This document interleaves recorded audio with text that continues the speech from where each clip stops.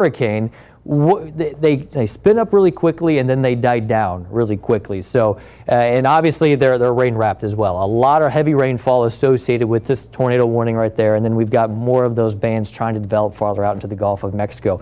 But this initial band, this is the first real outer band from Hurricane Eta that we've seen move ashore. We've been looking at it for the last hour or so, and it looks like now it's just starting to have enough interaction with the land to give us that spin to produce that tornado. Farther north here, so we're looking at southern Pinellas County. There's St. Pete, there's Tierra Verde, and Pinellas Park. That's where we're starting to see some of that really heavy rainfall as well.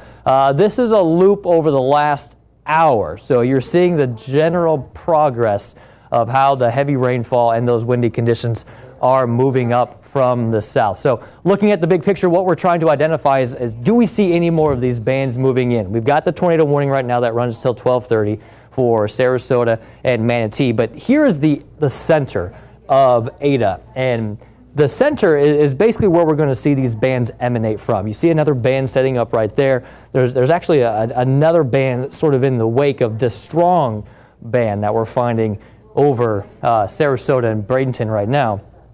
And then you see Bobby's throwing on those arrows for us right now for that extension, for that propagation of the banding around this hurricane that we've been tracking pretty much, well, I mean, all day long. So just if you're just tuning in for 10 Tampa Bay midday, we've got a tornado warning in effect for northern Sarasota County. So Sarasota, technically you are not in that polygon. That polygon, or that red box, if you will, is where we've got the warning. And the threat is beginning to shift to the north. So it's still in the Lakewood Ranch area, still along 75, just east of Bayshore Gardens into the Bradenton area, and then 41B, also the general area where we're looking at. I'm going to pause this radar here so we get a better look at everything. And let me take you down to street level, trying to find the area of that rotation. It really is tough to pick out. We're looking at, we could see some rotation somewhere in the Bayshore Gardens area, South Bradenton, Elwood Park potentially as well, Bradenton itself. Definitely want to get into that safe place as well as the threat for that tornado. And it could really be anywhere along that line, anywhere along that. Right. Bobby's just reiterating how the atmosphere is just so shallow right now with this spin. So it's going to be hard to pick out anywhere along this line specifically where there is going to be that threat for a tornado. I would say anywhere in that red. And remember, this is all sort of moving in that northwesterly direction. So even as far north as Palmetto, Ellenton, let's see, some areas up towards Palmasola. Even though you're not technically in that tornado warning right now, this is moving pretty quickly.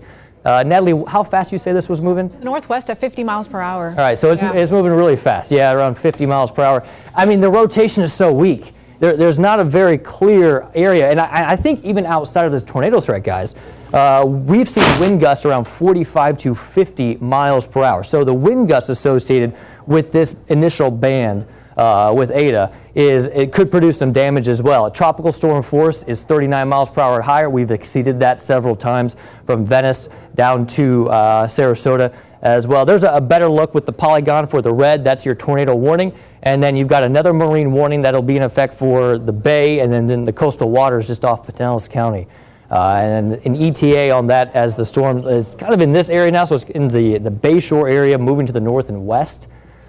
Lakewood Ranch, it looks like it gets there within the next few minutes or so, and North Sarasota for a couple minutes later, and then continuing. I mean, this thing is moving 50 miles per hour. That is moving really quickly. Allison, you've been watching things evolve and kind of outside of the weather. We've got a lot of other things to talk about as we midday, but we've got the tornado warning now. Right, and that's important. We have the tornado warning that we do want to talk about. This is for Sarasota and Manatee counties, that certain area that you were just showing us in that box until about 12:30. We're talking about that, Grant, because we're now starting to see the worst of it that we've seen so far of Hurricane Eta as it continues to make its way north and east at this point. Right. So, and there's been a lot of alerts that have come out today, and this obviously is concerning a tornado warning. But on top of that, there is going to be a storm surge threat as well. But I want to let you know that that threat for the water along the coast to rise really doesn't become a concern, immediate concern, until later on into the evening and overnight hours. But from the 10 o'clock update that we got from the Hurricane Center, they upped the forecast for the peak surge in the Tampa Bay area and south, pretty much all the way down to Bonita, and north up to Tarpon Springs for a 3 to 5 foot storm surge. So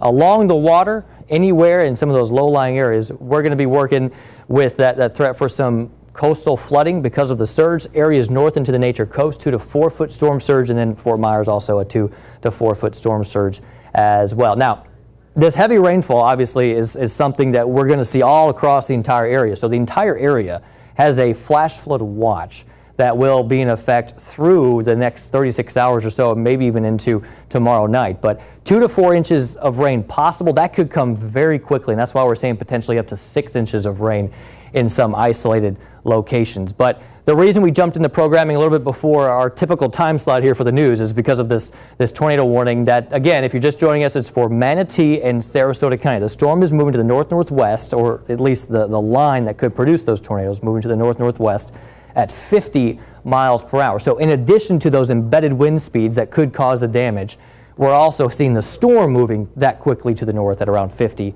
miles per hour. So looking here again, there's not a real clear signature of exactly where these little spin ups and where the rotation could be. There's one area right there. There's been a few more farther south and then extending up to the north and west as well. So Palmetto, safe place. That's where you need to be right now. I think the best thing to do is if you're watching us and maybe in your living room, just turn up the volume, go chill in your bathroom for the next 30 minutes or so, and we'll let you know when you're in the clear to head back out, and then maybe turn down the volume. But this is going to continue up to the northwest. So, Bobby, let's pause this here.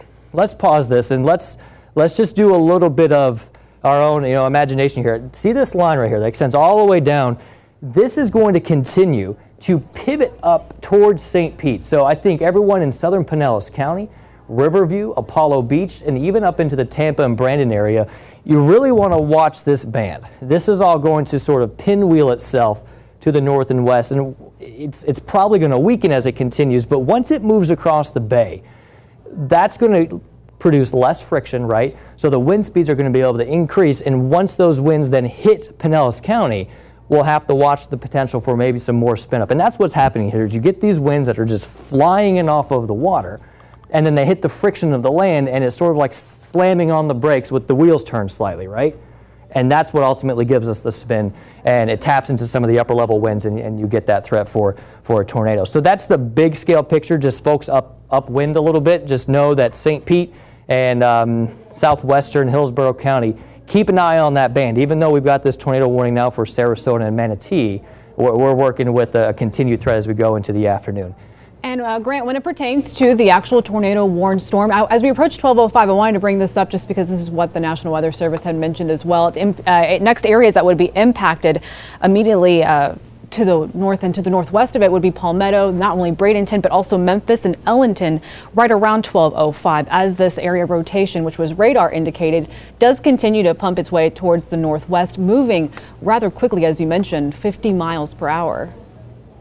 So that polygon, did they change the polygon? They just tweaked it, right? Yeah, okay. So we got right at 12:05. A new updated polygon here. So here's your Skyway Bridge, right? So as you're traveling along I-275 south or north, this leads up right to Manatee County, the Manatee County side of the bridge. There's Palmview, there's Bradenton, Ellington right in that area. There's 8th Avenue West. And then so this is all pivoting up to the north and west. The bridge is closed. So that's, I guess, one good thing that we can say at this point. Even though these are treacherous conditions to be out on the road, at least we know the bridge is closed and nobody's going to be going across the bridge right now. But anybody in this area, there, Foxley to Bradenton, you need to make sure that you're staying inside right now. And I know it's tempting to go out and try to find the tornado. We haven't had any reports of a tornado, but these things, they you know how water spouts are. They drop down quick and they can then elevate again and go back up into the clouds. So this is this initial band. Now, folks down in Venice, maybe about 30 minutes ago, you were seeing those wind gusts up around 45, nearly 50 miles per hour. This is the same band that is also lifting and pivoting up to the north. So same band here, but know that you're not in the clear. This isn't like a line of storms that we might see in the summertime. We've got more of those bands beginning to redevelop closer to the center of Eta here. So we're going to continue to watch this. This is the strongest one. In fact, this very well could be the strongest band that we see through this entire event. That's not to say that we may not still see some tropical storm conditions through the rest of the afternoon to the evening, but at least the way that things are setting up right now in the latest forecast for Eta, it looks like this may be the worst of it. Now, in addition to this tornado threat, the strong winds and the heavy rainfall, we could see some trees coming down. And obviously when you start talking about trees coming down, the power could go out as well. So I do think that areas in Manatee County, you may be watching us and your lights may be flickering a little bit. Know that this band's going to move through and there's nothing as bad coming behind it. Thanks, Bobby, for switching over to this. So we've got St. Pete right now. Wind gusts, this is at Albert Whitted Airport, okay? So this is right in downtown St. Pete. 39 miles per hour right now, sustained winds at 24. Important to note here, okay? So we've got winds moving from east to west across the area. This is what we were saying, even though there was that storm surge alert that went out. Winds are still pushing the water away from at least the Gulf Coast. Now, areas in downtown St. Pete and then up into Safety Harbor, that wind is being driven across the bay into your area. So you might get a little bit of a surge here through the next few hours. But at least the big storm surge threat where we're looking at that potential 3 to 5 foot surge, that's not going to be until all of this begins to rotate. So you've got the counterclockwise flow around the center of that storm, right, around the center of Hurricane Eta. This moves to the north, and then we'll start to see those winds like we're seeing here a little bit in Fort Myers, south, southeast, they'll move south, and then they'll start to pivot to the southwest. And it will be that southwesterly flow that will drive the water toward the coast to give us that surge threat later today. But it's that front right white quadrant, right? So it's areas in the top northeastern quadrant of the hurricane where we have that tornado threat, which is exactly what we're seeing this afternoon with this tornado warning that's in effect for the next 20 minutes or so. Grant, that line that went through, I'm on my gate just in case, that line that went through today for Sarasota, the one that has a tornado warning in it now, that's moving into Pinellas and Southern Hillsborough. That was producing sustained winds in the mid-30s in Sarasota and gusts in the low 50s. Guys, if you can hear, Bobby's on mic 8, guys.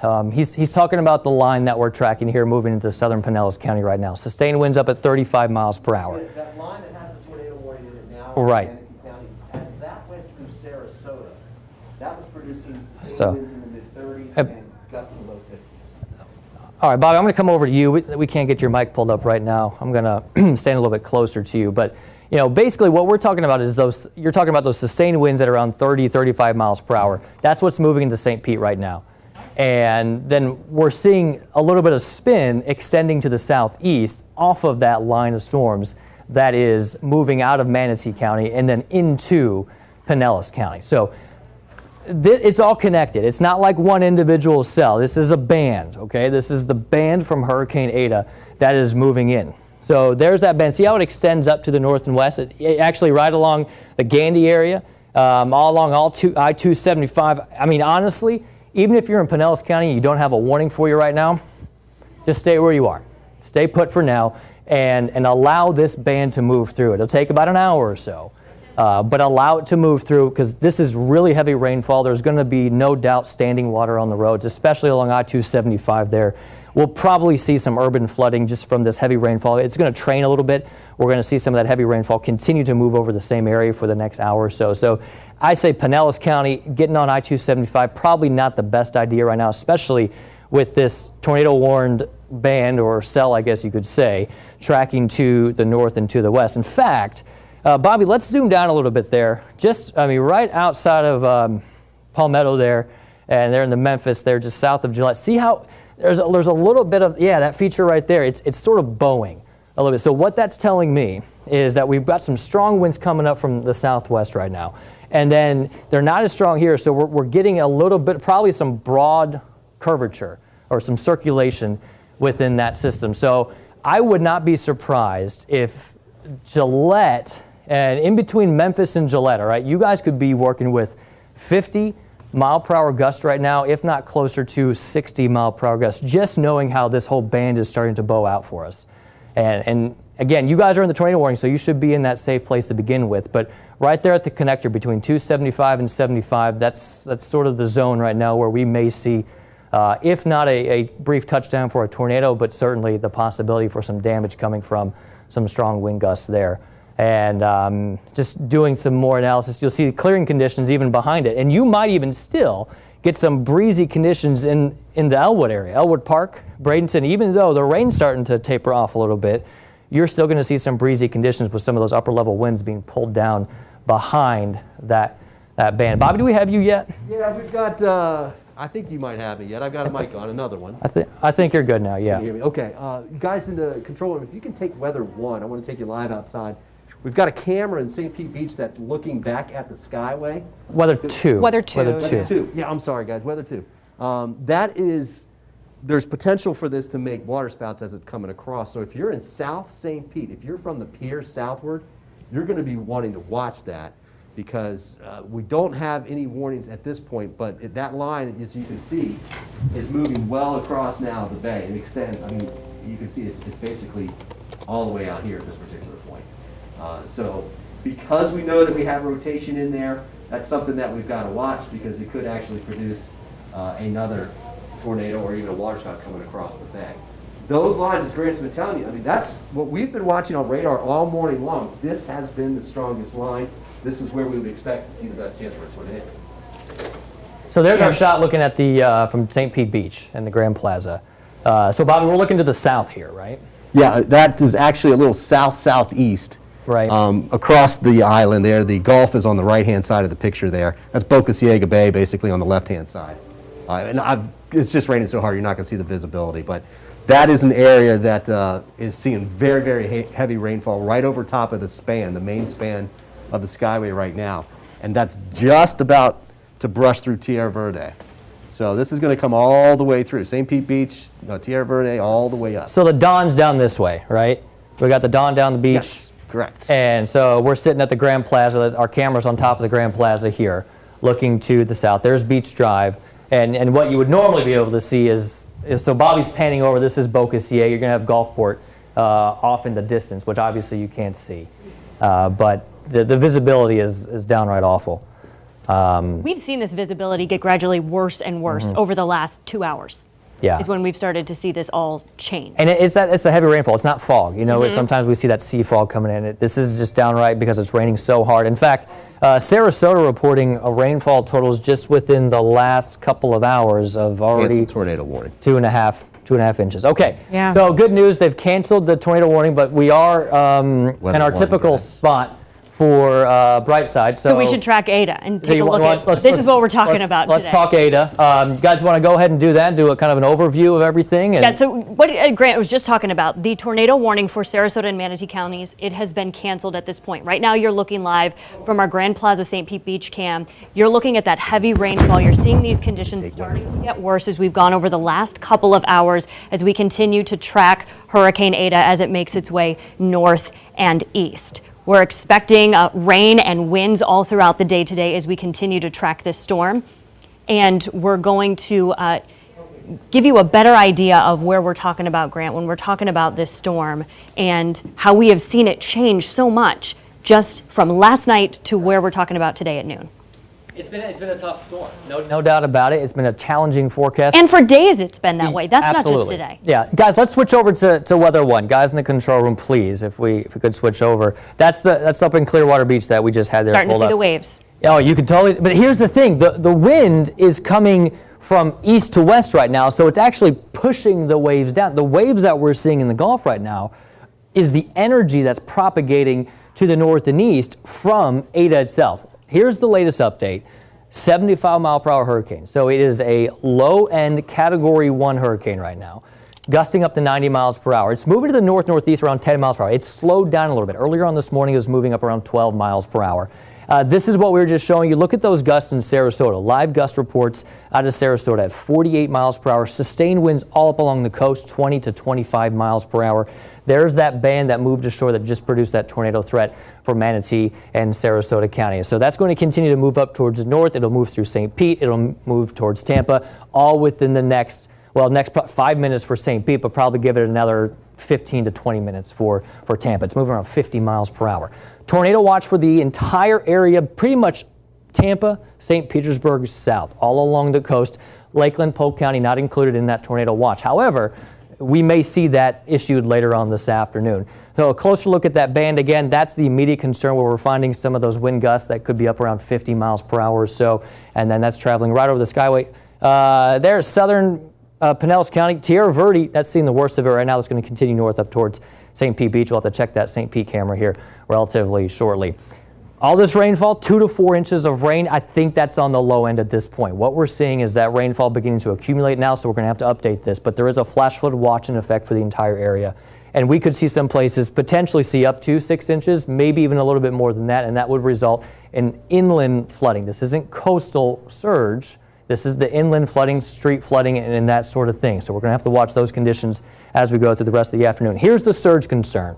3 to 5 foot storm surge in the immediate Tampa Bay area. That includes the bay. So that includes areas up towards Bayshore Boulevard and everywhere along that touches Tampa Bay. Areas north of Tarpon Springs, you're looking at that 2 to 4 foot storm surge.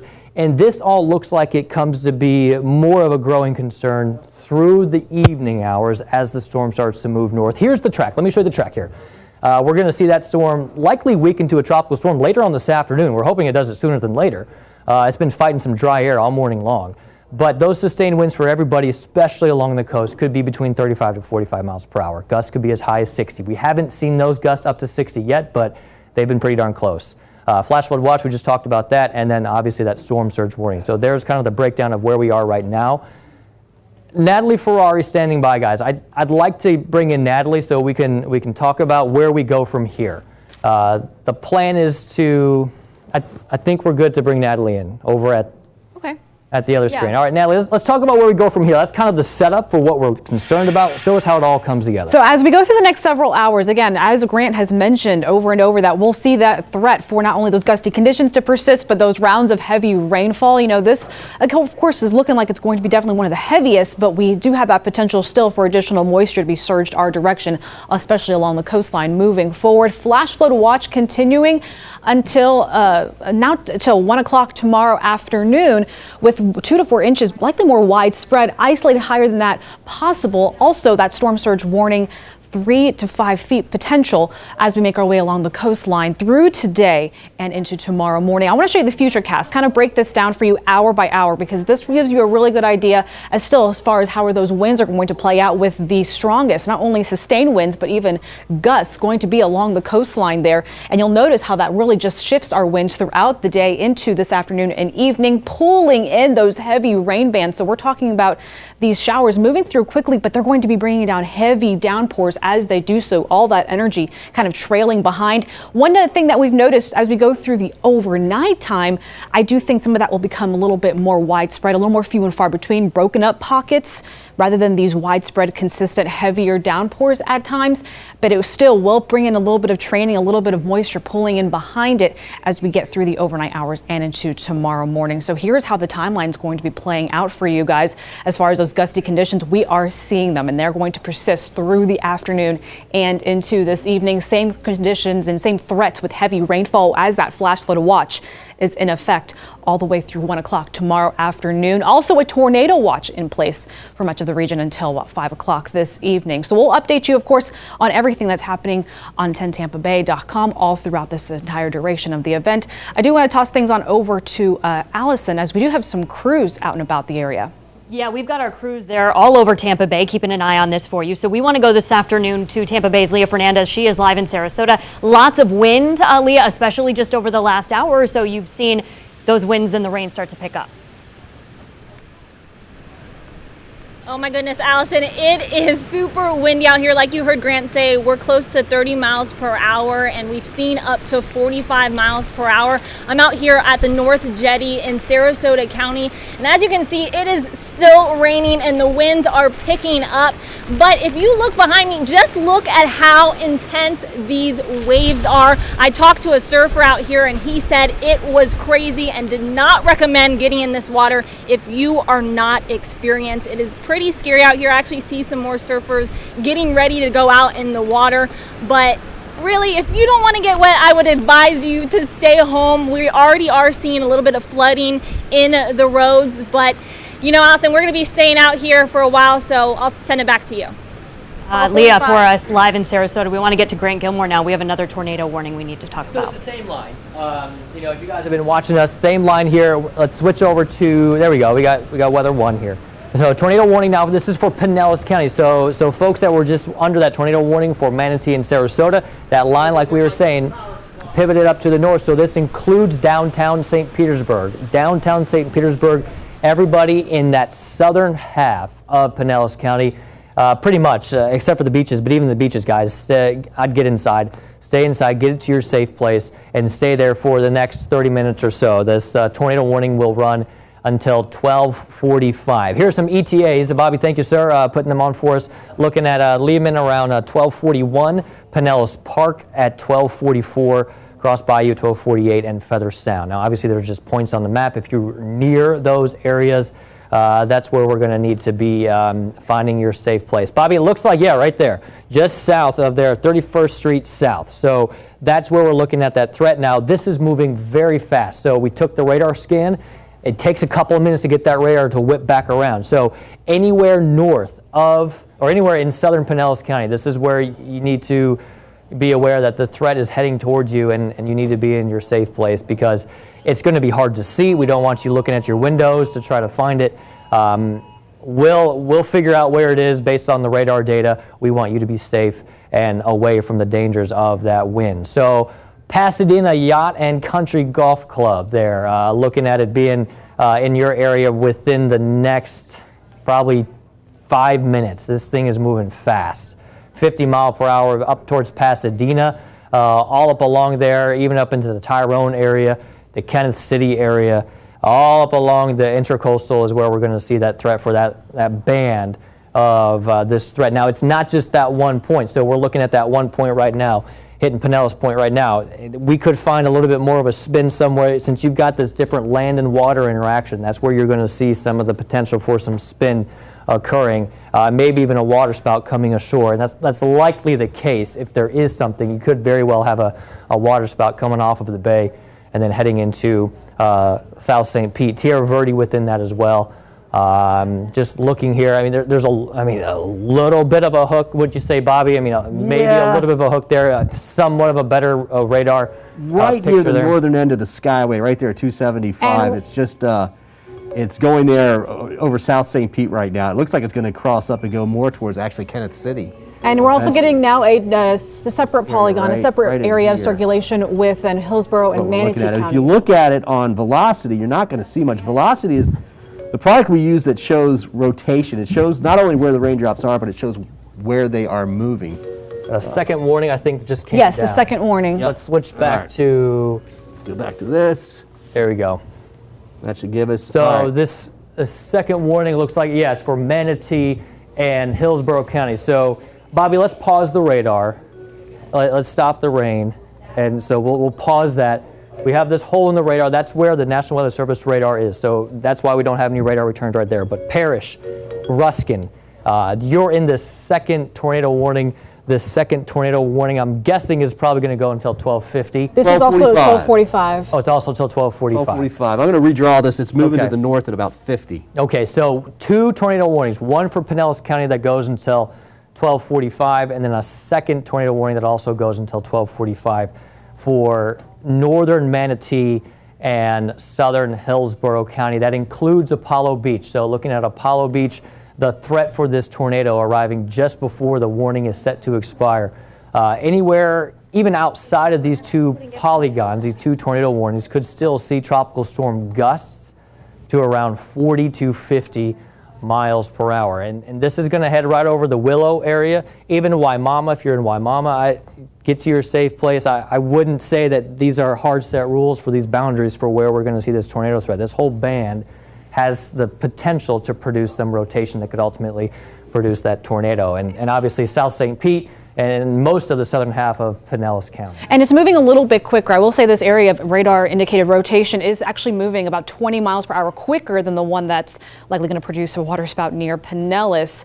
So this Manatee and Hillsborough one is moving to the north at 50 miles per hour. The other one's about 30 miles per hour. Okay, so we'll race that timeline a little quicker. Right, so the second one, so what Bobby just circled right there, this whole cell, so this is the area where we've got some rotation, quickly moving to the north at 50 miles per hour. So it's going to be in the parish area in the blink of an eye. So get to your safe place quickly. Ruskin, it'll be there within the next 5 minutes as well. This is going to be moving really quickly. And even at this point, so it's saying Ruskin there around 12:42. It's 12:27. I think it gets there a little bit before that. This is moving really fast here, and those gusts are going to be pretty intense as well. So it's good just to get to your safe place. And you can already see our radar picking up on the rotation, moving up ahead of where we just drew the circle there. So this new tornado warning, this is the tornado watch. There's 2 tornado warnings right now for Pinellas, Northern Manatee, Southern Hillsborough County. The rest of the area from basically Pinellas County south has a tornado watch, which means that obviously conditions are favorable for the development of more tornadoes, and we might see some more come with this band that's about ready to approach the coast. But this is the strong band that we've been tracking for the last couple of hours. This is what was down in the Sarasota, Venice area about an hour and a half ago, and now it's pivoting up to the north. Tampa, no warnings for you right now, but if you're in the Tampa, Bradenton area, know that this band is holding together, and it's continuing to produce the threat for tornadoes. They're relatively brief. We're not talking about your EF2s, EF3s are stronger. These typically with tropical tornadoes and these quick brief spin-ups are relatively weak. They'll drop down, they could cause some damage, and then they'll lift back up. So this isn't going to be a prolonged threat, but a tornado threat nonetheless, embedded within this band of the gusty winds that are moving through. So in fact, actually, if you just look, I'm going to pause this just for a second here. I want to show you just a feature that is a little bit more at least giving us some hope for some weakening. Look right here, okay? So I want to show you guys this banner here. It's likely that little bowing feature that's heading right toward downtown St. Pete, the pier right there. That just looks like it's weakening a little bit. So that's some good news for St. Pete, the Gandy area, the Howard Franklin, the Gandy Bridge, all of that, South St. Pete, and then north up along 275. So this tornado warning is going to stay in effect unless they cancel it here soon. But we've got, yeah, there you go. You got a couple of little areas of rotation all along there. You're absolutely right, Bobby. I mean, when you just anywhere near that convection would be the areas that we're watching, and you're not going to see it right away on the velocity. Normally, like I said, we just default to that. But so now in this situation, knowing that it's produced potentially at least some tornadoes, we want to watch those areas of high convection, and that's what you're seeing there, that heavy rain. That parish area is seeing that as well, and that's that second. So it's not even really, even though there's 2 tornado warnings, it's kind of all one. It's kind of all one piece of that part of Hurricane Eta that's tracking to the north. And I'm going to step off and I'm going to ask the folks in the newsroom, guys, we haven't gotten any reports of any damage down in Manatee and Sarasota, right? Nothing, guys? No reports yet? Okay, that's good. That's good. I mean, we put these warnings out for, the heads up that there could be weather that could cause some damage, but if we don't get reports, that's fantastic news. Always good to be prepared and just watch out for it, and then if it moves on, doesn't produce damage, then we're in good shape. But I will say, don't go looking for damage. Wait for the severe threat to clear out, and then once it clears out, the rain starts to let up, the wind starts to let up, then let us know. You can reach us on Twitter, Facebook, or you can just shoot us an email as well. We're out there, we're paying attention, we've got our ears up. We want to know what's going on, but we want to wait for the danger to clear out. So that's the most important thing. Actually got that cell that's moving over Boca Ciega Bay is on weather 2 right now on our camera, and things have actually cleared up somewhat down by the Skyway. You can actually see part of the bridge now. But now we'll be looking back out to the north side of Boca Ciega Bay.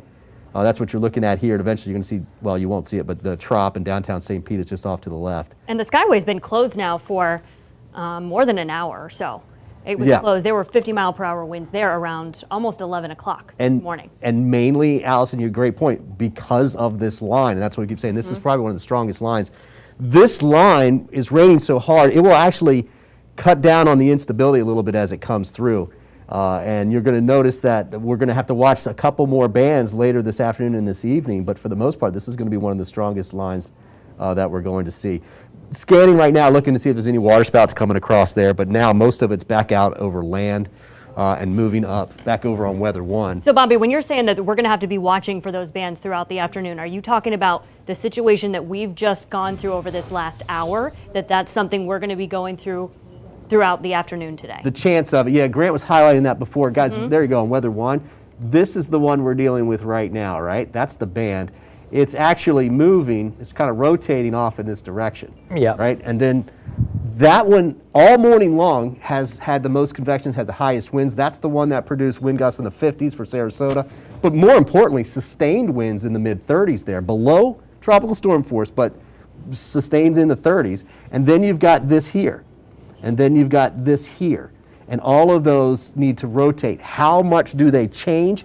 We have not seen as much convection in these closer to the center as we have seen in this outer rain that we're coming through right now. And this morning, around 2 o'clock this morning, Eta started to strengthen.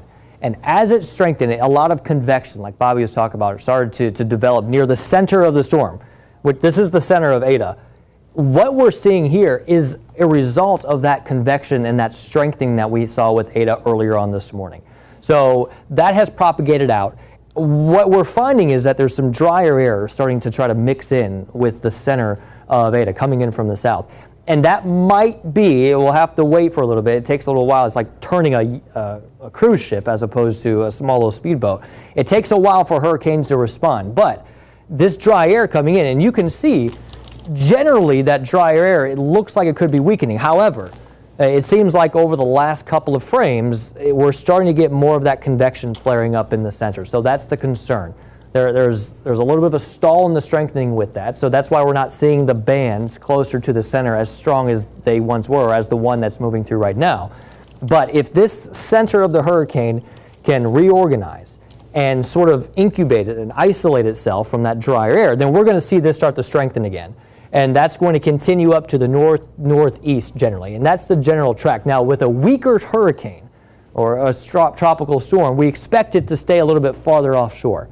The stronger it is, the more likely it is to get closer to the coast. So Bobby is throwing in some arrows there with that counterclockwise circulation with some of that thunderstorm activity starting to fire up right near the center of the storm. That's a concerning thing to see. That's some new development that looks like Eta is at least sputtering a little bit and hanging on for a little bit longer. But the fact that we're seeing some of that dry air wrap in behind it, it shows you. I mean, you've got those blues up to the north. That's the highest cloud tops. That's the most moisture in the hurricane. So that's where we're seeing the strongest winds right now, and it's where we're finding that threat for a tornado, which is what we're working with right now. So 2 tornado warnings still in effect for southern Pinellas County. Northern Manatee, there's Duet, there's Oak Knoll, Parish area right now, and then unfortunately the cone of silence there right around the Ruskin radar site, sort of inhibiting our ability to look at that band, at least where we've got that tornado warning right now. So Ruskin area right along I-75, Sun City Center, for example, that's where you want to, it's time to be in your safe place and stay there for the next 20 or 30 minutes or so and let this band move through. We are, starting to see the rain taper off down towards Fort DeSoto, and Tierra Verde is going to see that rain here taper off pretty soon as well. Bobby was just showing you how Boca Ciega Bay, the visibility is improving as well over Boca Ciega. So that's all good news. But, Bobby, I don't know, you tell me, when you look at that strong convection there coming just south of Shore Acres, right? And that's right just north of downtown St. Pete. You've got that strong wind and that thunderstorm, even though it's not lightning, that storm, coming off of the bay and then hitting the land there. There's going to be a concern for a little spin up right there. Yeah, as well. That's part of that line, and just knowing the history that it has, that it's got that rotation in there. You'd watch all these areas. You can kind of see something here. You can kind of see something here. Nothing very clear. You see how this bright spot here next to the darker spot? Very very, very tough to see. This is out near the Kenneth City area right in here.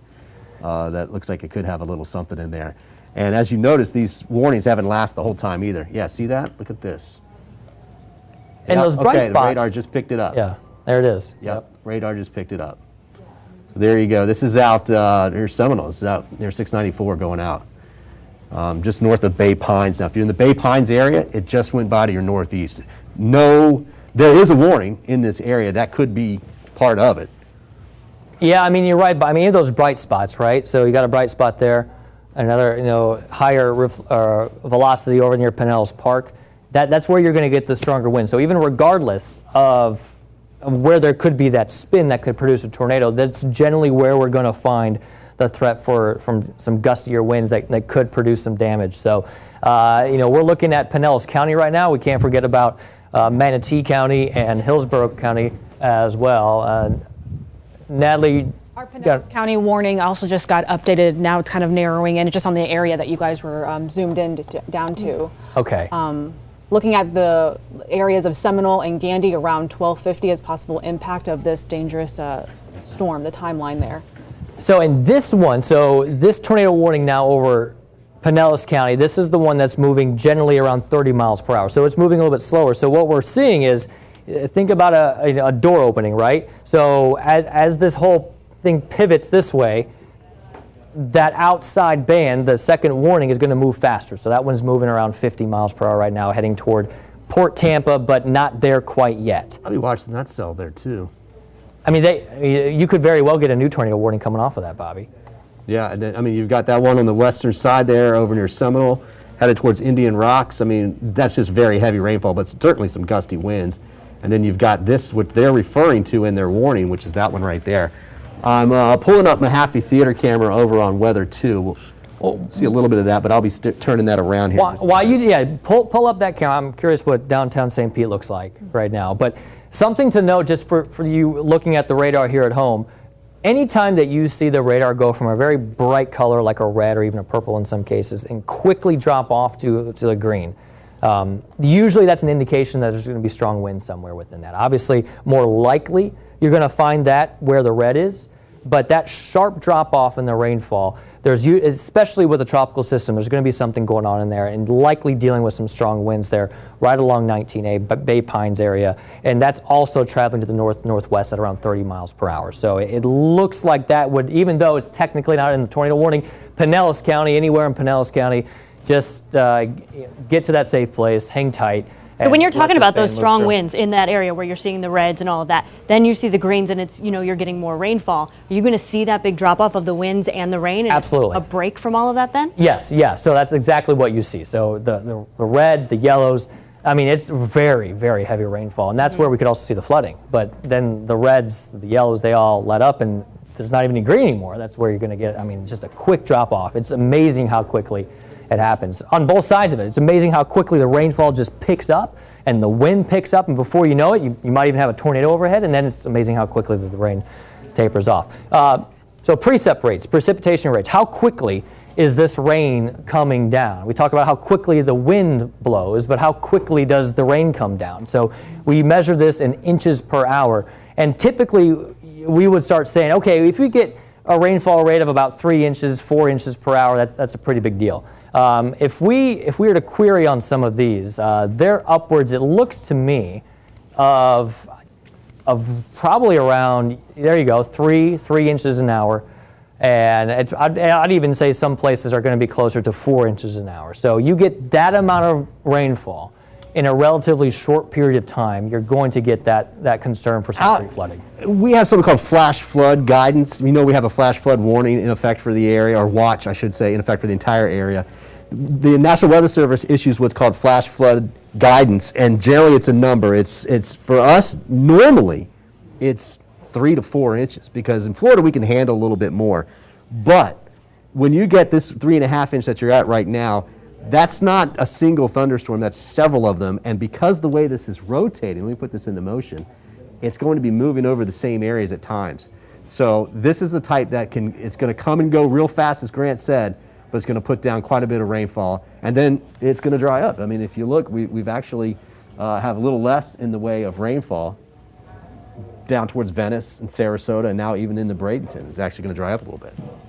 And you're talking about that flash flooding. We've seen a lot of areas that are allowing people to get sandbags, and people have gone to fill up their sandbags to get prepared for situations like a flash flooding.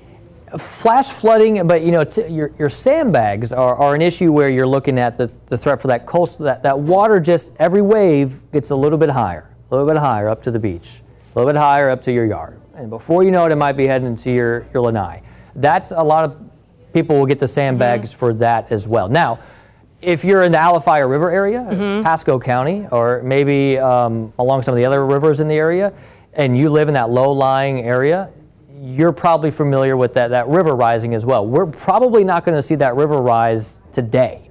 It'll take a little while for the rivers to respond, maybe later tonight, but it does take a little while for the rivers to rise, but also, like you said, Allison, the sandbags are... We're starting to see some of that going on in Pasco County. The locations there, people are starting to head there, and they're starting to fill up those sandbags. That's good. That's what you want to see. I mean, this has been one of those storms. Gosh, you'd like to give a 4 or 5 days heads up, right?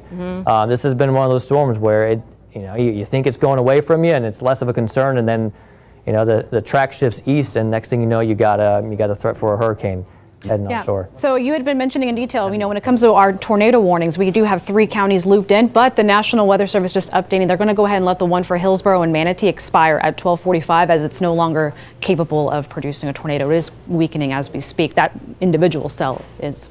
So that's not including the one in Pinellas Correct. County. Pinellas is separate. Right. Okay. So 12:43 right now. And so this tornado warning right here, so that includes Ruskin Parish, that will be allowed to expire at 12:45.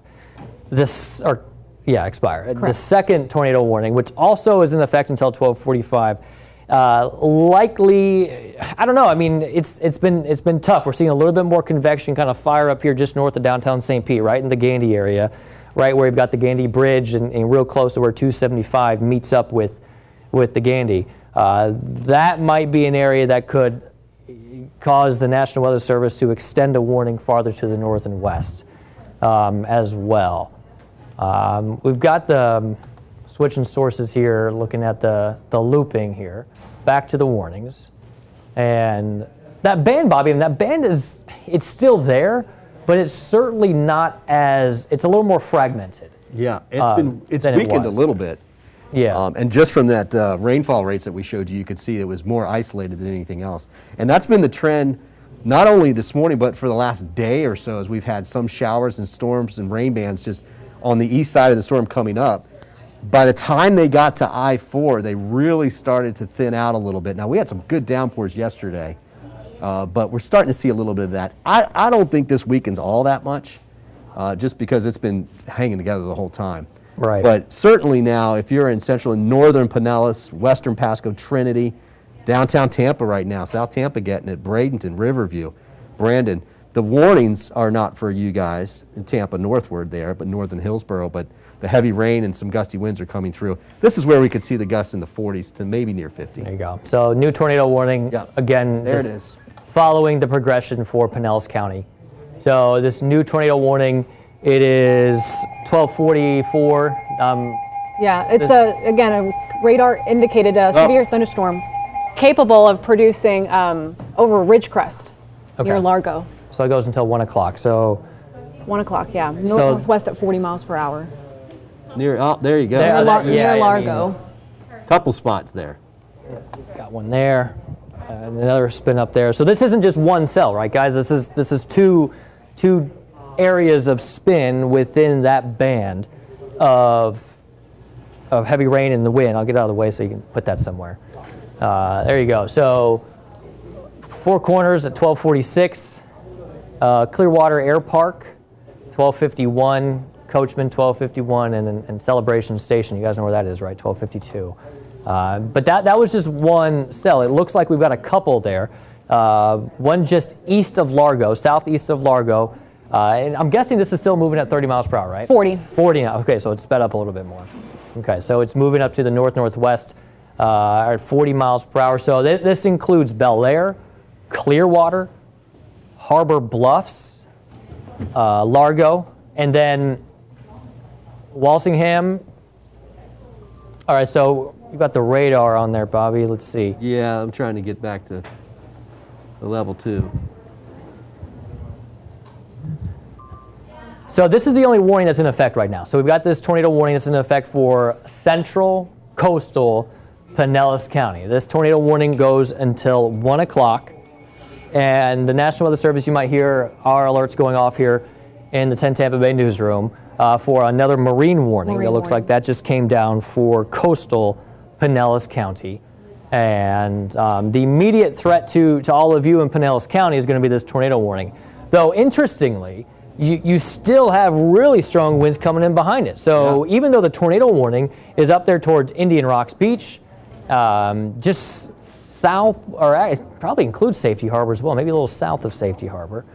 But all of that, I mean, it honestly looks like that rainfall and the winds might even be a little bit stronger to the southwest, heading up towards the Feather Sound area and coming up right along 275 in Pinellas. Right over downtown, too. I've got the Mahaffey camera up on Weather 2, and you can see another, this is part of that line. Most of it's going just over or to the north, like Grant said, up towards Feather Sound. That's what we're kind of looking up in that direction right now. No water spouts. I don't see anything like that right now, but that would be very, very tough to see. Everything's pretty rain. It'd have to be going through the marina Yeah. to be able to see it. But look at that rainfall.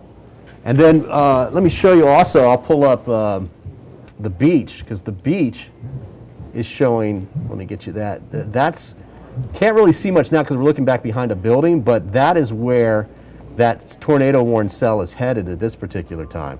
So this is from the Wyndham Grand at Clearwater. There were a bunch of surfers, so there's still some surfers out there right now, but people have really been clearing the beach. And just off to the west here, we just don't, I should say the left of the camera, it's actually southeast to southwest, is where that heavier cell is coming in. We're kind of blocked here a little bit by the building. But this is coming across the southern end of, Sand Key, and then up towards the southern end of Clearwater. Okay, you're starting to see it right there on the And moving side. to the north and the east. You know, Bobby, that's where some rotation really is. Yeah. Let's keep that right there. And we might see really some of that. tough to see. Yeah, it is. This is out right by the circle in Clearwater Beach. The Wyndham Grand, there. See, there's the circle there, in the lower left-hand corner. We're trying to see what is. Can't see anything at this particular point. If you're looking almost due center of your screen, you can see a little bit of a color difference there. Is there a way to take this full, guys? Can we take that full and make it a little bit clearer on TV? But either way, there you go. You can see the heavy rain that's coming through right now. Again, this is going to produce wind gusts in the 30s and 40s as it moves by. And it's moving from camera right to camera left. As far as winds go, I got to be honest with you, we have not, like other than Sarasota, what we saw earlier, we have not seen a lot of winds. These winds sustained now are going to go well into the 20s. And wind gusts, you know, we've got a tornado warning, but wind gusts in excess of 45 to 55 miles per hour can't be ruled out at this particular point. Even mainly in those heavier spots. Even right now at the Skyway Bridge, gusts are at 34 miles per hour. Yeah. Looking at some of the stations along the beach there, Indian Rocks, Indian Shores, the bridge. 25, 30 miles per hour. The camera bouncing around quite a bit. Yeah, it's windy out there. Sustained winds 25 miles per hour. Closed the bridge just before 11 o'clock this morning, so it's been closed for almost 2 hours at this point. And that was at when the winds were 50 miles per hour Marine there, warning. and so they shut Tornado it down. warning. So we got a new tornado warning. A new tornado warning just came in. This includes McDill now. So this is Hillsborough County and technically Pinellas County, just because of where the lines are drawn in the bay. But this tornado warning pretty much puts McDill Air Force Base right in the center of this threat for this new tornado warning. So new tornado warning coming down for Hillsborough County. This goes until 1:15. Let me get the latest information on this one. So looks like this storm is moving. Actually, it hasn't come down on my system. Moving to the northwest here, I got it for you. Okay. Over McDill Air Force Base are about 9 miles east of downtown. So this is basically just across the bay from downtown St. Pete, moving to the northwest at 35 miles per hour. That's basically going to run this thing right up over the Gandy, up over the Howard Franklin, Flying debris obviously is possible over the MacDill Air Force Base side, but a lot of this is actually now moving out over the bay. So that's actually kind of good news. And I think on that trajectory, it would clip the south end of Gandy Boulevard, you know, South Tampa south of there, which is basically MacDill Air Force Base, and then continue off towards the north and the west. Let's see, Soho, South Tampa, those are areas to watch for this right now. You should be in your shelter if you're in South Tampa or South Howard area. Okay, this is going to be a quick one. Usually these are relatively weak, but it's still a tornado either way you look at it. So you're talking at least 80, 90 mile per hour winds possible with this as it comes through. And so we still have this other tornado warning out for the beach in Pinellas County. So Pinellas County, a Clearwater area, you've got a tornado warning that also runs until 1 o'clock. So South High Point and Indian Rocks Beach. So it's more so up in the Clearwater right now, where that immediate threat's going to be for the threat for a tornado. Moving right up along Clearwater, everywhere there over the Bayview even, and then farther north into Dunedin. That whole band has a little bit of rotation there kind of sprinkled within it. So looking at both of the warnings, even though we've got the arrows just pointing at that one tornado warning for Hillsborough and technically Pinellas County, but mainly Hillsborough, they're moving out into the bay, and South Tampa, MacDill, that goes until 1:15. That cell that's in Northern Pinellas now, that's getting up towards the Dunedin area, but most of what we could see for the rotation, which, got to be honest with you, is very hard, is right there north of the bridge. This is downtown Clearwater area. You know where the Fenway is? I'm talking this area right in here. This is what we think where the rotation is going to be. This is going up towards Dunedin. There's Dunedin right in there, right? That's downtown. Fenway is sitting right in here. The rotation is sitting right out here. That's marker 8. Marker 8 area, and that's going to clip potentially the north end of Clearwater. Caladesi right here, uninhabited, that's not an issue right here. But all of these lines that you see here, these are all houses right in here. Talking to you, Tom Brady. That's the area right in there that we're going to have the rotation. It looks to me like it may be going right out ahead of this. There's a bunch of spoil islands out here. Not a whole lot of population, but if you live north of the circle on Clearwater Beach, you want to be in your tornado shelter. Just get in the lower portion of your house. Put as many walls between you and the outside. Not a good time to go look out the window and see if it's coming by or not. Remember, even if it doesn't hit you, it could pick up and throw debris. But the good news, because of, if you look at where that warning is, I'm going to jump back and then jump back in here. That is basically the very end of it. Let me zoom back in here. That is the end of the concern for that particular cell. Now we're going to have to watch over towards Safety Harbor and moving up McMullen Booth Road. You see some convection coming in right there. Haven't seen a whole lot of rotation there, but I can't rule that out either. You can see the computer over here, basically State Road 60 going out to the beach, Sunset Point Road area.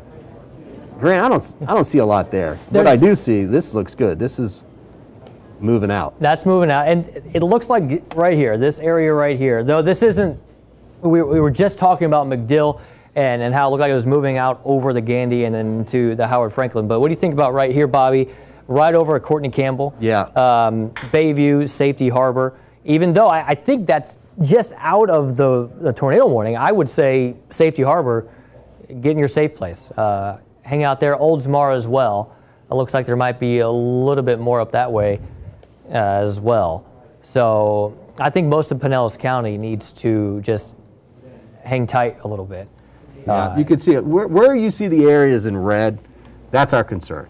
Those are the ones that are going to give you the highest gusts and potentially with the warning there. And in fact, zoom out a little bit better here, you can see the areas that we're talking about. So you see how it clips the airport.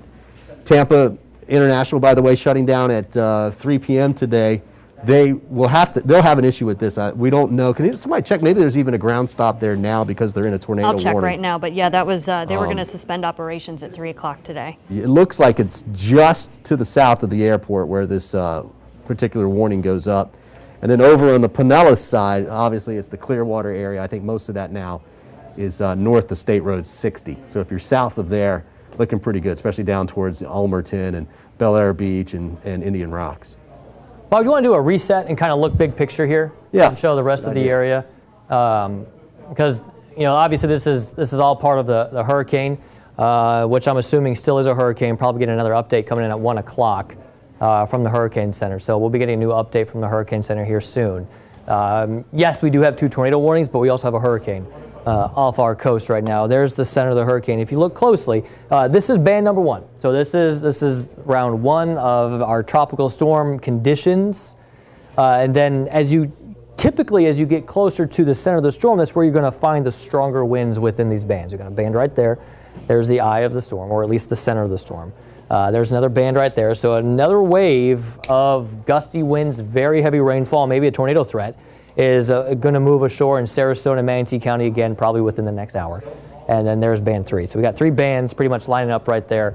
And it's not just going to be this wind threat and this tornado threat, but we're going to see that threat for flash flooding, as well as the surge threat as we start to see the storm move north of, if you draw a perpendicular line off of our coast, we'll start to see the winds begin to shift to the south and west. And it looks like right now, actually, if you look closely, just right over Alligator Alley, another tornado warning.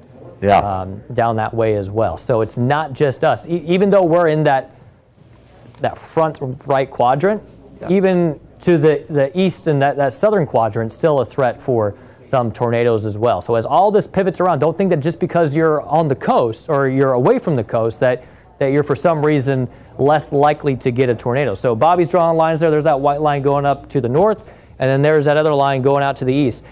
This is typically the area where you see the threat for all of your hazards, your tornadoes, your strongest winds, your heaviest rainfall, and then the surge as well.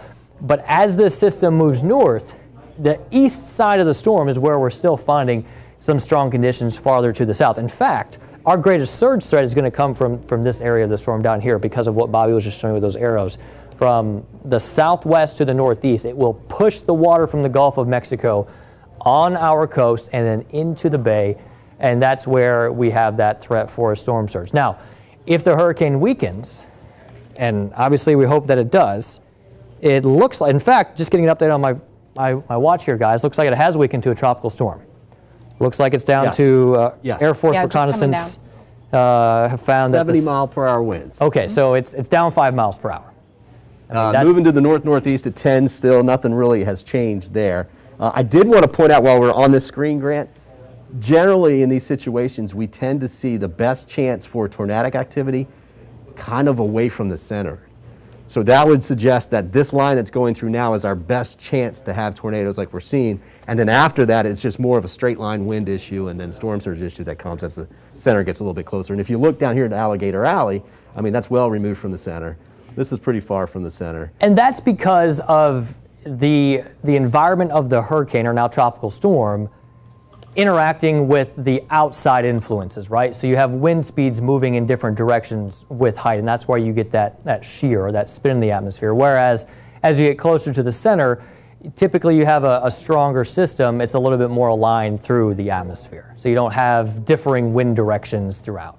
So they've updated the tornado warning here, saying it's near MacDill Air Force Base. I've actually got a camera. Guys, you want to take weather too. This is the cell that's going through the northern part of Clearwater Beach right now from the Wyndham Grand, our view there.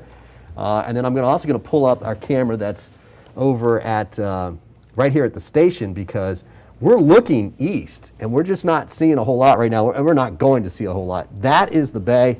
Normally, at least you can see just beyond the mangroves, but we're not seeing anything like that right now because of the heavy rain that's coming across.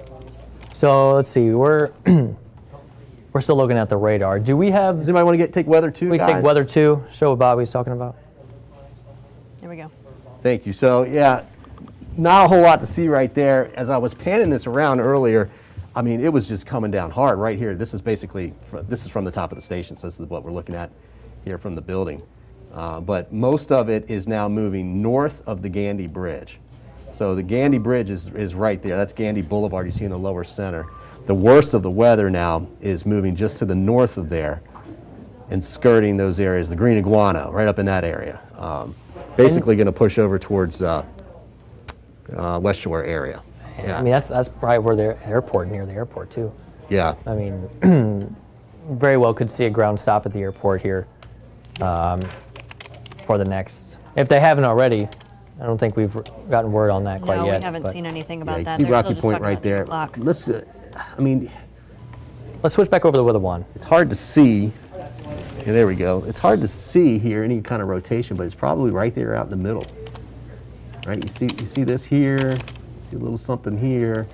Nothing like what you're watching big time tornadoes across the plains. We're showing you this. You're clearly going to see a bunch of green next to a bunch of red, and that shows rotation in the atmosphere. Here we get this. That's what we're looking at, and we're looking at that right there. This is the Howard Franklin Bridge. This is the Courtney Campbell. That is Tampa Road right there.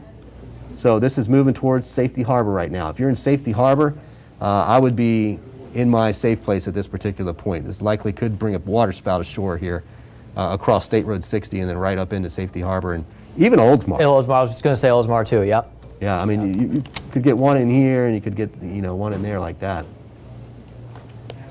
So this new tornado warning, this one goes until 1:15, I think. that is correct. Yeah, so this new tornado warning goes until 1:15. And I think it's important to keep track of the time here because as we've talked about a lot of different tornado warnings, and it's easy to lose track of time and which tornado warning we're talking about. It looks like the tornado warning for coastal Pinellas County, that included Clearwater, that was allowed to expire. Yes, it was. And our other tornado warning, which was for kind of the McDill area, Port Tampa, that one has expired, but it's been replaced with this new tornado warning that's just an extension of that band that's now tracking north right over the bay up towards the Howard Franklin, Courtney Campbell area. But like Bobby was just saying, the Gandy is clear now. So we mentioned these landmarks because obviously we can't name every single road. We'd like to and really walk it through, but just get a general idea of what we're working with, right? So this is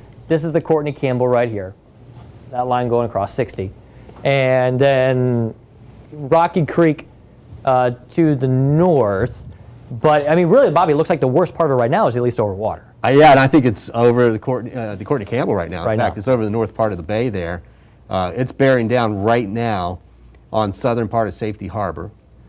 And then you've got the other one clipping up there in Oldsmar, the northern end. If you come across, was that 580? 580 up there coming across. That'd be a sight to see. Now, there are a lot of houses, while we're talking about this, in this area right in here. This is in the Oldsmar area. Later tonight, we're going to be talking 3 to 4 foot of storm surge possible in those areas. So this is the first threat is tornadoes. I think if you're in that area, southeastern Oldsmar, you're okay. If you're near downtown, that's what you want to watch this right in here. Safety Harbor's watching this right in here. Velocity product, again, is only going to show so much for us here. Yeah, a little bit. That's probably where most of it is right there. Yeah, This is the area, by the way, if you've ever seen that incredible waterspout picture, it's almost looking straight up at the waterspout, right next to it. That's almost exactly where this rotation is right here. So we can get them. This thing is moving 35 miles per hour, and it could be moving even a little bit faster than not like a typical summertime thunderstorm. A lot of time when we see waterspouts in the summertime, they're real slow moving systems, and we get them because there's real light steering currents. Obviously not the case with this. Up above the surface, we've got winds 50, 60 miles per hour. Not down on the ground, but where these storms are. So this is the area to watch. If I track this at 35 miles per hour, I mean, Safety Harbor 110, what are we at, 105 right now? I just assume it's there momentarily. Probably, yeah, it'll be there soon. So the warning goes until 1:15 as well. Just checking in, guys, if you're just watching and turning on the TV, tornado warning for Pinellas County. It's really northeastern Pinellas County, or at least kind of east central Pinellas County, Hillsborough County too. They've got it down here. Yeah, It's just hard to see anything right in here. I mean, what about if we flip over to the reflectivity and show that? it's just not a whole lot. Yeah, there's not much. And guys, appreciate you bearing with us here. You know, we kind of have to analyze this and diagnose the radar returns as we go. So. Well, you know, at the speeds it's moving, by the time they issue it, Right. 1 or 2 minutes after they issue it, it's a little bit old, so we just follow the radar. I mean, it's a 15-minute warning. Yeah, I mean, typically tornado warnings are 45 minutes, right? Yeah. So it's a very short time that there would be that tornado threat. But Oldsmar, northern part of the bay there, Safety Harbor, you can see where that reflectivity of the red is, where there's that So concern. when this went by St. Pete, we had a Marine ASOS there. It's actually at the airport that saw 67 mile per hour wind gust. So when we were showing you that camera view of the rain coming through downtown St. Pete, this line that's now coming through Safety Harbor and Oldsmar, that's produced a 67 mile per hour wind gust in St. Petersburg. So certainly possible to do that all the way through. In fact, go from downtown Tampa, Davis Islands, all the way up Tampa Road, go all the way out to Tarpon Springs, including Dunedin. Those areas, not everybody's in that tornado warning. However, those areas where you see the brighter reds right now, those could be producing wind gusts in the 60s. So this is some of the gustier winds that we're going to see out of this, I think. So I'm going to switch over to the big picture here and show what's going on with this storm. Just now came down just moments ago. Eta has weakened down to a tropical storm, which we were expecting it to happen. Honestly, we expected it to be a little bit earlier. Reconnaissance, the hurricane hunters found that it was a little bit weaker. So that's all good news. But Bobby, I mean, we're seeing still some of that regeneration of at least some convection near the center of the storm. While the wind speeds may not be hurricane force, you're still talking about a 70 mile per hour tropical storm moving to now the northeast. So taking more of a northerly heading at this point, and that's likely due to the fact that it's not as strong as it was before. As it was taking that northeasterly turn, you have a stronger hurricane to able to bite to the northeast a little bit more. Yeah, and also what happens is when they brush up against land, like in this case, it's brushing up against on the northeast side. Sometimes that can slow it down and maybe even jog it closer to the east. But at this point, they're just splitting hairs. Yeah. Because if you notice, you see where the center is, look on the left side of the center. I mean, there's no weather out there. So what's happening is there's been some northwest shear on here. That is really going to pick up when it gets up into here. So that's part of the weakening. You've got the drier air. Also, you have a line that goes just about like this of cooler water. Everything up here north of this is below 80 degrees. So the center is getting ready to get into this area of cooler water, and so that will allow it to weaken as well. So, but it's here already, right? We're already seeing some of the heavier bands. But what that does is it makes us feel more confident that as it gets closer, and as we watch the bottom side of this right here, how much wind are we going to get out of that? How much surge is what that's going to give us, right? We have more confidence that this thing's not going to rapidly intensify and give us an even worse case scenario. So that looks good, and it should continue to weaken by the time those southwesterly and westerly winds get in here to push some water up towards the coast. So at this point, we're not expecting any intensification. I think it's probably safe to say at this point, the weakening trend that we're seeing is likely going to continue until the storm is out of here. That's absolutely right, yeah. And so this part of the storm, tornadoes, gusty winds, and flash flooding, type of flooding you get with a heavy rainstorm, right? The back side of the storm, that's when we start looking at storm surge issues, and that's probably not going to be until after about 6 or 7 o'clock There's tonight. a future cast, Bobby, if you scroll down a little bit. Let's show the future cast. All right, here we go. Let's take the time. And I will say, Grant, what's today? I don't even know what day Wednesday, it is. right? Wednesday. Still Wednesday? Sunday night, it wasn't seeing it. Monday night, it was seeing it. At 11 o'clock, it was way east, and it was almost very close to what's going on. Last night, or all day yesterday and last night, it hasn't wavered too much. And it's turned out to be actually fairly accurate now. So, all right, so we've stopped it at 7. So right now at 1:10, we've got winds coming in out of the southeast. We've got the tornado warning there for Hillsborough County, portions of Pinellas County that go until 1:15.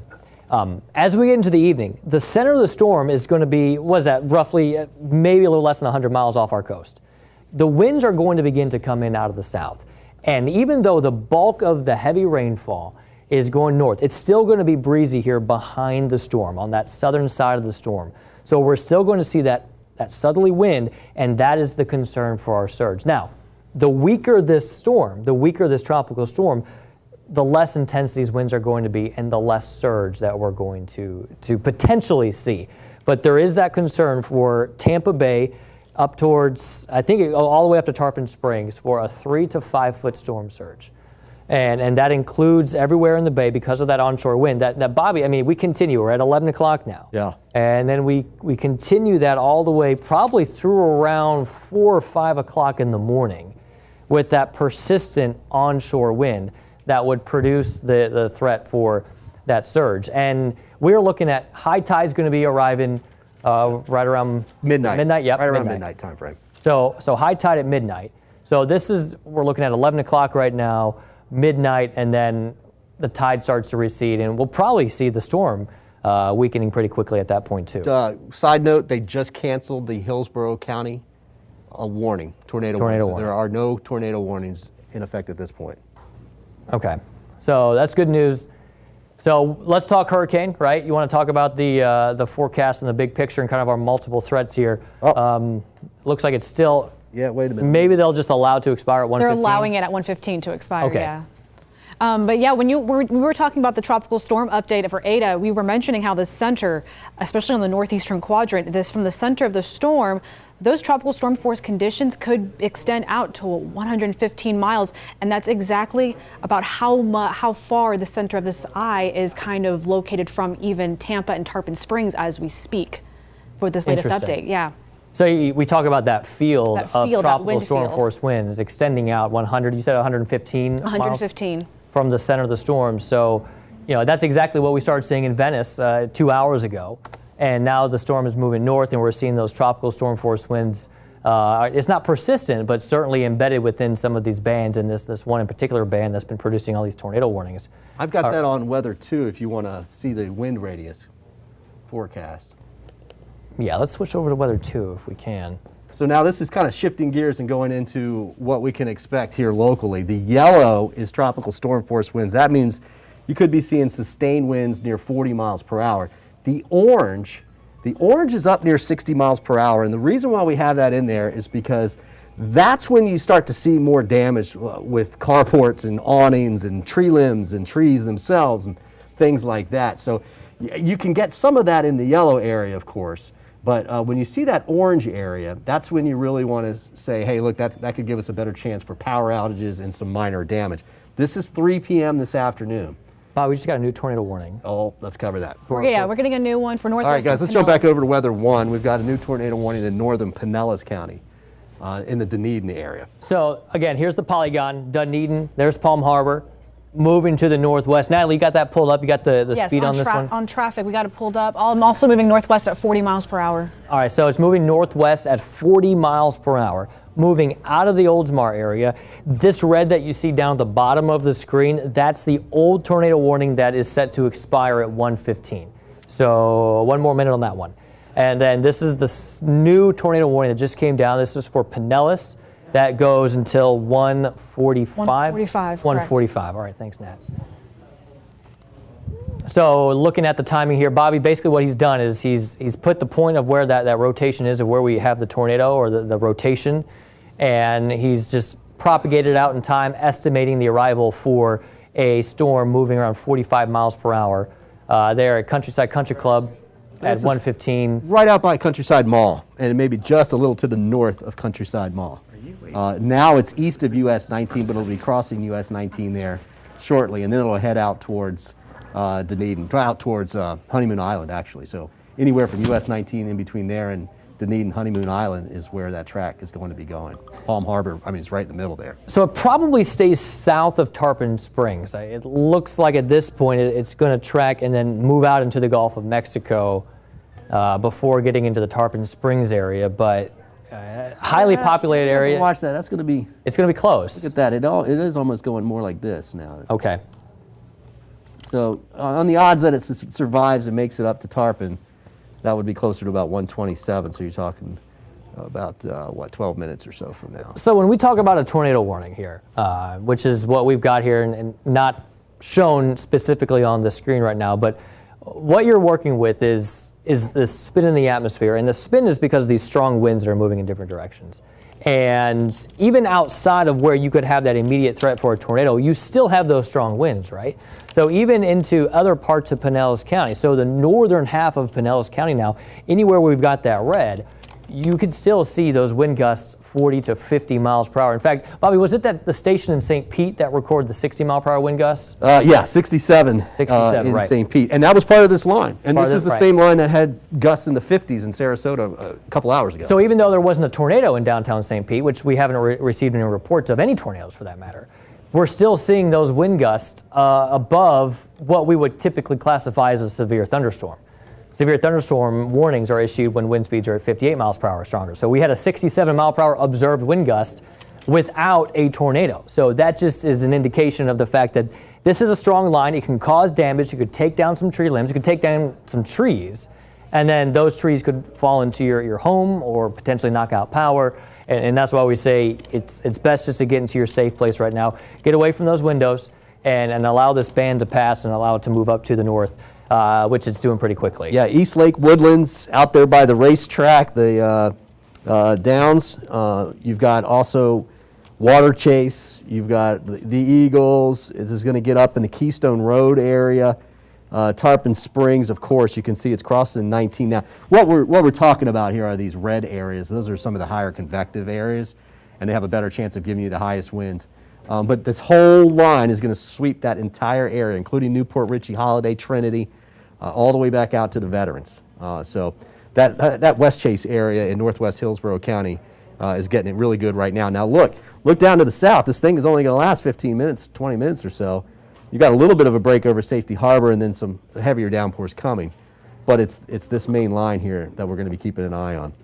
And in any of these downpours, you look at a radar differently with tropical systems. Anything that shows up on the radar is going to bring gusty winds. I would estimate those wind speeds are going to be probably at least 30 miles per hour in any shower moving through. So while we've got this threat for the tornado in northern Pinellas County right now, which is what's moving to the Palm Harbor area, you look down to the south and you're still looking at quite a bit of really heavy rainfall back into Hillsborough County, and gusty winds undoubtedly within that as well. Yeah, that area in Riverview and Brandon, that's heavy. Fishhawk too. And you're probably going to see that for a while. It looks like there's going to be a lot of... It's all the way back to Duet. Right, so you're probably going to, I mean, you could see probably 4 to 5 inches of rain come down within the next hour or so. So we'll have to watch for some flooding on I-75 there. I mean, what do you say, like Sun City Center area all the way up to Riverview? And Yep. I mean, that whole area is going to see a lot of rain, maybe more so up into Riverview and Brandon, probably for the next hour or so. Now we do have another line coming on shore in Manatee and Sarasota County. You can see it's just paralleling the coast. But notice, less red in there than you have in this line that's coming through Hillsborough right now. So again, that kind of stays with the fact that we think this outer line is going to be the most convective and the better chance for tornadic activity at least. But now you get some steady, heavier winds, steady, heavier rainfall. And guys, that's actually really typical for a hurricane. You get one or two out here that are really good, and then you get one here, and then they start getting a little bit closer together, right? And then that's what we're looking at. That's when you start adding up the water as well, too. And those are all the tropical storm conditions that are going to be embedded within those bands. Consistent gusts out toward Longboat Key right now are near 40 miles per hour. Looking at some of the observation stations down there. And looking even farther south here, it looks like a wind gust actually down towards Sanibel near 50 miles per hour. So Is that just recently? That's recent, yeah. That's sustained winds at Sanibel at 37. Now, that's going to be interesting. If you remember when Irma came through, Irma went something like this, right up through the middle of the state, okay? The winds were going this way for the most part, but when they came back on shore and they started to blow this way, we had gusts in the 80s and 90s because it was coming around the back of the storm and there was nothing to stop it. Now, initially, in this line here, you're going to get some very heavy winds, right? Gusts in the 60s, which we've seen. And you're certainly going to get that possible in some of these. I would say with this weakening, by the time we get to the back side of this, which usually has less wind, we still have to account for the fact that it's mainly coming across water. So if we're getting 60s out in front of this, out in this area, we're going to get likely 50s, but on the back side of it. And that is key for our storm surge, how much water is going to be pushing up on this. Yeah, Grant, that's a great idea, Grant. Here you go. So here's some timing that Grant threw together that kind of explains to you what the threat is and the times for it. So it's a lot of information, but it's great because it's all on one page and it shows you the connection and how one goes with the other. Is it 120 right now? So we're kind of getting into that time frame now where we've got the strongest threat for those wind gusts, and we'll likely see that continue past sundown. And with that, you get the heaviest rainfall typically with those strong wind gusts as well. So these sort of go hand in hand. We did see some breezy conditions out ahead of the heaviest of the rainfall. But what we'll start to see is now we're in the greatest threat for the tornado right now. That's probably going to last up until around 3 or 4 o'clock, so bear with us here. But as those winds begin to shift, and even we're going to continue to see that threat for some gusty winds all the way through midnight, notice how the surge begins to increase. So we could still see those wind gusts, maybe as high as 60 miles per hour, continue into the first half of the overnight. And those are going to be wind gusts that would be pushing the storm surge onto the coast. So that's why we have that heightened, more moderate threat for storm surge, and in the Tampa Bay area it could be between 3 to 5 feet. That would be arriving after sunset into the first half of the overnight hours. And I just want to show you the latest look, and this is the latest forecast, unless I don't think we've gotten an update from the Hurricane Center, which we try to keep our forecast when it comes to the surge threat as close to what the Hurricane Center is saying. But this is the threat for that storm surge that is not arriving now. Any sort of flooding that you're seeing now is, if you're away from the water, it's because of the heavy rainfall. And no doubt we've seen some places that picked up more than 3 inches of rain over the last few hours. But what we'll see is that coastal area, so anywhere along our beaches, along the Gulf of Mexico into Tampa Bay itself, that water is going to be slowly pushed up. And I've said this, it's like every wave, it gets a little bit higher and a little bit higher. And that's likely going to continue through high tide, which is at midnight tonight, at least for St. Pete. Give or take an hour on either side of it, depending on exactly where you are. Grant, if you guys want to jump over to weather too, we can show you the Hurricane Center's forecast for those winds and kind of help you with the timing of when we expect those higher winds over on weather 2, guys. We started out, and I'll back it up here. I'll go out to about 12 o'clock now. Let's go out to 3 o'clock this afternoon. That's what we had. There you go. There you go. So that yellow, okay, is what we're seeing right now, right? That's what's been moving onshore.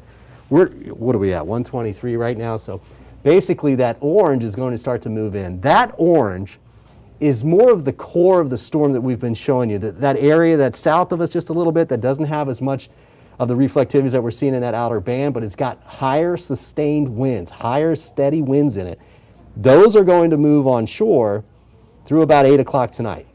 Now most of that wind is out of the south or the southeast, and that's not as much of a storm surge issue for us. But after 8 o'clock tonight, as that center goes by, that right there is 11 p.m. That is wind blowing straight into the bay, straight up onto the beaches. It's actually going to start, of course, down in Sarasota first.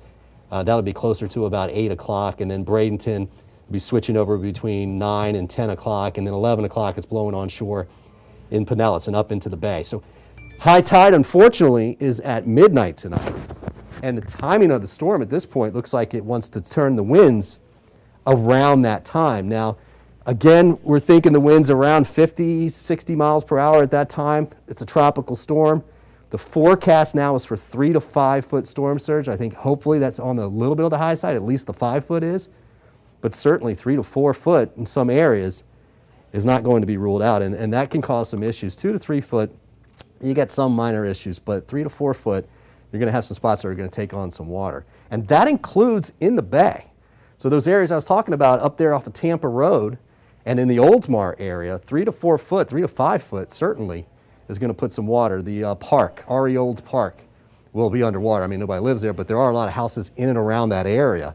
You're going to have to be watching for some high water levels coming tonight. Now, as we go through the overnight hours, this is 11 p.m. Let's go out to about 4 in the morning. You'll notice it shrank a little bit, right? The overall storm will be thinning out. It'll be getting a little bit smaller, and the sustained winds will be coming down.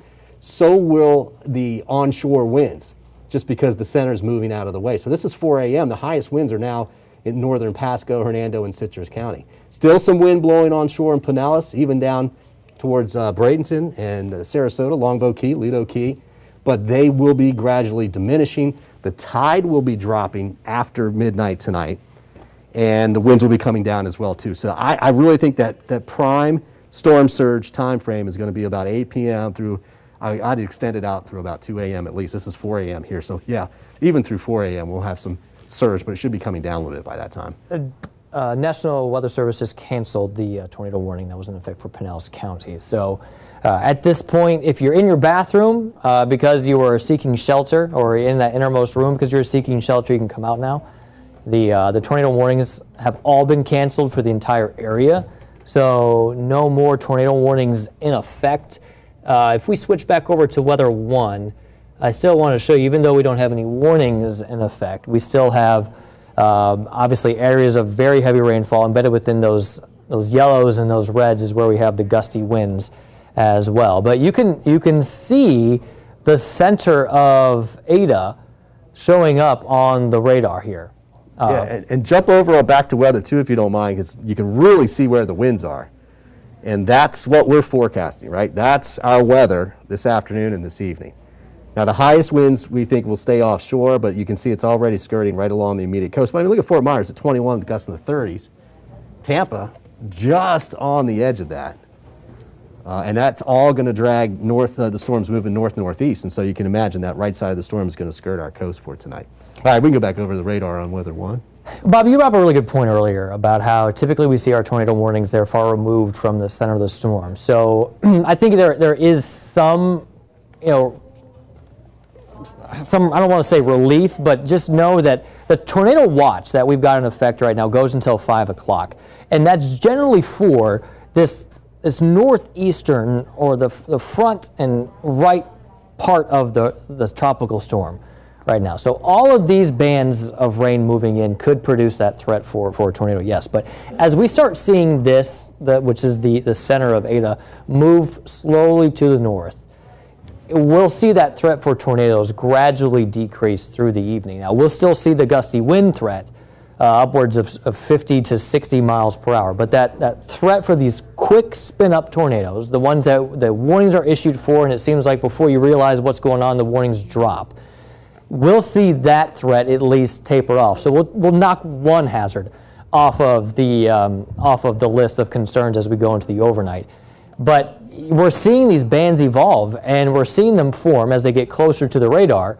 And I mean, Bobby, you're looking off the coast of Sanibel all the way up to the Venice beach area. You've got another band, looks like it's forming there, and that's going to bring another threat of tornadoes in addition to the gusty winds. Yep, and higher sustained winds, meaning if you live in Venice, if you live even in Sarasota, you're going to notice your average wind, if you just stand outside, it's going to be blowing a little bit quicker. And then when this band comes through, you're going to get some higher wind gusts with it. Now, this does not have the rainfall rates and the heavier reflectivities that we saw in the other ones. I mean, look what's going on right now. You see all those darker reds in northern Hillsborough County, Brandon, Carrollwood, basically almost up to Land O'Lakes. This is going to be coming through the Land O'Lakes area as well, too, in Tarpon Springs. But that's the heavier band. I think we get more into just more concentrated wind than anything up. All right. Want to do one last big picture look at things here, and before we kind of wrap up our coverage, as all tornado warnings have been canceled, kind of look at Let's go over with our watch. We've got tornado watch in effect till 5 p.m. Right. This will be knocked down from south to north. All right. We have tropical storm, hurricane watches now for the coastal section. So this is areas along and west of US 19, but it does include everywhere around the bay in Hillsborough County and west of I-75 in Sarasota. And then, they threw Polk in there. For the tropical storm warning, right. So that tropical storm warning includes Polk County just because like what we're seeing. We're seeing those bands move inland, and it's going to bring those tropical storm conditions. And all of this is coming with the heavy rainfall as well. So that's why we've got that flash flood watch that goes until 1 o'clock on Friday. We've already seen some places seeing over 2 inches of rain, so we're already hitting that mark. Some places could see more than 6 inches of rain. And then the storm surge threat is going to likely be peaking as we go into the evening and overnight. So all of these hazards still in play right now. There's the latest forecast track. It's a tropical storm. It's going to remain a strong tropical storm at that, though. So, I mean, you're talking about a difference between 5 miles per hour between a hurricane and a tropical storm right now. But it tracks to the north. We could see landfall likely in the Nature Coast, maybe even north of Crystal River sometime tomorrow morning. But it's going to be through the overnight where we see that third bullet point there with that storm surge threat coming our way. That's pretty much that's it for now, Bobby. Before we send things back over to Allison, any final thoughts? Yeah, no, I mean, I just think it's going to be a longer night. If you have storm surge issues, you need to be paying attention to that overnight tonight. A lot of folks, this is going to be a rainy and kind of windy day. But stay prepared, especially now if you are north of I-4 for a potential quick tornado. And we're going to be here for you guys all throughout the afternoon. If you want to continue to track Eta, you can do so. Text the word tropics to 727-577-8522. We'll send you a link so you can continue to track Eta as well. We're going to be back here with you at 3 o'clock today, continuing to track Tropical Storm Eta. And you can find us anytime with our 10 Tampa Bay app as well at 10tampabay.com. Hope you have a great afternoon. Stay safe out there. We'll see you back here at 3.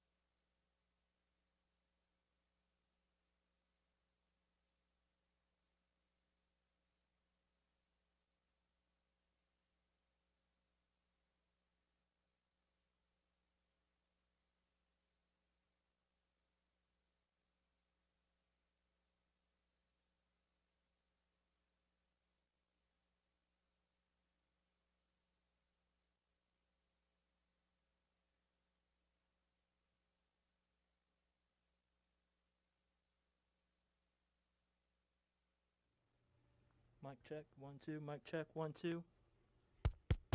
Mic check, 1 2.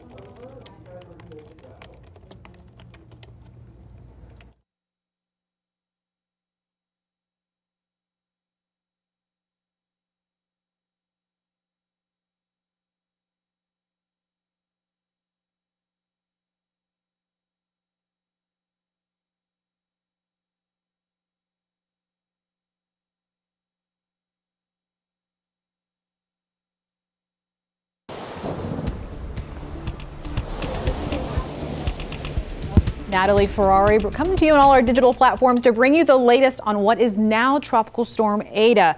It has continued to move its way toward the north-northeast about 10 miles per hour, so the actual forward motion slowing down just a bit, but the storm itself weakening just slightly as well, with maximum sustained winds now at 70 miles per hour, so still right at that higher end of a tropical storm threshold. But what's been happening over the last several hours are these bands of very strong and heavy rainfall moving through, not only producing what has been several watches and warnings through parts of the area, but the potential for tornadic activity, a lot of which is continuing to push up to the north and to the northeast. Also, some strong gusty winds sustained have been ranging anywhere between 35 to 40 miles per hour in some spots. Right now, we're bringing that down to about 20 to 35 miles per hour, gusts exceeding 40 at times.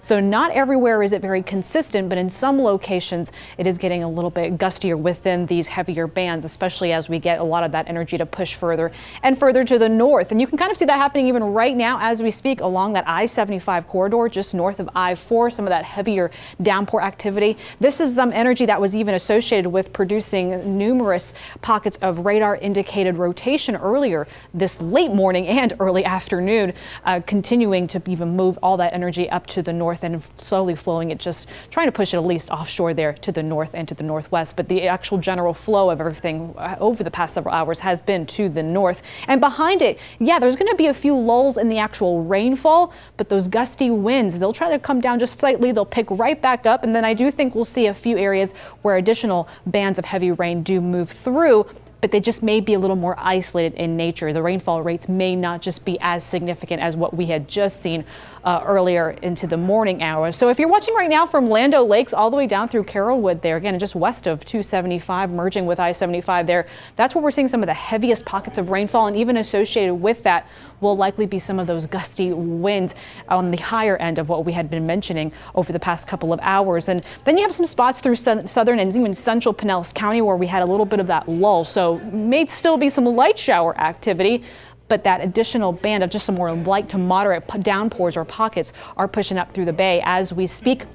And then we have some folks down to our southern counties where we've been watching a lot of this energy kind of originate even through the late morning hours and into this afternoon, pushing just right up and down along the coastline there, with a heavy pocket moving not only on shore through Sarasota County, but even out through Lido Key. We'll look down through Siesta Key. That's actually where we're going to see another little isolated downpour, and all the way up and down through Lakewood Ranch along that I-75 corridor, kind of tying you up through Bradenton. So we'll see some of that downpour activity really pick up over the next couple of hours, at least continue, I should say. Some of the heaviest has pushed well to the north. Elsewhere, it's going to be a little more off and on, but still adding to those rain gauges. And that's why there is a flash flood watch going all the way until 1 o'clock tomorrow afternoon. This is because widespread some of these areas could be seeing anywhere from 2 to 4 inches, and I'm talking more generalized. There are going to be some spots a little more isolated that could pick up closer to 5 to 6 inches, especially with even some of that energy, some of those downpours we saw just hours ago, where those rainfall rates within just 1 hour were pushing closer to almost 3 inches at times. So those areas, like we saw down through our southern counties, that's going to be very similar to what you'll see on the more higher isolated end of that flash flood watch. So that's going to continue all the way through today, through this afternoon, into tonight, and through tomorrow morning as well.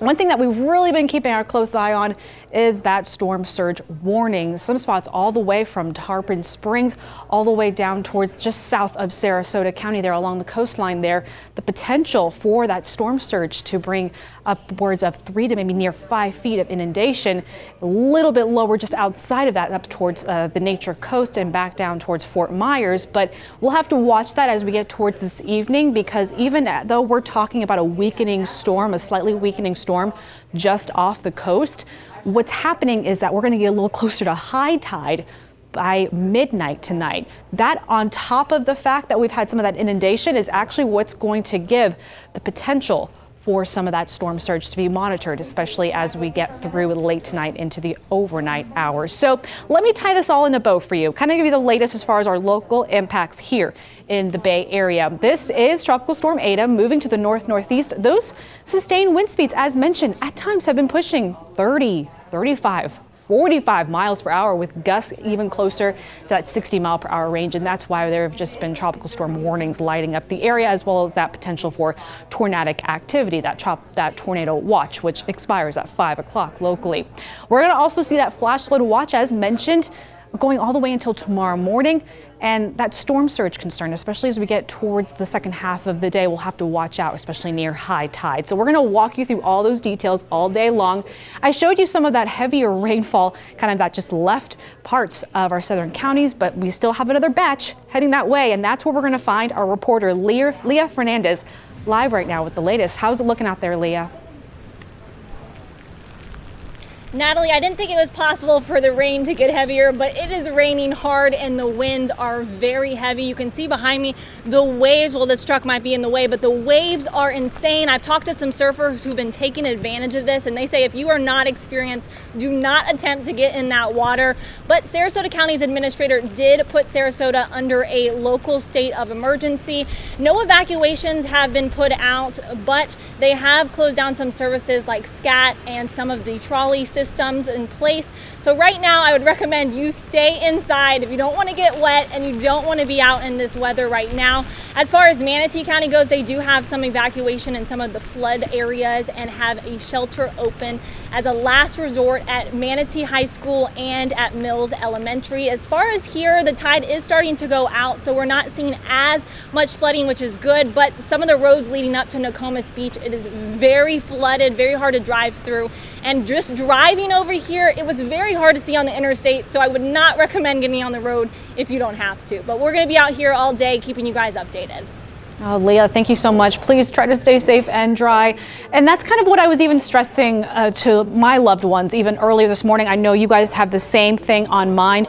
We have one bridge that's not operational at this time. The Sunshine Skyway closed earlier this morning, but that happened after a lot of folks already made their morning commute. So that's really on top of the fact that we have heavy rounds of rainfall and gusty winds. I'd definitely recommend, if your loved one maybe already went to work and has to come home later in the day, to go ahead and make sure you give them plenty of heads up, to just be patient and give themselves plenty of time, just because a lot of folks are likely going to be in the exact same situation. As far as, you know, they already made that commute as well, and they're going to have to be dodging some of those heavy rounds of rainfall at times. A lot of these batches, I think they're going to now start to be a little more on the moderate end, so not as heavy as what we saw this morning, but still some of that energy will be pulsing all the way up through the commute later this evening. Some of that even bringing some heavier rainfall rates all the way past sunset and even through late tonight. You'll see a lot of that energy, the heaviest kind of pushing just maybe north of that I-4 corridor by midnight. But remember, that's around the same time that we're going to have those gusty winds in excess of 50, 60 miles per hour, the actual gusts. And then we also have to look for that storm surge inundation of 3 to 5 feet as we get closer to high tide by midnight. The Futurecast also showing, look what happens. This becomes a little more few and far between as far as that widespread heavy rainfall overnight through sunrise. Sunrise, it's still going to be breezy.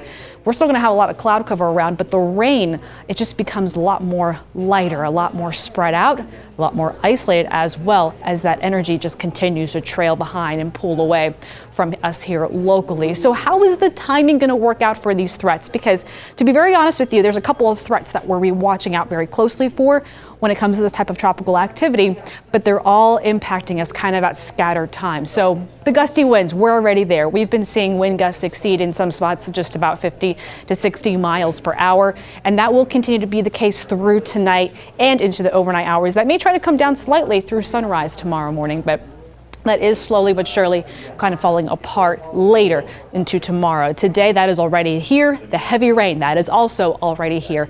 And that's continuing to be the case even through tonight going into tomorrow morning. That heavy rainfall, as mentioned, I do think it's going to be after midnight. Sure, bet 4 o'clock that we'll actually see that become a little bit lighter and more scattered. You'll actually hear it become more off and on throughout your area. The tornado threat, that will have that. Remember, we have a tornado watch in place until 5 o'clock. That will actually come down pretty quickly as we get after sunset this evening. We'll see that tornadic potential really start to drop off, and we'll have to watch out for that storm surge threat, especially with that storm surge warning and through portions of the region, upwards of 3 to 5 foot inundation. And you'll notice as we get towards that high tide, especially late tonight through the overnight hours, that's where that's going to be more of a concern. So that timing, again, does change for each and every threat, each and every category as we go through the next really 24 hours. So how today's planning out, we're just going to keep those rounds of rainfall moving through. One of the heaviest batches, one of the heaviest rounds really pulsed through a good chunk of the area already for the past couple of hours. Now what's going to happen in the next couple of hours, we'll see additional rounds, but they may not be as widespread heavy as what we have seen. I do think we'll see some additional activity going through tonight, and it will be some passing downpours. It will be some thunderstorms as well, but really some of those gusty winds overnight into tomorrow. I think it's going to be more clouds and wind. That is what we're going to see widespread. And that's something we're going to be keeping our eye on hour by hour. I have Chief Meteorologist Bobby Deskins here with me, Grant Gilmore, and Rick Kirby, who's going to keep bringing you the latest updates later this afternoon.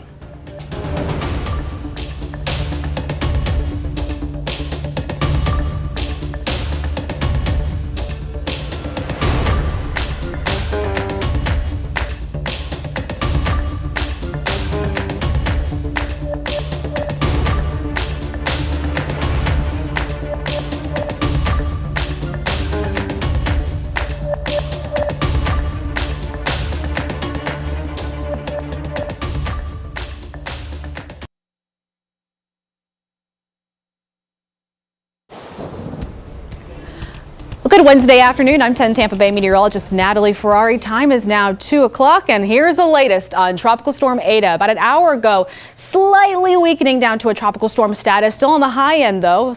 Looking at maximum sustained wind speeds there at 70 miles per hour as it moves to the northeast at about 10 miles per hour. Look at still the wind, not only sustained wind speeds, but some of those gusts that we are producing across the area exceeding really 40, near 45 miles per hour near Venice and Venice Beach. It's something we've been watching all morning long. And you'll actually see that, again, these are rounds of heavy rainfall that have been pushing through from the south back up to the north. And we're actually looking at our neighbors here in Pasco County through northern Hillsborough. This is kind of where we're seeing some of the heavier pockets. So definitely want to be hanging out indoors as long as possible, at least until that passes. You'll notice there's going to be a few periods where we actually see a few lulls behind those heavier downpours where it's either a lot lighter or there's some isolated moderate activity.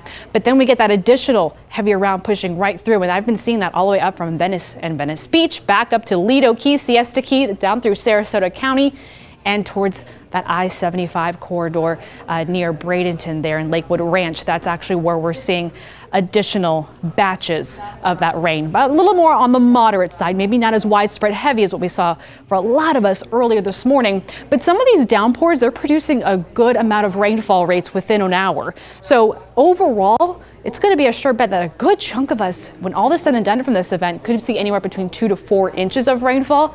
But it's that isolated spots that from those heavier downpours that are training over the same regions over and over that could see closer to about 5-6 inches of rainfall. And also, as we get towards late tonight, we're watching that potential for storm surge along the west coast here. 3 to 5 foot inundation could be possible, especially as we get closer to high tide. Now, the good news, this is a gradually weakening storm, and it is forecast to continue to do so, but we'll keep you here updated live on 10 Tampa Bay throughout the day.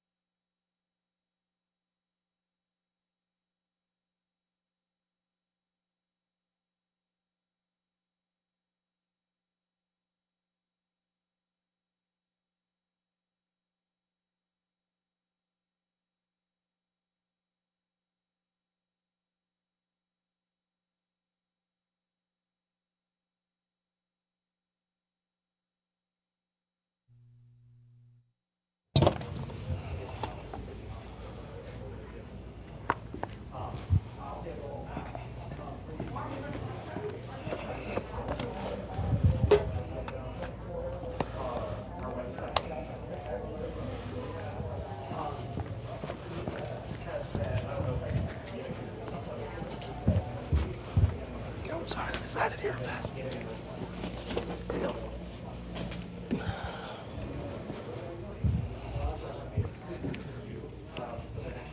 did you hear him say it'll be Mike 9 from now on? No, Mike 9 for me?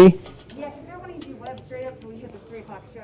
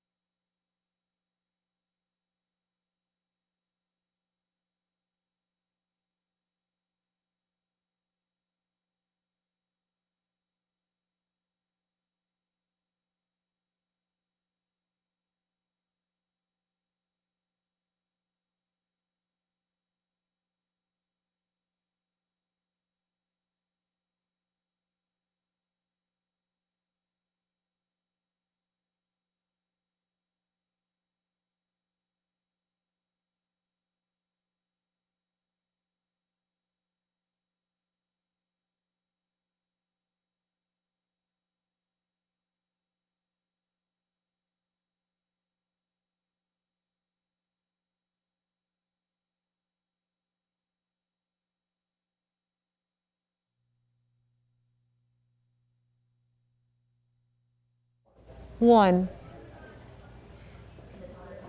Yeah, well, W was taken. But I wasn't ready to go anyway. I have weather 1.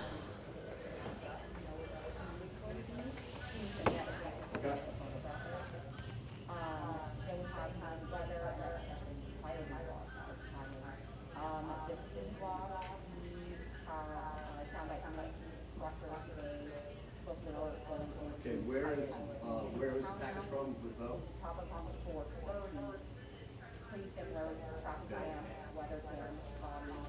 Steve, is it possible for somebody to cross-post 10 News on mine? Possible. Yeah, take time. Okay, I'm ready.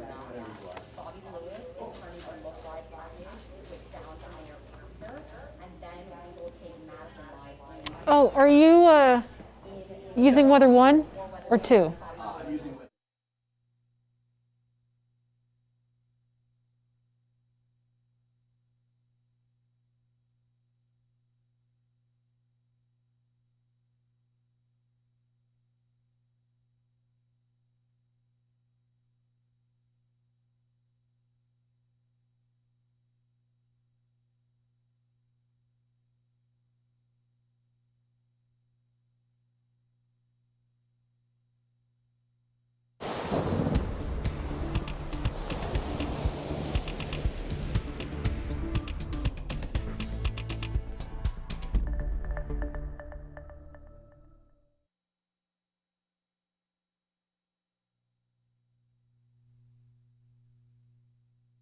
Ten News Chief Meteorologist Bobby Deskins. Here we are. It is, well, Wednesday afternoon, and look at that. That is now Tropical Storm Eta just off of our coast. We've had some really good bands coming through throughout the morning hours, several tornado warnings. At this point, no warnings for that across the area, but still some bands to watch. I wanted to start out with this picture because I wanted you to see where the winds are. And they are going to be heading in our direction, but brushing right along the coast as we go through tonight. Now, overall, the winds will be decreasing. We've already seen a decrease in the winds throughout the day today, at least associated with the storm itself. The highest winds right now are going to be staying right out here, but we're going to have to watch them later as they are going to brush along the coast. So let's start talking with the radar right here. I'll back you up just a little bit, and I want to go just with where we are at the storm itself. So you're going to notice winds at basically at about 70 miles per hour. So that was at 75 earlier, and that was a hurricane. So now it's back down to a tropical storm.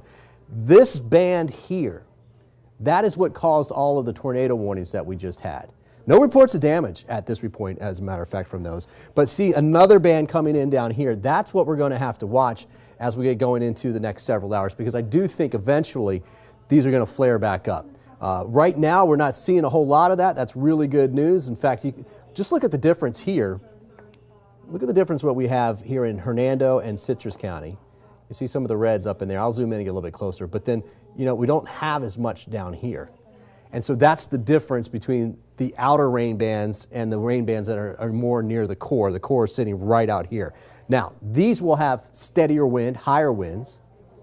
And there still could be an isolated tornado in there, but the best chance that you're going to get tornadoes are going to be on these cells that you see on the fringe here. And for the Tampa area now, that's actually moved past us, right? It's up to the north, but if you're even Pasco, which I think is clearing out a little bit now, at least for that particular threat, but Hernando and Citrus County, you still have that threat as it comes through.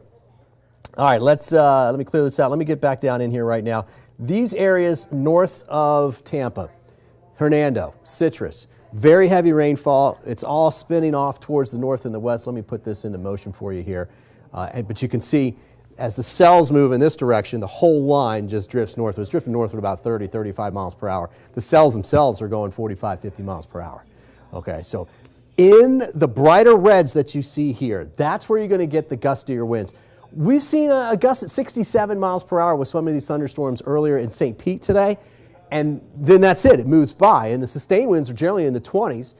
In this band here, you can get sustained winds in the 30s and gusts in the 50s to near 60 miles per hour. But as you can see, look, it's went through Hudson, and then it kind of moves right onto the north. And so that's what we're going to expect to continue for areas north of I-4 and north of really downtown Tampa area. Now, if you look south, we're getting a second band in.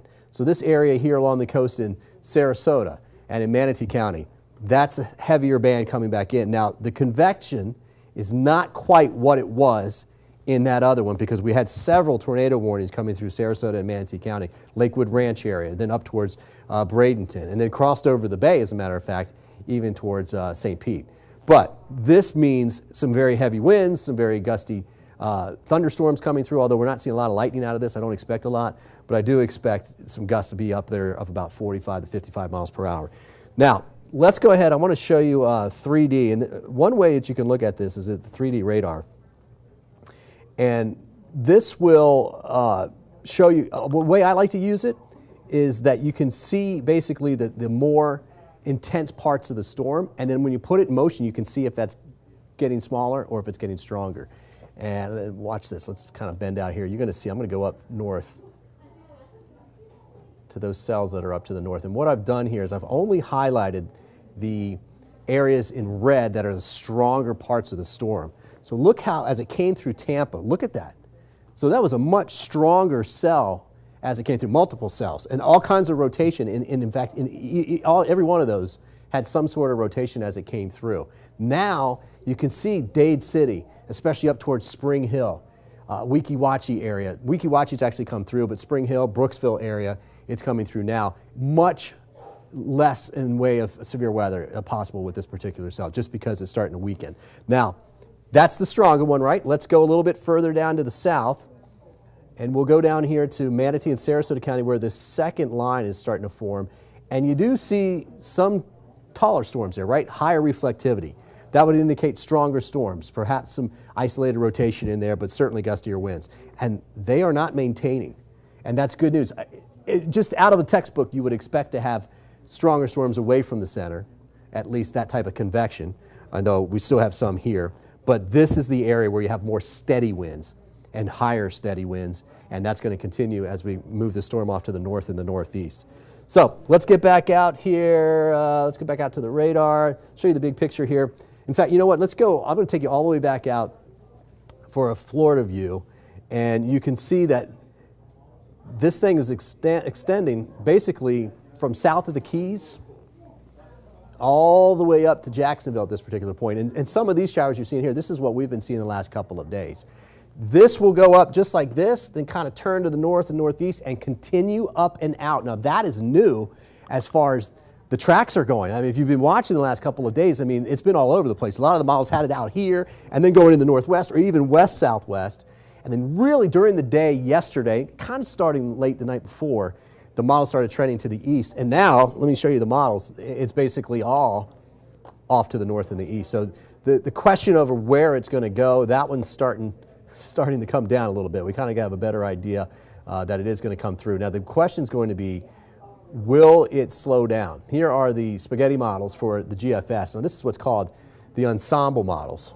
Nothing out here. And the GFS, this thing had all kinds of lines all over the place. This is the GFS model run a bunch of different times. Each one of those lines is one of those runs from the same model. They just tweaked the beginning a little bit. And you can see how everything is taken out to the north and east. That's good, because as long as it's moving, it's going to produce less rainfall, and it's just less time that we have to deal with it here in our area. So that's actually good too. Watches and warnings. We have tropical storm warnings for everybody that you see here in blue, including Polk County, which basically this is saying that we expect to see 39, 40 mile per hour winds sustained. It's going to be close, especially in Polk County. It's going to be close getting it. We could see that especially right here along the beaches, right? Especially as the wind turns around to the south. But I think as it's moving by and the wind does turn around to the west and south, it's actually going to be weakening just a little bit. You get up north of Levy County, and that goes to tropical storm watches. I think the highest wind is going to be in this area that's coming through right now. Now, one thing that's really going to be an issue as we get going into later today is going to be the storm surge. Now, this just got updated late this morning, and it went from a 2 to 4 foot surge all up and down the coast here to 3 to 5. Sarasota, Manatee, Hillsborough, and Pinellas. And when I say Hillsborough, I mean up in the bay. So places like Oldsmar are going to get a little bit of water. The timing for this, and I'll show you our forecast model, is likely going to be, I'm saying somewhere after 7, 8 o'clock tonight, and then going through about 2 in the morning. High tides at midnight. So let's take a look at the forecast model, and this will kind of give you an idea of the wind direction, and that's literally what we use this for. All right, so this is going to be around midnight tonight. The winds are already blowing onshore for Sarasota and Manatee counties. They're turning now a little bit before that, so that's why I say 8, 9 o'clock or so. That time period, 10 p.m. through about 1 a.m., 2 a.m. is going to be the best chance for storm surge in the Tampa Bay area, in the bay, along the beaches of Pinellas County, Tierra Verde, all the way up. Now they're saying 3 to 5. 5 seems a little high for me because I do think the wind will come down a little bit, but tides have been running about a foot and a half above average anyways, and you add some wind on top of this, and that's going to make a difference. Now, this is forecasting winds at 31 miles per hour at that point. A 31 mile per hour wind pushes water at us, right? 5 foot of water, no, it's not going to do that. But again, 2 to 4 easily. And so when they did bump this up to 3 to 5, I kind of get it. But that is going to be causing some flooding in some many areas. So this is not flooding from rain. This area here, what we're seeing right now, let me back this up for you. What we're seeing right now, all of this rotating through, outer band was right there, the newer bands are coming in here. That will produce 2 to 4 inches of rainfall.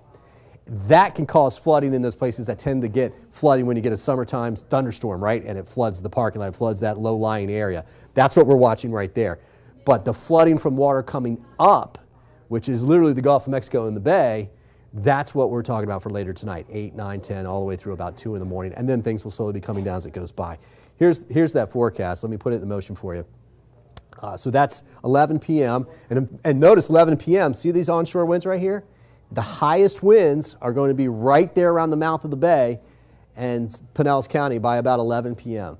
That's going to be your best chance to see storm surge tonight. Unfortunately, high tide's right around midnight. It varies up and down the coast here, but it is going to be closer to midnight for most locations. Then by 3 a.m. you see, yeah, we still have west to southwest winds blowing onshore, but they're coming down, right? So surge stays high. And then as we get closer to sunrise tomorrow morning, let's stop this out at 7 o'clock, winds are way down. Yes, it's onshore, but the tide will be dropping and we won't have as much wind. I mean, literally, storm surge is the wind pushing the water. There's about a 10, not even that, less than 10% of the pressure bringing up the water. Like lower pressure in the center of the storm going by, you would have a little bulge of water there. It's just a very small chance. Most of it is just wind-driven water. Now, as we go through tomorrow morning, I mean, look, guys, that's 11:30 in the morning. There are a few stragglers here, and they'll be streaming off to the north and east pretty quickly. But other than that, it's a nice day. We're still going to be warm. We're still going to be humid, but the storm is out of the area. So schools are actually canceled in Hillsborough, at least for Thursday and Friday, because some of those schools turn into shelters, and they have those open now. But I guess since they've already pulled the trigger on Friday, they're probably not going to go backwards. But Thursday afternoon is going to be nice, and Friday is going to be nice as well, too. In fact, there you go. That's Thursday evening at 5 o'clock in the afternoon. It's going to be actually a pretty nice day at that point. All right, tropical storm force wind probability. This is a product that is issued by the Hurricane Center, and you can see we have a 97% chance of seeing those. That means seeing sustained winds of 40. I would say that's about a 70% chance, but this is official. I think the highest chance is going to be right here along the coast, but the further inland you go, it takes a lot to get winds of 40 miles per hour sustained. The better chance of seeing those is in those rain bands that are going to be coming onshore. Again, we saw those ones that were there earlier. Let me go back out and take you to some of the radar right now. So there's the storm. The center has jumped all over the place, by the way. This whole track shifted almost 200 miles during the day yesterday from the Hurricane Center, and they don't make big shifts. Technically, they were in the cone. I mean, this was in the cone. It's actually a pretty decent forecast, but there were big-time swings yesterday in the models and eventually the forecast as well, and that's why we're looking at this being much closer to us and having much more of an effect, and why the storm surge went from not much to 2 to 4 and then 3 to 5 just today as it's blowing by. Heavier outside bands have the better chance of severe weather, the tornado. We have a tornado watch in effect until 5 o'clock.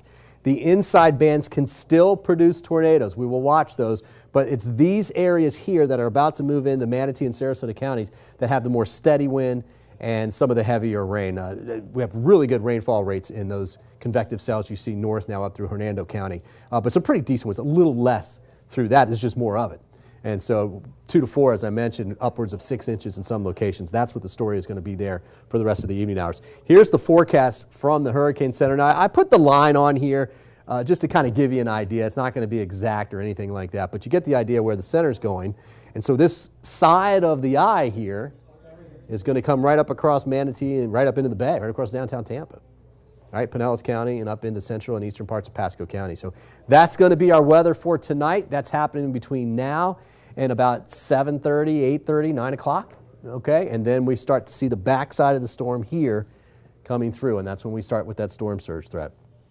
The winds, as I mentioned, most of them are staying offshore now.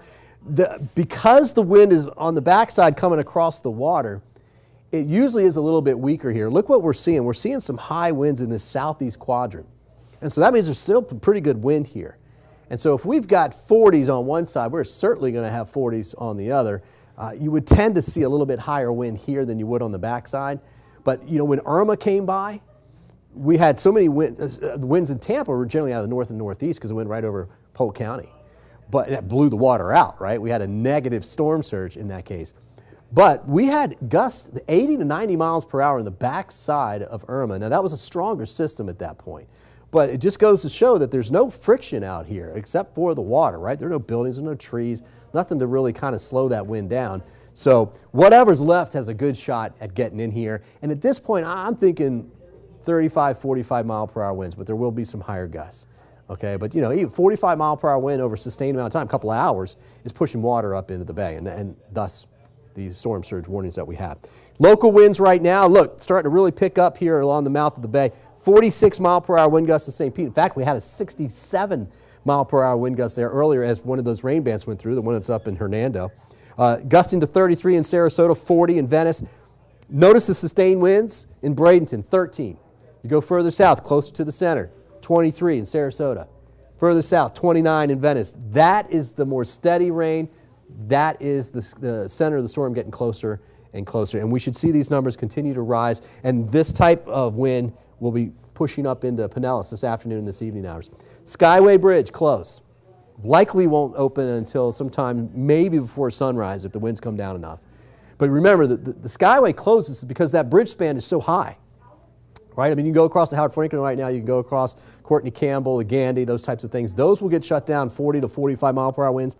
Sometimes they kind of go over that a little bit more. But that's going to be iffy if they have to close those down. The Skyway, that apex of the Skyway is so high up there that the winds are just so much stronger. And they've got a sensor up there, and so that's why they've shut that down. All of this wind now, for the most part, is offshore, all right, in our neck of the woods. So it's blowing water down a little bit. Water is not... Tides aren't running all that low, but it is coming down. And now you can see it's going to continue to do that. If you're on the St. Pete side, South St. Pete, downtown St. Pete, all the way up, Shore Acres, all those areas, because you're on the bay and the bay is facing east-southeast there, you're going to get pretty decent winds coming across. All right, you're going to get higher winds there than you are going to get in, let's say, eastern Manatee County just because of the friction that's out there. So expect the winds to go. Power outages, I think I just heard some people saying that some power outages are going out. Ryan's over there saying, yep, he's got the TECO map he's pulling up here. Definitely expect that to continue. We'll get more of that over the next several hours. We're just now starting to see some of the heaviest winds down to our south, right? The more sustained winds. You get those convective lines coming through, and that's basically like a summertime thunderstorm, but maybe a little bit stronger at times. Those obviously can put trees down, put limbs down, knock the power out, right? Now you start getting into a more steady wind. Some of these cells have weakened some of the trees or some of the limbs that were kind of weak anyways, and now you add a steady wind to that and you're going to knock some of that down. So that power outages, higher winds, they're all going to go up, I think, over the next several hours as this comes through. So the one good thing is, you know, a steady wind and a lot of rain we can handle. We don't want tornadoes coming out of that, and we're not seeing a whole lot of rotation at this point right now. Ryan, you want to yell some numbers out whenever you get them, just let me know. 2043 up in TECO. 2043 in TECO. Does this show everything? No, it's going to show that. TECO in 43. So it looks like it's mainly in Pinellas County right now, western Pasco. Duke, yep. But we know we've got some power out in South Tampa now. Yep. Did I hear that? Okay. So remember, download the 10 News app And you can watch all of our coverage on there. In fact, Facebook, we're streaming right now. You're probably watching on Facebook now. Mahaffey looks pretty messy as well right now. Does it? Does it? Let's pull that up. Yeah, if we want to look on over to Weather 1 really quick, I have that pulled up and I can pan it for you. Kind of off and on, we've been seeing these rounds of just... There's the Wyndham Grand. I got to admit, I've been watching the surfers out there. I mean, this is good surf for us here. This is really good surf. Mahaffey's up right now. You can see that. That is that cell. In fact, keep that camera up, and I'll pull up the radar. We can I'll go ahead and pan it for you. I mean, we've just been seeing not only the water kind of crashing there, but the rain stops and then just that swath of wind pushing those trees, pushing the water in the bay and soaking that camera lens. Yeah. Yeah, this is that second line that's coming in. So it'd be interesting to watch our winds through that time right there. Let me go grab my phone too, guys. I got extra data on there. Some of that, it's great. You know, we've got a bunch of ham operators, folks working with the National Weather Service that have been calling in reports, that type of thing. We have not seen a lot of reports of damage at this particular point, but we're just kind of on the cusp of that, right? We're going to start seeing some minor damage over the next several hours here. All right, so let's go back over to Weather 1. I want to show you what we're looking at. So there's St. Pete. This is that second line, right? That's that second range of showers and storms that are coming through, mainly just showers more than anything else. But that's what it looks like, right? And that's what we're going to see for the next several hours across most of the area. There will be a break. You can see there's a break out here. That break will move over southern Pinellas County after about 20 to 30 minutes or so, and then you'll get another range that's down to the south. Let's zoom this out. Okay, now here's the center. Let me draw this for you. This is, well, I'll tell you what. Let me try this. I'm gonna give you a time frame here. This thing's moving to the north. Let's say about 9 miles per hour. It's moving about 9 to 10 miles per hour. I'll go with the lower number, because I do expect it to slow down a little bit. But here's the eastern eye wall. Now let me take this off to the north and the east. So this would explain when you'll see some of the highest winds possible out of this. So we're talking downtown St. Pete about 9 o'clock. Tampa around 11 o'clock. Hudson around midnight or so. That's when this western part of the eye wall, if it continues to move at 9 miles per hour, will be pushing into the area. So you can see a lot of this is going to be through tonight, you know, and that'll be some of the highest winds. So after we get past midnight, after it comes through your area, give it about an hour or so at least for some of those higher winds, then things will start to calm down. But after that, after this time, we'll start to see those winds turn around a little bit and come back to the south and the west, and that's when we'll get more of that storm surge. Looking at some numbers right now as far as winds go, I mean, there are buoys offshore. Let me zoom out on this. Buoys offshore in this area are actually showing only in the 40s, sustained winds. That's really good news. That's going to be in between some of the heavier bands that you see there. But I would go 50, 55 mile per hour winds in those heavier bands as they come through. Okay, let's see. We have meteorologist Rick Kirby, who is out at our backup facility just in case we need to evacuate. Rick, got everything? Got the gerbil running around? Got everything turned on out there? Yeah, you know, Bobby, this is bad memories of Irma, right? Because this is where we broadcast from during Irma.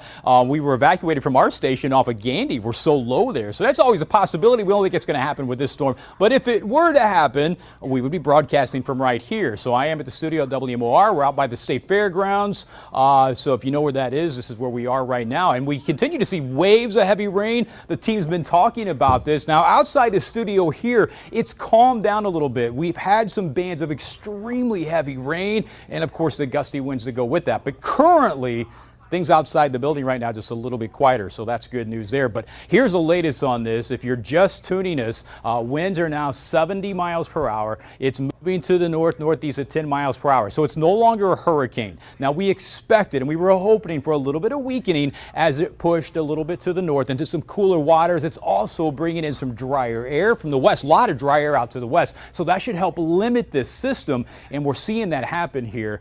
Still a very dangerous storm, of course, with winds of 70 miles per hour around the center of this storm.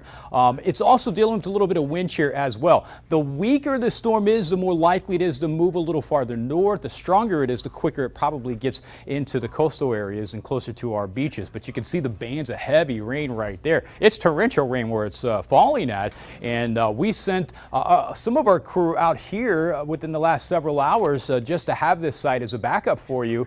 And I can tell you that traffic around town in areas very tough, guys. Am I right? We got our crew right here. I mean, it's a tough go out there, especially when you get into that heavy rain area. Very, very slow traffic. It is very windy in places as well, of course. So the bridges, while the Sunshine Skyway is closed, the other bridges, the Gandy and the Howard Franklin, I mean, those are drivable, just a little slow, and you can really see that choppy water out there in the bay as well, as that wind flow right now is kind of coming this way across the bay, and you'll see that pounding up against the bridges as you look below. But again, they're the latest numbers right now, so that's what we're looking at. It's moving north-northeast at 10 miles per hour. That movement has slowed down a little bit. It was moving at 15 miles per hour, now at 10 to the north-northeast. And that's the component you want to watch there.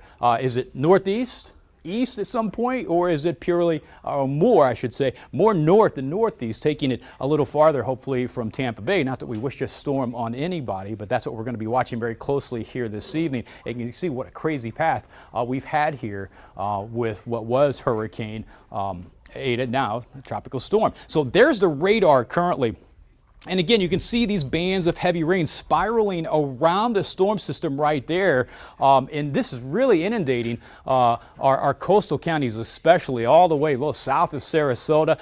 So Sarasota County, Manatee County, Pinellas County, just wall-to-wall rainfall. Much of Hillsborough County as well. Polk County, you've had some heavy rain in the western parts. And now look at our northern counties as well. As we head into Pasco County, Hernando County, up into Citrus County, around Crystal River, a lot of heavy rain falling there currently. And if you have a little break right now, there's more on the way down here. There's the center of circulation currently, as this storm system again is moving north and northeast at 10 miles per hour. So that's what we're watching right now. Of course, we've had that tornado watch that continues until 5 p.m. And we've had some tornado warnings, so that's something we're going to be watching very closely. We'll be scanning the radar, watching for areas of rotation. If warnings are issued, of course, we'll let you know right away everywhere on broadcast and all of our streaming platforms, including Facebook and YouTube as well. There's a look at the alerts that are in effect right now. So it's a tropical storm warning for most of our viewing area. And you see farther north in this area here, it is currently a tropical storm watch. Landfall, where could landfall be? It could be anywhere from around the mouth of Tampa Bay, probably a little farther north, but somewhere in this area we do expect to see a landfall of this weakening, and hopefully we continue to see that trend, a weakening what now is a tropical storm. Bobby talked about this storm surge here, so while the tides are going down, we're looking at a storm surge in this area in the middle. 3 to 5 feet will be a possibility, so you should know, if you live in those coastal areas, the storm surge concerns for where you live, so keep that in mind as we go through the night tonight as well. So, there you see the track. Now, this is the latest cone from the National Hurricane Center, and you can see that trend there weakening, right? 70 miles per hour to 65 miles per hour. So, by tomorrow morning, and then this storm, of course, as it gets on land, will weaken very quickly, but that's what we're thinking right there. So, by tomorrow afternoon, look at that. It's already passing Jacksonville. So, this is going to push through here pretty quickly. Once it does, it's going to zip right across the peninsula right there. And again, if you're just joining us, winds now 70 miles per hour. So a very strong tropical storm, no longer a hurricane. We think that weakening trend will continue at least slightly as we head through the evening hours here tonight. There's a spaghetti model plot. So one thing we like to see for our forecast is model consensus. We want to see those models start to agree, gives us more confidence in the forecast. And we are seeing that now. There's an outlier right there, but most of the models do expect that landfall somewhere here around Tampa up to the Big Bend, probably just south of that area, but in that zone right there. And then, as I said, zip right across Florida throughout the day tomorrow. And then it's out into the Atlantic, going past the Carolinas as we head into Friday. So the winds, that's a big concern for a lot of people, and we may see some wind damage in places. You're also concerned about power outages when that happens, and we got to watch that tornado threat as well. It's a very likely situation here that at least this zone, much of coastal Tampa Bay, is going to see at least tropical storm winds. So we're talking minimum 39 sustained winds. And as Bobby said earlier, that could be a period of several hours, at least where we see that. And so if winds are a little higher than that, that's when that likelihood of power outages, down trees, it gets a little more dangerous. So even though it may not be a hurricane at that point, this is still a situation where we could see some very strong winds and gusty winds. So if those sustained winds are 40, maybe even 50, you get higher gusts than that, and that can be a situation that's concerning. So you have to keep that in mind as well. And these winds are going to shift, right? So right now, where it is, winds are coming out of the east and southeast for a lot of people. But later tonight, as the storm gets a little farther north here, the wind starts to come more out of the southwest. And as it comes out of the southwest, now you start to push that water up as well. And that's when we get that storm surge possibility and a little better chance of some increased localized flooding situations as well, even though some of you have already seen a lot of rain today, torrential rain in places, and that has caused at least some ponding, that kind of flooding on some of the roadways. So be careful if you are out. As I said, it's not great. It's not a great night of driving for sure. Here's the forecast model. I want to show you this because this is hour by hour, and this is the center of circulation right here. And you see the rain bands, the heavy rain, the wind out ahead of this. This is the side that sees most of the rain. And the reason that is because we have a lot of dry air out here. So this is where it's really pulling in that good moisture-rich air. Now there's the center of the storm, and look how close it is to the shoreline right there. So very close to landfall this evening, and that's going to be the unknown. How far east it makes it is we were talking earlier, the shift of this storm, the models, the forecast from the National Hurricane Center, this all shifted about 200 miles last night. So it made a big dramatic shift to the east, and that's why we're seeing this increased chance of wind and rain across Tampa Bay today. But there it is tonight, very close to the shore. So the closer you get to this, the stronger wind you get as well, and that's what we're going to be looking at for tonight. And that's when we see the wind. You see the wind there coming out of the south and southwest, pushing the water onto the shore. It's when you get the storm surge and the higher risk of flooding. But watch what happens here. It's very close, and then look at that. It just kind of hugs the coast as it moves to the north.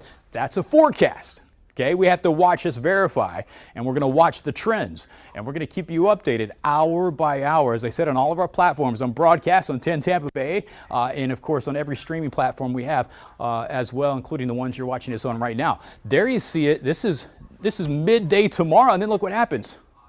Now it's making landfall around that Big Bend area according to this model, and look how quickly it's out of here. By Friday, this is zooming up the Atlantic coast and well out of here. So we quickly improve, probably late tomorrow, but certainly Friday is going to be a much nicer day across here. Hey, for a little more on what we're experiencing out there right now, let's go to Treasure Island and hear from Bo Zimmer. Well, hey there, guys. We are on the very southern tip of Treasure Island. This is Sunset Beach over across the way. That is St. Pete Beach over there. And you can see the waves are absolutely ripping through the pass here. And for that reason, there are dozens and dozens, if not hundreds, of surfers all along the Pinellas County beaches this afternoon. They just have huge swells coming in at this hour, and they're being described as pretty great surfing conditions. We typically don't see the surf come up quite like this unless we've got a tropical system out in the Gulf of Mexico, and certainly that's what we have this afternoon. And I can look all the way down up Treasure Island, and you can't see it because the rain is really coming down now, but it's just lined with surfers all up and down the beaches. We're keeping a very close eye on this because right now we're not even at a situation where we've got that storm surge coming up yet, but already we are seeing some localized street flooding along the way. We've seen some of those big flags they've got along the streets that are also coming down from the wind, but we'll have to keep a very close eye on this situation as the day progresses. I'm Bo Zimmer on Treasure Island. Back to you. Hey, Bo, thanks, and stay dry out there, and you see that pounding rain. Now, we've had some thinning of the clouds in places, so just because maybe you see it dry up for a little bit and you see the clouds maybe even break, maybe you see a little brief ray of sunshine, doesn't mean this storm is past at all. I mean, this is still south and southwest of Tampa Bay, so all of this moisture is coming our way. So, again, don't let that fool you if that happens. I mean, we've had a few cases where we've had some of the clouds breaking here farther to the east as well. Maybe that's a little more likely. And by far, I mean, the bigger risk of the big wind and the heavier rain bands will be toward the coastal areas. So if you're in eastern Polk County, if you're in Hardy, DeSoto, Highlands County, you still may see some of these heavy bands come through and some occasional wind gusts. So watch this. But the bigger threat will be along the coastal areas. And you look at this rain out here. I mean, that is just widespread, continuous heavy rain. This is the kind of stuff that causes that localized flooding. Look at that. That's training. So you see these heavy rain bands, and they go over the same place here for a long period of time. So if you're in, much of Pinellas County right now, if you're around Manatee County, Bradenton, Sarasota, I mean, you've got one after another, after another, after another. So, I mean, this is a great night. Okay, great afternoon. What time is it? Afternoon still. Looks like night out in some areas. To stay inside. If you can stay inside, to stay inside, watch the storm develop. Good news is, we think, and we're seeing this, it's going to be a weakening storm throughout the night. Still, though, a dangerous storm because winds are at 70 miles per hour right now. They're not going to weaken a great deal tonight, maybe a little. We're still looking at 70, 65, 70 mile per hour winds near the core of this. So in the coastal areas, that wind threat is increased, but we're still looking at a very gusty wind situation. We may indeed see power outages as well as this wind starts to pick up as the storm gets a little closer. So that's going to be a concern. And you got to watch out for downed trees. So maybe you live in an area that you know you have some old trees by your place, okay? Definitely be on guard for the possibility of some of those trees being toppled down by these strong winds.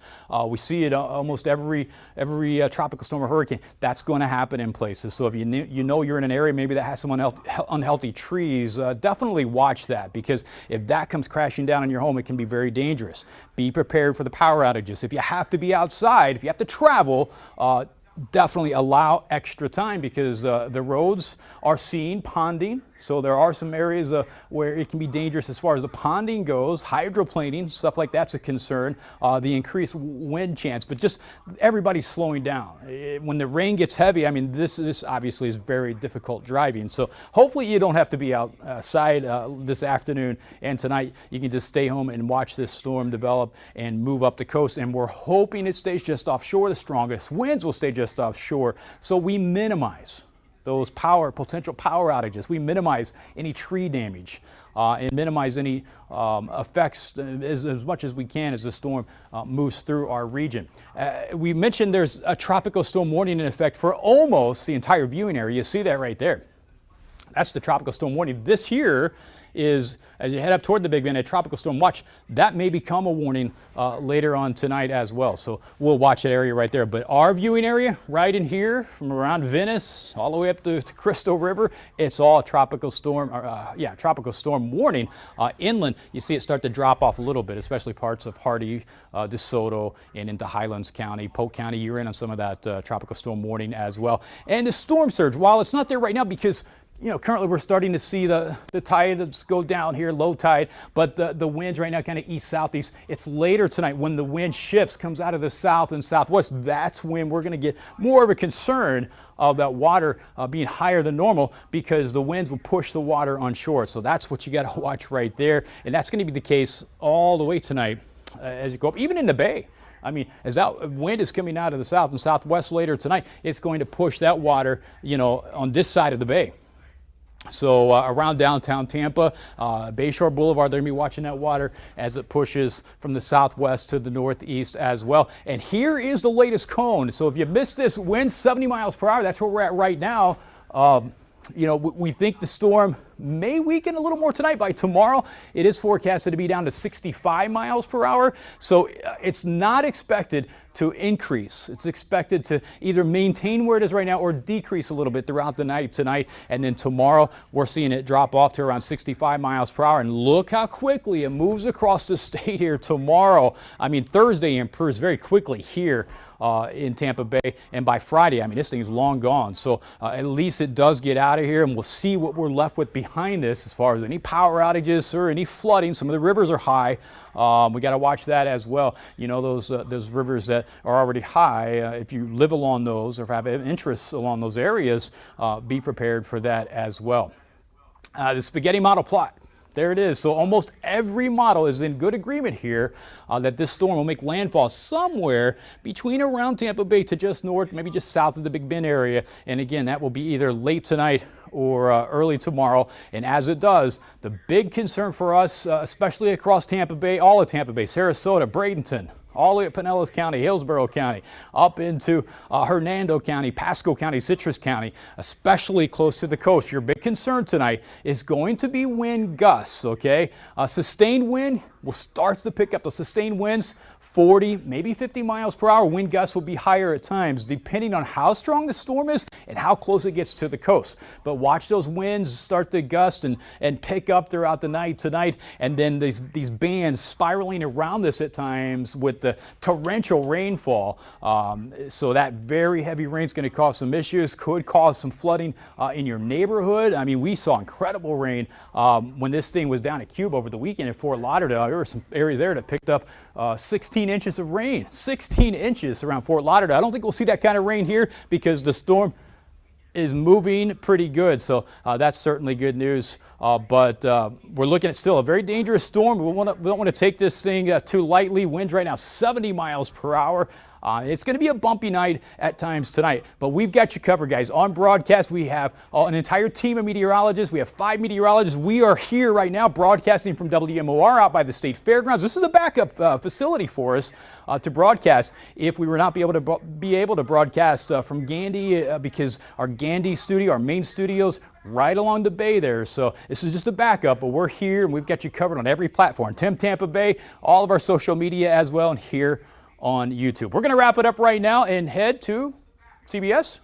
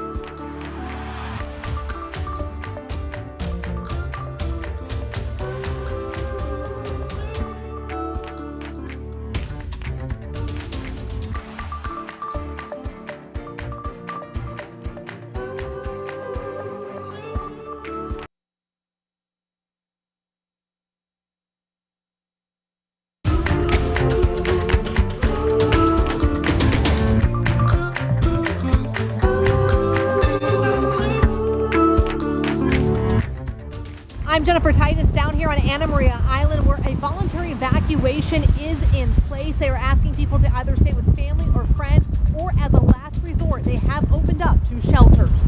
Leah Fernandez here with 10 Tampa Bay. I'm out here on the North Jetty in Sarasota County. We are under a local state of emergency, and I'll be bringing you the latest flooding and road closures we have out here, as well as showing you some crazy waves that some surfers are taking advantage of. This place locked down. All right, as you can see from some of that video, there is a lot of surf out there, a lot of wind, a lot of rain. We have crews all up and down the coastline, keeping a close eye on what's going on all throughout the area. We're going to go through power outages. We're going to take you up and down the coastline. We're also going to look at some of the flooding and situations with our reporters. First, though, we want to get right to tracking Tropical Storm Eta throughout the day. Today, Bobby's been on top of it. We've watched this change as we've gone throughout the day as well. So where is Eta at this point?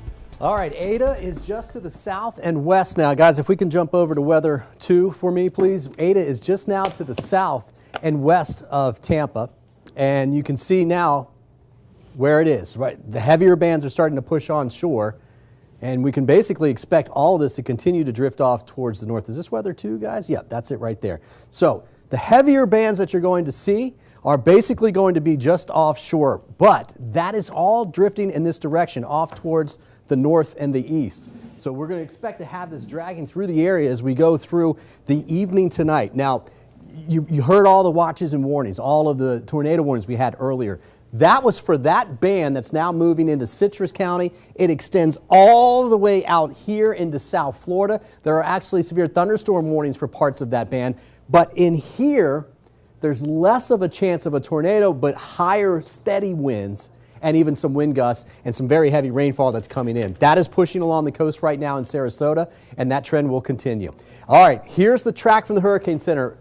Big note, it is now a tropical storm. It was at one point up to a tropical a hurricane, 75 mile per hour winds, very minimum. But now it's back down. We do expect it to continue to weaken a little bit as it moves slowly off towards the north and the northeast at about 10 miles per hour. But that's good.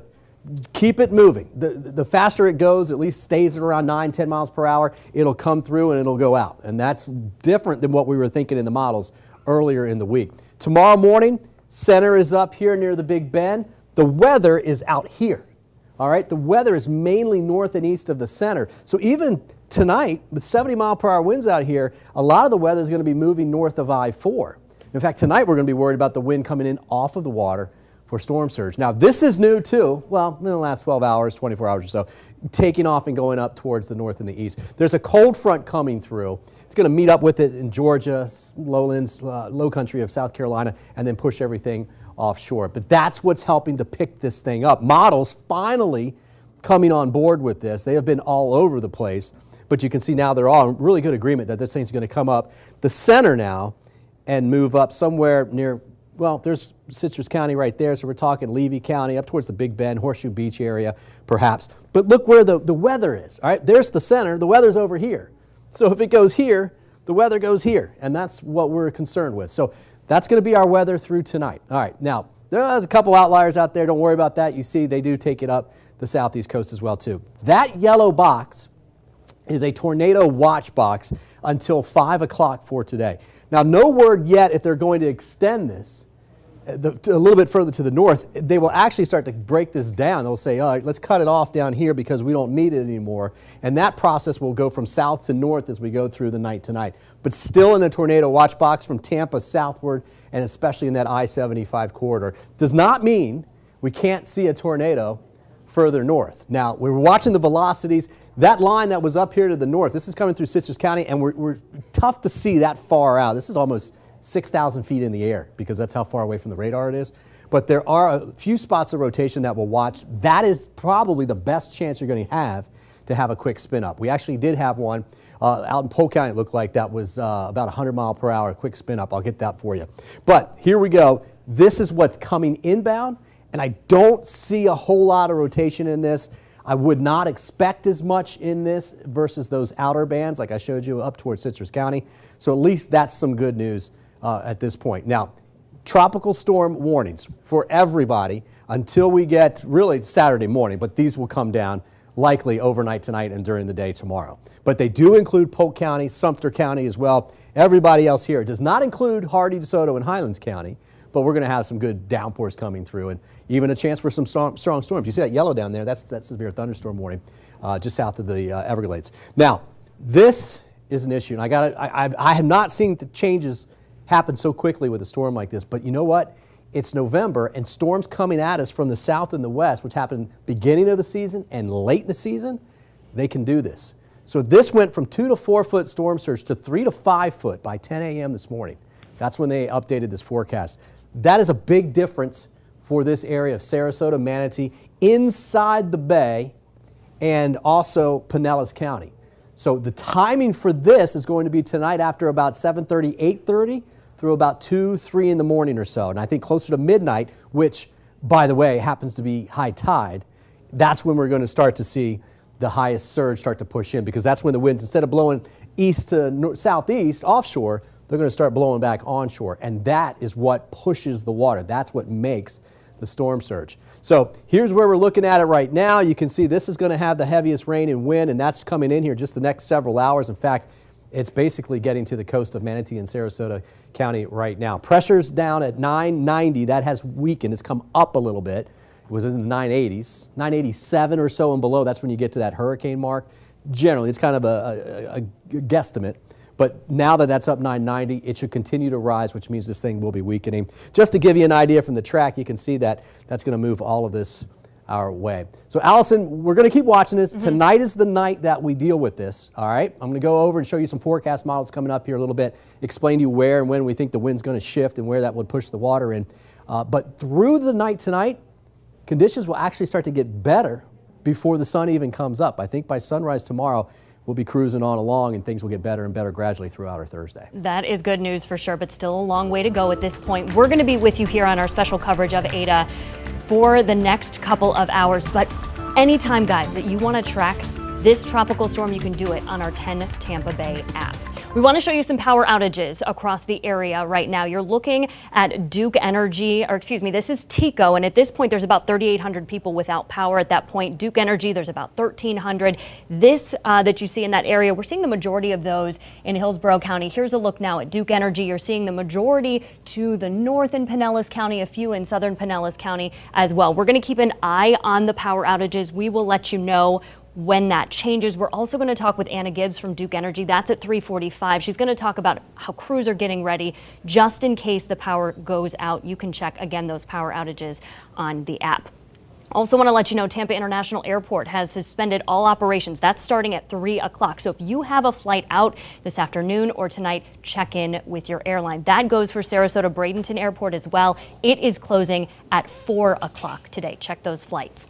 Earlier today, HART suspended all services as well as PSTA. There are school closures with many transitioning to online learning. That's for the rest of the week. We have a full list for you to check out at 10tampabay.com. As of now, Pinellas, Polk, Citrus, Hernando, and Pasco County schools will be closed tomorrow. Sarasota County says it will announce if it will close schools. That'll happen tonight at 7:30. Manatee and Hillsborough County will be closed tomorrow and Friday. 10 Tampa Bay's Candace Aviles spoke to Hillsborough County School Superintendent Addison Davis about the decision to close.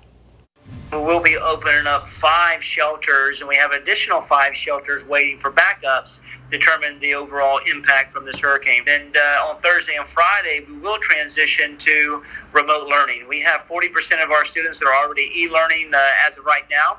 We will take the remaining 60% of our children and our teachers, and we will transition to that remote learning process. Again, check out that list right now at 10tampabay.com to see if your child's school district will be open the rest of the week. Now, we do have crews all across Tampa Bay, and we have them down in our southern counties this afternoon. Take a look at what the Venice South Jetty looked like. This was earlier today around noontime. I can tell you there was a lot of surf. We don't have the video just yet. We want to get to Leah Fernandez, though. She is in Sarasota County. Leah, you certainly have had some strong winds and some heavy downpours throughout the afternoon. Allison, I've been here since this morning and it seems like it is getting worse. You can see just how windy it is, and it is pouring and it is cold. I talked with our meteorologists and they tell me that we're seeing around 30 to 35 mile per hour winds right now, with gusts up to 45 miles per hour. The Sarasota County's administrator did declare a local state of emergency for this area. I'm here at North Jetty Park, and if you look behind me, just look at these intense crazy waves that we're experiencing. You know, I've talked to some surfers that were out here, and the wind is so strong that one surfer told me it took him 40 minutes just to paddle out and to catch one wave. Now, we are experiencing a little bit of flooding on the roads, and there are some road closures, which we do have up on our website. Right now, no evacuations at this point or shelters, but we will keep an eye on that and keep you guys updated. Dangerous conditions out there. We want to go now to Manatee County. Jennifer Titus is there live. Jen, voluntary evacuations have been issued for people that live in some of the island areas and some of those low-lying areas as well. Yeah, Allison, that's where we're at right now. We're out here on Anna Maria Island. We've been out here all day. The rain has been on and off, but in the past half an hour, it has really picked up, and the wind that's also really picked up in the last half an hour or so. The strongest that I have felt it pretty much all day. For the locals around here, I'm literally standing outside the West Coast Surf Shop. The surf shop has stayed open and has been filled with surfers coming up and down those stairs, heading out into the waves. They told me that they haven't seen waves this big in years, but the real problem they're dealing with out there is this heavy wind. They say the wind is really bad. It gets too intense at times, and that's what you can see right now in these conditions. The trees there behind me shows you how much the wind really is moving. Again, Allison, you just mentioned there are voluntary evacuations out here on the island. They are asking people to stay with family or friends, and as a last resort, they have opened up 2 shelters in Manatee County at Manatee High School and then at Mills Elementary. And because of that, schools are moving to online learning on Thursday and Friday. So they're asking, again, that as a last resort to use those shelters. Some of the roads in Bradenton as well are underwater. So just check social media for the latest updates on that. Allison, back to you. Yeah, you can see how strong the wind is, that puddling of water behind Jen. You could see that blowing across the roadway. You got to be careful out on the roads as well. Now, emergency leaders in Pinellas County, they are keeping a close watch on this storm. Right now, there are no official or voluntary evacuation orders in place. They're currently working on opening up some shelters. They will announce those within the next hour or so. We will let you know. 10 Tampa Bay's Candace Avilés spoke with the public information officer, that's Dave O'Connor, about what safety efforts they're going to have in place at those shelters. We have increased sanitation protocols at the shelters. Masks are required inside the shelter. And we have voluntary rapid COVID testing at the shelter. So if you show up, you will have an option to take a COVID test. And in the event that we do have COVID positive folks who arrive at the shelters, we've identified some other places that they can stay, so they're not going to be in the same place as everyone else. Now, St. Pete is going to start offering sandbags at 3:30. We're going to put the locations where you can go and get them at 10tampabay.com. Parts of the Bay Area could see 3 to 5 foot storm surge. That includes much of the coastline in Pinellas County. Bo Zimmer is live along Blind Pass in St. Pete Beach. And Bo, there's some huge waves that you're seeing out there this afternoon. Yeah, this is Sunset Beach right here, Treasure Island, and you can see the surf really coming up. In fact, we've been watching it over the last several hours. We got out here around 11:30 or so, and it seems like it has actually started getting bigger. There are dozens and dozens of surfers out here, onlookers, everyone keeping a close eye. But I want to show you one thing, and I'm out at this beach from time to time. I can tell you that the water is definitely coming up, and as we move through the afternoon and into the evening time, and especially as we get to high tide, storm surge could be a big problem along this beach.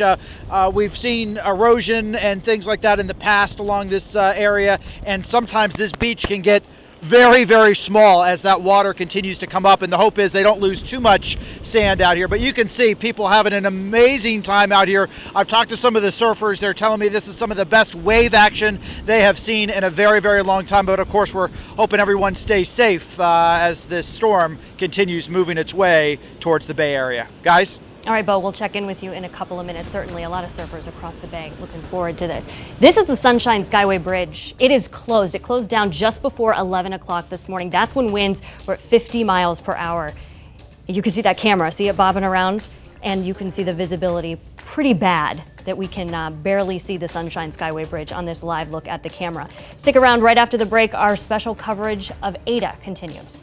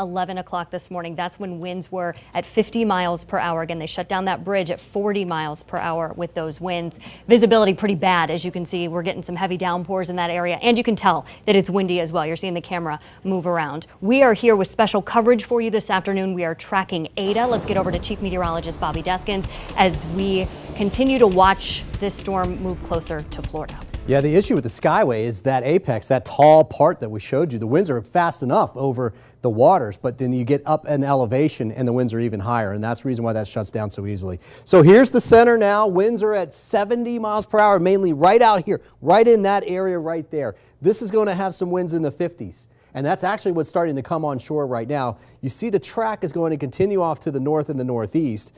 And we do have some really good rain bands. That's, in fact, there's the Skyway Bridge right there. And it's just starting to see the leading edge of that heavy wind and rain. And that's what it looks like right out there. That's what we expect. Now, this is about 60 miles or so. That's probably about 50 miles worth of rain that you're seeing right there. The center is a little bit further, about 65, 70 miles offshore if you went out to here.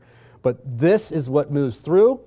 And this will bring the highest winds, the highest rains. Now, this is not necessarily tornadic. There is a chance for that. The cells we had earlier were producing that. Now, what I've done here, this is a 3D volume with the radar, and you see the red in here. I've actually highlighted the areas of higher reflectivities where you have heavier rainfall, because those are the areas where we have convection and you can see some tornadoes. Now, let me put this into motion for you.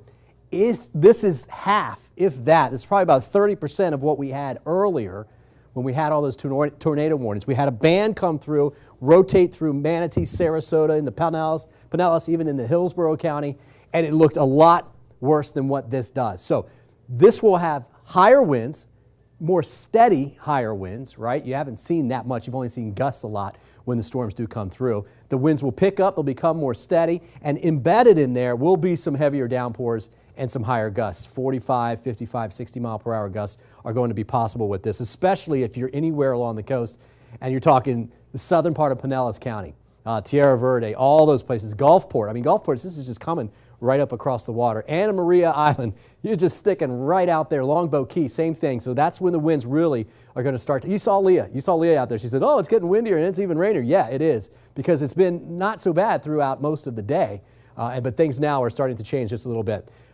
They're right. I don't remember seeing waves this good. Right now, the winds are blowing offshore, so swell is being generated offshore, and with the wind blowing offshore, it keeps it nice and smooth. That's great for surfing. That's going to change tonight, 7:30, 8:30, 9 o'clock. The winds, instead of being out of the southeast, 32 miles per hour right now, they're going to go northwest, west, and southwest, and that's literally going to blow this water right up onto the beach. 3 to 5 foot storm surge is what we're thinking about right now. Core of the winds, there they are, right where I was showing you where all that radar return is. That's our weather this evening. We hope the highest winds stay offshore, but again, that's going to be our best chance to see high winds. Gusting to 32 right now in Tampa. Fort Myers, the highest winds have passed you by. So things are actually going to improve down towards Port Charlotte area. Well, let's say Port Charlotte, give them another couple hours and things will start to improve. But we're now really starting to see the winds pick up. Look at this, gust of 53 in Venice, 52 in Sarasota. Venice, real close to seeing tropical storm force winds sustained. 39 miles per hour is what you need. You're at 37. This weather is going to roll right into St. Pete. Look at St. Pete already. 32 mile per hour winds, gusting now to 39. 23 at Davis Islands, gusting in the 30s. Clearwater gusting to 40 miles per hour. Now, here's the forecast model. This is 3 o'clock this afternoon. There's that area we're watching, right? Bands coming through. 4:30. They're moving onshore. They're not only in Pinellas, they'll rotate through into Hillsborough and even up into Pasco County, but especially as we get towards about 8:30, that core looks like that eastern eye wall will be coming right through the area. That will be the strongest winds that we're going to get out of this, generally out of the south. That is not, at that point, at least initially, a storm surge, but shortly after that, you see this wind here? It's going to start down here.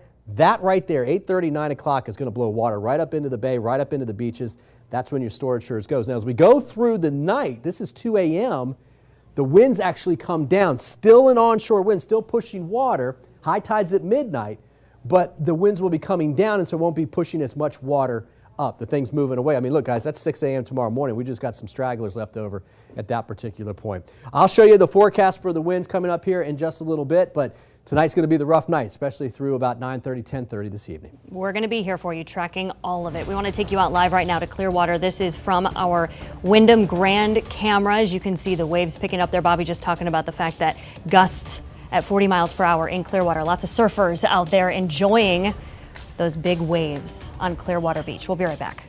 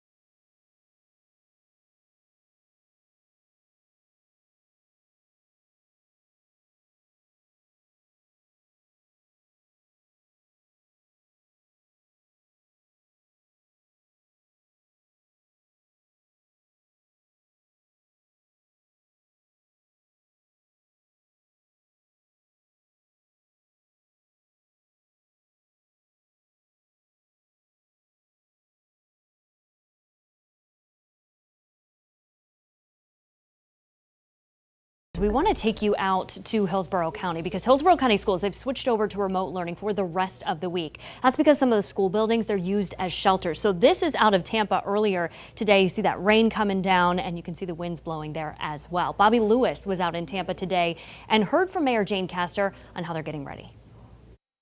Tampa Mayor Jane Castor was about as happy as you could expect a mayor to be, considering a major storm was coming towards her city this afternoon when she chatted with reporters. She said that a lot of that had to do with the fact that Tampa did a great job of what she called pre-planning. The city spent about $300 million to help mitigate flood problems in low-lying areas like Bayshore Boulevard, where I spent most of the morning and didn't really see the water levels rise very much at all, despite consistent rain. While she was chatting with the media, we had our GoPro set up and it captured incredible amounts of rain coming through next to Tampa General Hospital, and then suddenly it stopped. That up and down flow of rain was something that Mayor Castor pointed out in her short visit with the media and said this storm has been so unpredictable. Even though she's excited right now that the city's doing well, you really can't get too excited yet. You should take every one of these weather events seriously, because look at the unpredictability of this particular storm. You know, last night it was just going to be a rain event for our community, and now we are preparing for the possibility of a major storm. So we have got to be prepared as a community that's surrounded by water. We've got to be prepared for these events. Because of the unpredictability of that storm, Mayor Castor said they did call in extra city employees just in case, and they made a few changes around town. If you look downtown, you'll see that all of the cranes that have been working on construction projects down here have been pointed straight up. That's to avoid their resistance in the wind. So Mayor Castor was pleased but cautious. She said getting through a storm like this begins with personal responsibility at home, having a plan, but she also added that, quote, If you get in trouble, we're only a phone call away. As Mayor Castor said, we have to be prepared. Hurricane season ends at the end of November. You're looking live over Clearwater right now. As you can see, some surfers are out there. You can see those big old waves. We do want to let you know that we are all along our coastline. We are out there checking on the conditions for you. We are tracking Eta. We're going to go to our crews in Manatee, Sarasota counties, also in Port Richey when we come back.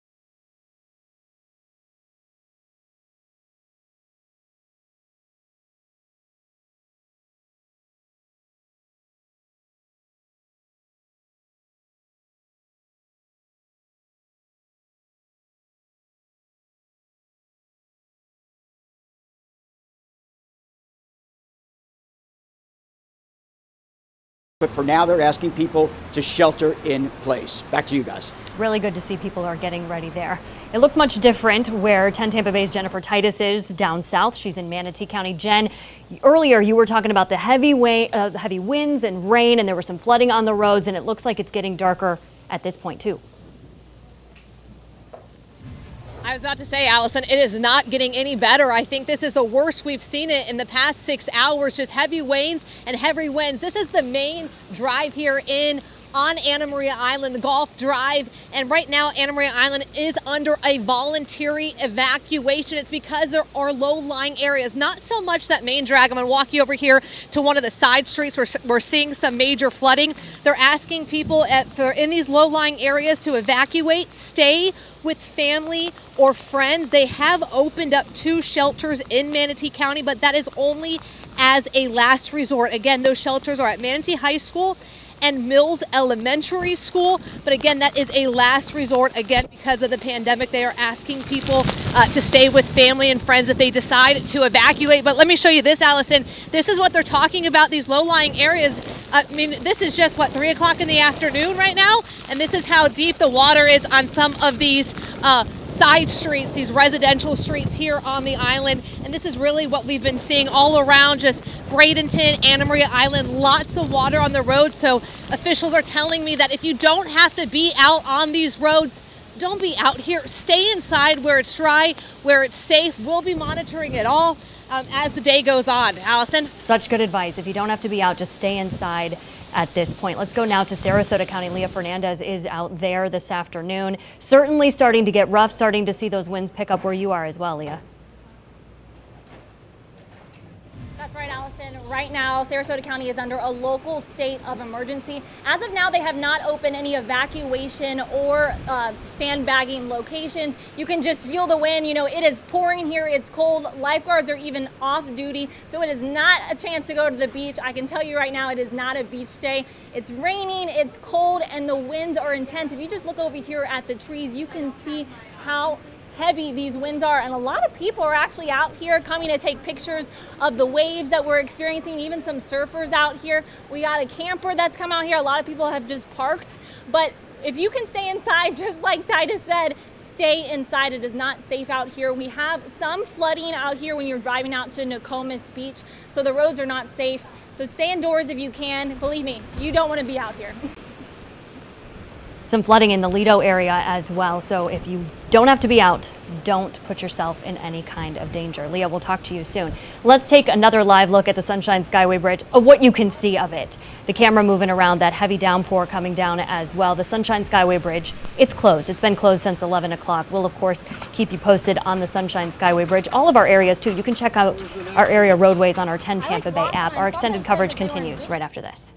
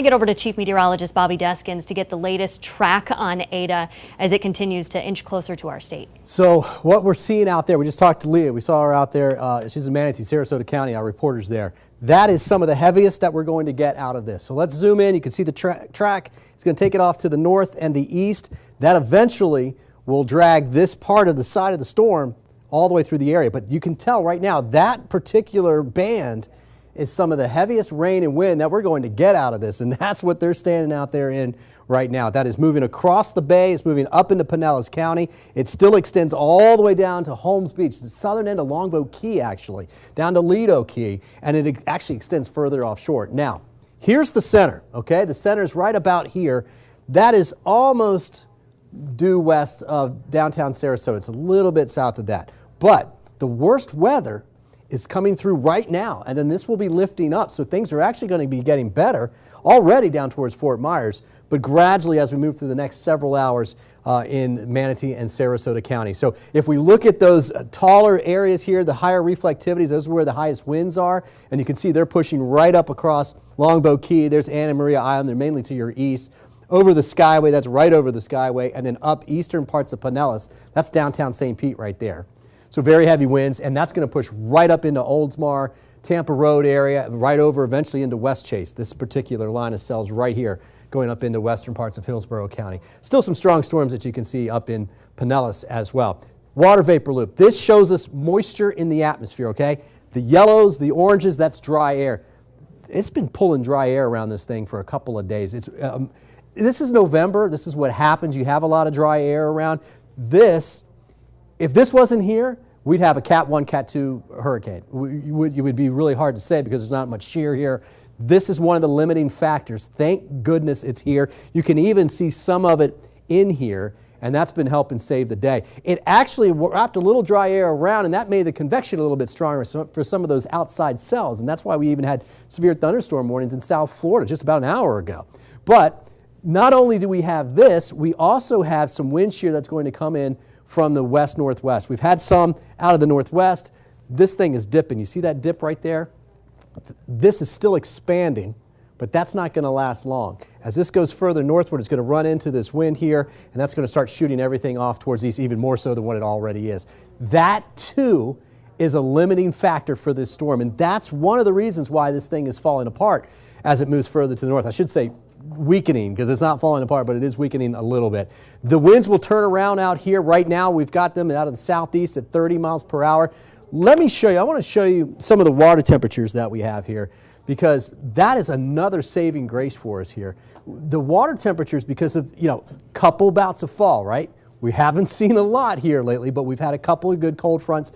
Look what they did to the water temperatures here along the coast. What I've showed you here is everything that's over 80 degrees, because that's kind of the magic numbers to make fuel for hurricanes. When it gets below that, they start to weaken.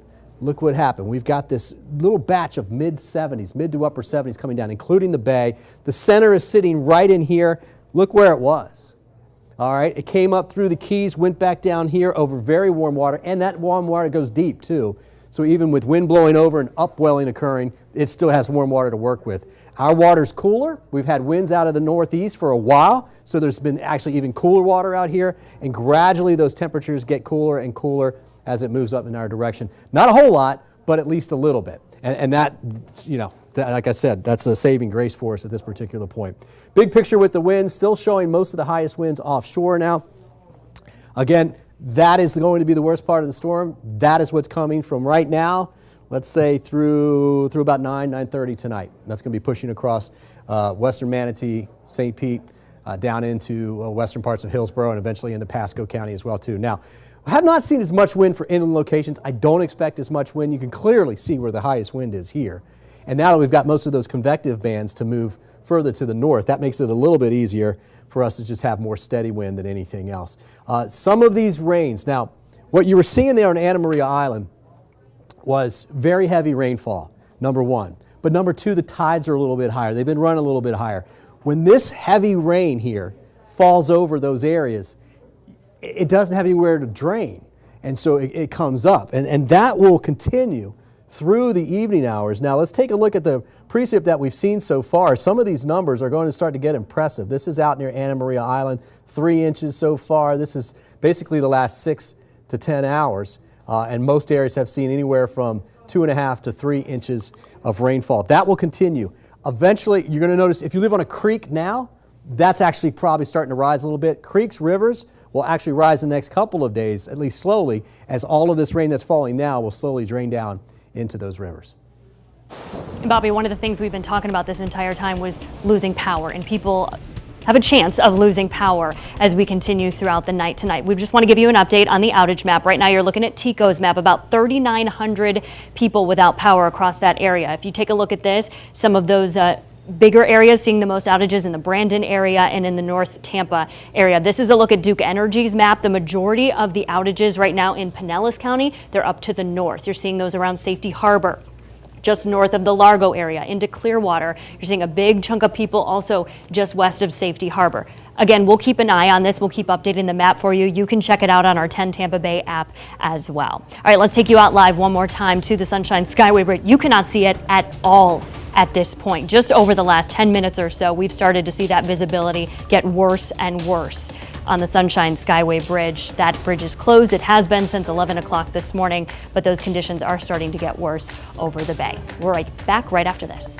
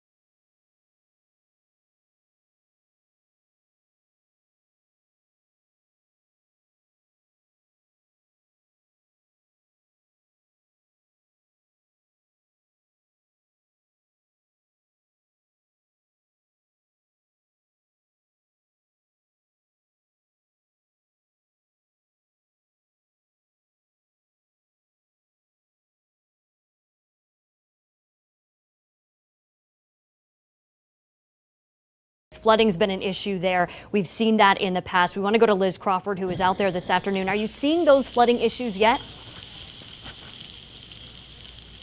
You know what, Allison? It's been an interesting couple of hours. I mean, we've been under a tornado warning for quite a while. Then we came down here when that expired. And the thing about this tropical weather is how it can just change, just like a light switch. So right now, not so bad, right? I mean, it's a little windy. We've got that mist. Every now and then you get a gust. But I'm telling you, just like a light switch, you get one of those bands, and the stuff the meteorologists talk about really start to make sense when you're standing out here, because you start to get some of that rain whipping down, it's hitting your face, it's going sideways, and we have consistently seen that off and on, off and on. Now you get a little feel here. I'm down at the sponge docks because of course you can see the wind, you can see some of the mist hitting the water, but as of right now, I happen to be in one of those calm pockets. So this is how it goes. We know this, we've covered these storms before, we expect that, and just like that, we're ducking for cover because it's windy and we've got all that rain coming down. So I just want to give you guys a little bit of a tour here because I've covered a couple storms here. This area in Tarpon Springs is very prone to flooding, and all the people along this main strip know it. So I have been here even just in the summertime. You get a bad storm and that main strip, you all know it, it's got the restaurants, it's got the little shops, it can flood instantly. So the flash flooding is what we are keeping an eye on here in Tarpon Springs. So you've got some folks, I was talking to them earlier, they are securing their boats, but you know, they're used to this, they are prepared. And again, we're keeping a close eye because as the water starts to rise, we're gonna have to book out of here because again, this main strip is so prone to flooding. Before I toss it back to you, I will mention I spoke with the Pinellas County Information Center. They started that on Saturday where they have this command. You could call, ask any questions. They said the main question they are getting in Pinellas County is where to get sandbags. That information is on our website, and the best advice they have right now for the folks that keep on calling, please shelter in place. Very good advice. What a difference when you look at where Liz is in Tarpon Springs. We were just with Jennifer Titus down in Manatee County. Very, very different conditions. Live right now out of Clearwater, you're seeing the waves pick up there on the Gulf. Our extended coverage continues right after this.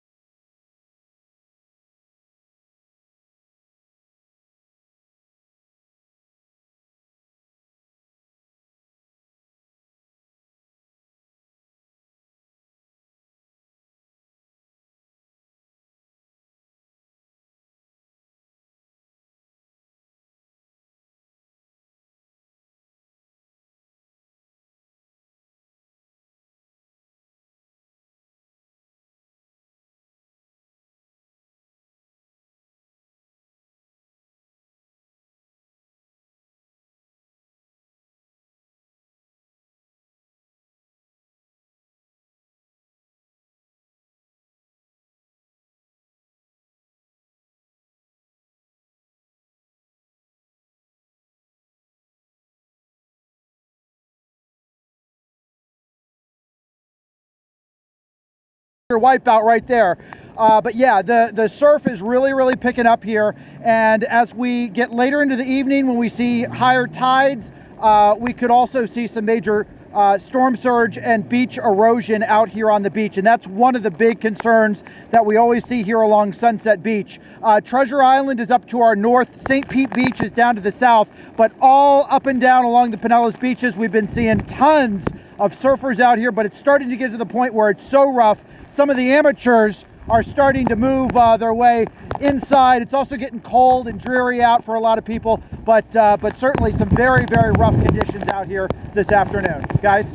Yeah, we can tell it's getting a little bit rough out there for you, Bo. We'll talk to you in a couple of minutes. We do want to let you know about some closures. First of all, the Sunshine Skyway Bridge, that is closed. It has been since 11 o'clock. You can barely see the bridge from this camera. We also want to let you know TPA, HART, PSTA, they've all suspended operations. There are several school closures you need to know. We have a whole list of all of them for you at 10tampabay.com. Tampa International Airport suspended operations at 3. Check your flight if you have one today. Sarasota Bradenton suspended theirs. It's coming at 4 o'clock.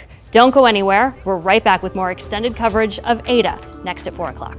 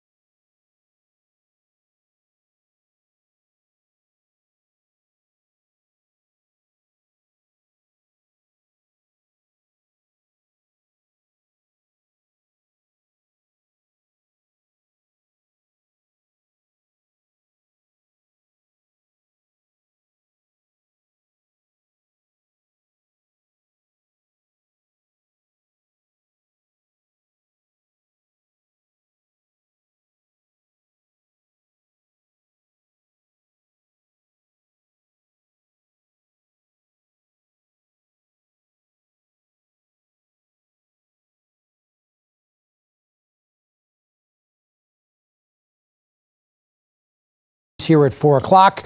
We've been watching the storm, keeping tabs of school closures where the power's out. You're taking a live look right now at Clearwater Beach. We're going to be here with you as this storm makes its way through the Tampa Bay area. Let's give you a look now at the Sunshine Skyway Bridge, which shut down just after 11 o'clock today. You can see barely visible there as the rain continues to come through. 40-mile-per-hour winds is when they shut that bridge down. It has been closed now for a few hours as we're starting to feel more and more of these effects of Eta coming through the Tampa Bay area. Real difficult to see that camera. Yeah, you can barely see it. We've been here all morning. We'll continue to make sure that you feel safe and up to date. I am Ryan Bass here with you on 10 Tampa Bay. And I'm Carolina Lee. Governor Ron DeSantis has declared a state of emergency for 21 counties.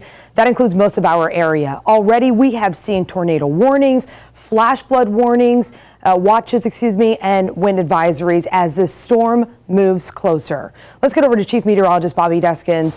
He has been working all day long, making sure that we are up to date with what exactly is going on at that moment. So good news from the National Hurricane Center. They have dropped the hurricane watches, which essentially means we don't think it's going to strengthen back to a hurricane, but it's got 70-mile-per-hour winds just offshore at this point. We still have tropical storm warnings for all of these areas from south to north as we go overnight tonight, okay? And the weakening should continue with the storm itself as we go through the overnight hours as well. All right, let's talk winds now. We're starting to see some of the highest winds we're going to get. Steady winds in the low 30s. Manatee, Sarasota County along the coast. That's west of I-75.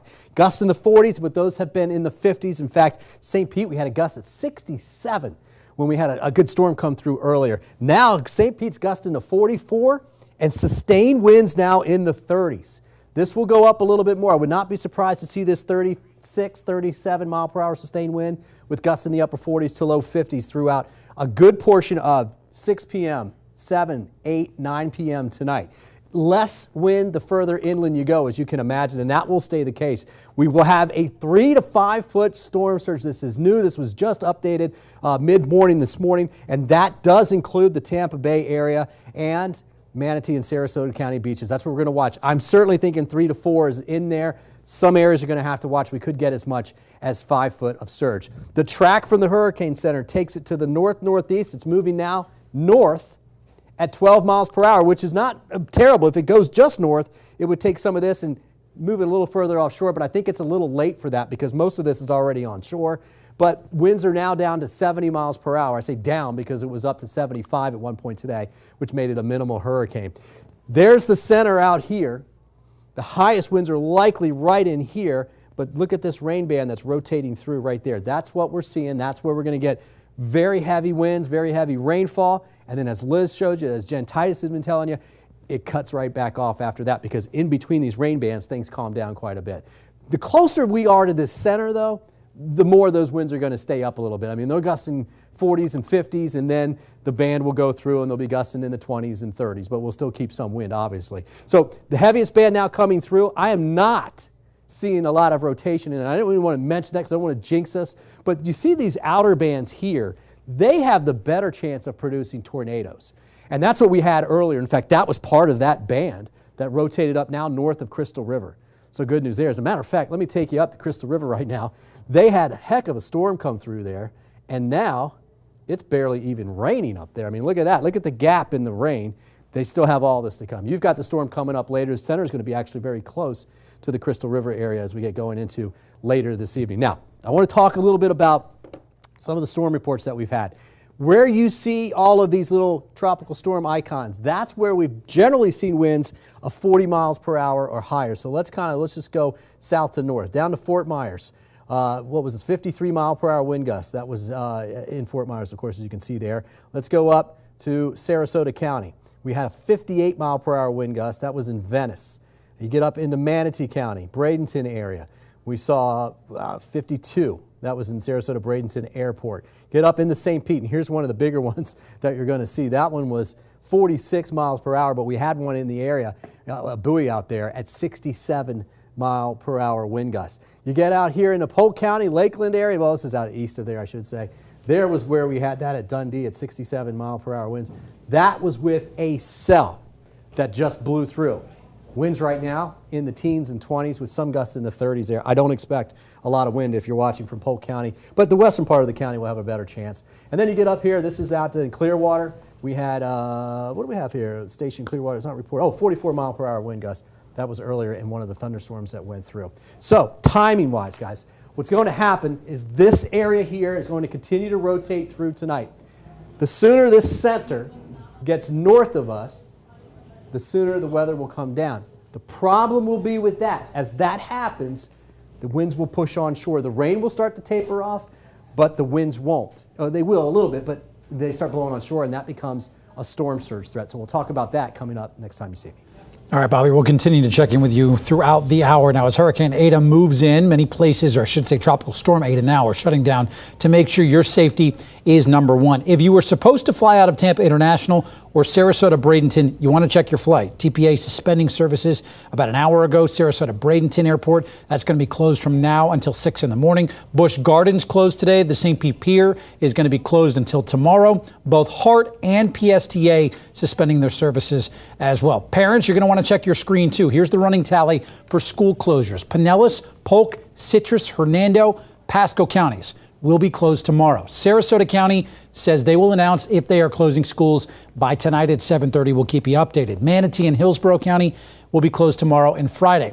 Hillsborough County Superintendent Addison Davis saying all students will transition to remote learning for the time being.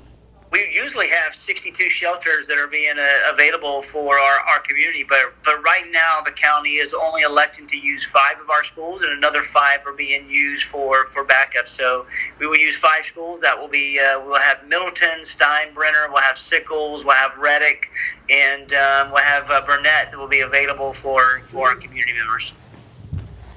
Certainly good to remember there. Hillsborough is not the only county opening shelters, though, but all of those counties and those shelters are keeping COVID in mind. Pinellas EOC says masks are required inside the shelter. They have voluntary rapid testing at the shelter as well for COVID. If they do have COVID positive cases, they've identified other places those people can then be kept so they're socially distant from everyone else. Many shelters are asking that you bring your own masks and PPE to try and ease the load to make sure you keep everyone safe. All right, so let's take a look at power outages here. This might be a little tough to see. I'm going to turn down the brightness here for just a quick second to see if that works for you. All right, might be a little easier to see now. This is from Duke Energy. Power outages just refreshed here across the St. Pete area here. You can see North St. Pete near Clearwater Palm Harbor, about 1,000 right now. Just over 1,900 customers have power outages there. 2,200 for Tico here in the Tampa area. You can see kind of north of downtown. We've seen a lot of those power outages there. And then if we take a look at Sarasota and Manatee counties here, about 1,000 without power in Manatee, 2,200 in Sarasota, Hardy, nobody without power over there. So we'll continue to watch these power outages. We'll let you know when crews are able to safely get out there and start restoring power around Tampa Bay. Sarasota up to Pasco County, we have crews checking on conditions all across the Bay Area. We will take you out live to those locations throughout this show, but we want to begin with Bo Zimmer, who is live on Sunset Beach in Pinellas County, and we've been watching all afternoon, and that water, the chop of it, and people out on the beach. Bo, what is it you're seeing? Well, I can tell you, we can definitely classify the water out here as starting to look angry. I asked one of the surfers out here to describe the conditions. He said it's like a big washing machine. And hold on, Angela Clooney, our photojournalist, holding on for dear life out there. But yeah, it is definitely, the conditions are deteriorating here along the beach, and it's gone from big swells to just a lot of chop and white caps and a lot of messiness out here, and a lot of people out here taking this all in, checking it out. We've seen a lot of surfers throughout here. In fact, if you look over there, you can still see about a dozen or so surfers out in the water, but fewer and fewer are out here as the conditions start getting really worse. And the concern that we're having right now is that as the day goes on and the tide comes up, we could see some major beach erosion along some of our Pinellas County beaches. Sunset Beach already doesn't have much coastline to work with, and you can see up here along the dunes here that designed here to kind of keep this beach intact. They've had damage from previous storms, and it's going to continue to wash away up here. So we'll be keeping an eye on the situation, but a lot of surfers out here and a lot of people keeping a close eye on the conditions as the water continues to come on in. And of course, the surfers, yeah, thank you, Bo, taking advantage of the conditions right now as they're out there. So Pinellas County commissioners had an emergency meeting this morning to go over storm plans. Some community centers with generators are open for those who don't feel safe at home, but no one in Zone A is being evacuated. Sheriff Bob Galtieri says with the potential for power outages, traffic signals might not work. So he says it is a good idea to stay off the roads. So I'll make sure to remind everybody tomorrow morning before they go out, we'll be doing early damage assessments tomorrow by best accounts. And this is a very fluid storm, as we know, and it's ever changing, is that we're probably going to see the brunt of it somewhere around 1 a.m. this morning.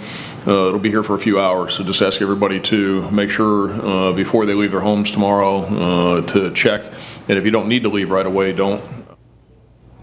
So we made it really easy for you guys to track the tropics all from home. Keep an eye on Eta and what's going on. Just text the word tropics to the number right there on your screen. You'll get a link to our hurricane headquarters. Everything that is up to date all lives in that one place. I do want to say, though, because we saw some of those shots of those surfers out there where Bo was. Sarasota PD has sent out a tweet saying this is not a beach day today. So just be careful. There's no lifeguards on duty out there. I know that a lot of people want to get out there and obviously catch up on those waves and the surf, but just be careful. Some of those surfers are very experienced. 100%. But just be careful out there. You see that? We don't want to encourage people to get out there because obviously the waves and all of that can be really, really dangerous. I mean, take a look at right here. This is, I believe, Clearwater Beach, right, Mandy, that we're looking at right now? That is. Waves not as bad here as we've seen in some of our southern counties. Yeah, no. And remember, if you are planning on traveling, Ryan brought it up a little earlier, make sure you check with your airline. We've got Tampa International as well as Sarasota Bradenton closed, and so you need to make sure that you are looking ahead before you go ahead and make a trip out there. For obvious reasons, the airport is closed down. More coverage will continue right after this.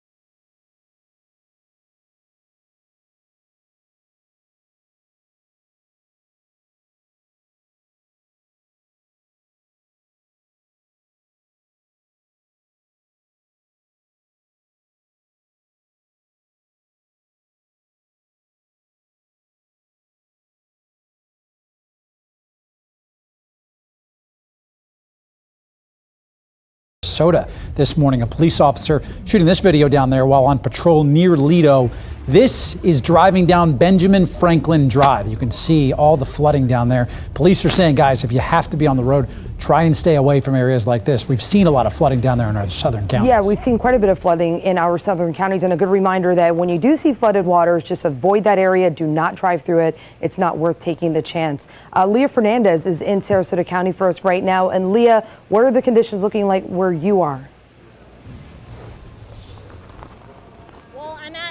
Jetty Park right now in Sarasota County, and you can see the conditions are getting worse. The rain is heavier, the winds are stronger, up to 50 miles per hour. And even though the jetty is closed, we've been seeing a lot of cars come out here just to hang out and take pictures of the waves we're seeing. They are pretty crazy, but this is really not a safe situation to be in, especially with some of the flooding that we are experiencing out here on the roads, and that has caused a lot of road closures as well. And here's some that you should be aware of. The road on Manasota Key at Blind Pass Beach is currently underwater by approximately 1 to 2 feet. The roadway at the Charlotte County line and Manasota Beach Bridge is also closed.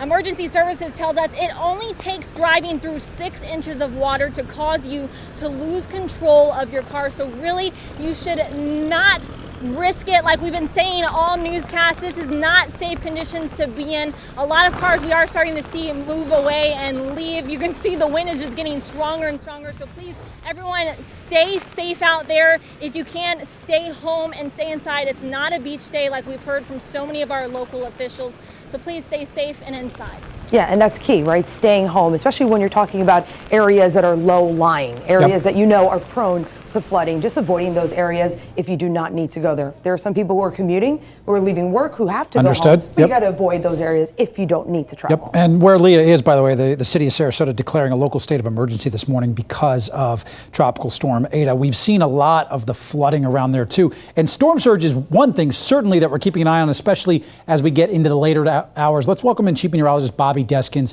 with us now. And Bobby D, I know that storm surge is something you talked about just a few minutes ago. We really have to keep an eye on that. Yeah, and you could see from where she was, that water was getting very close to the tops of those jetties that are out there. And the water is just blowing parallel to shore at this particular point.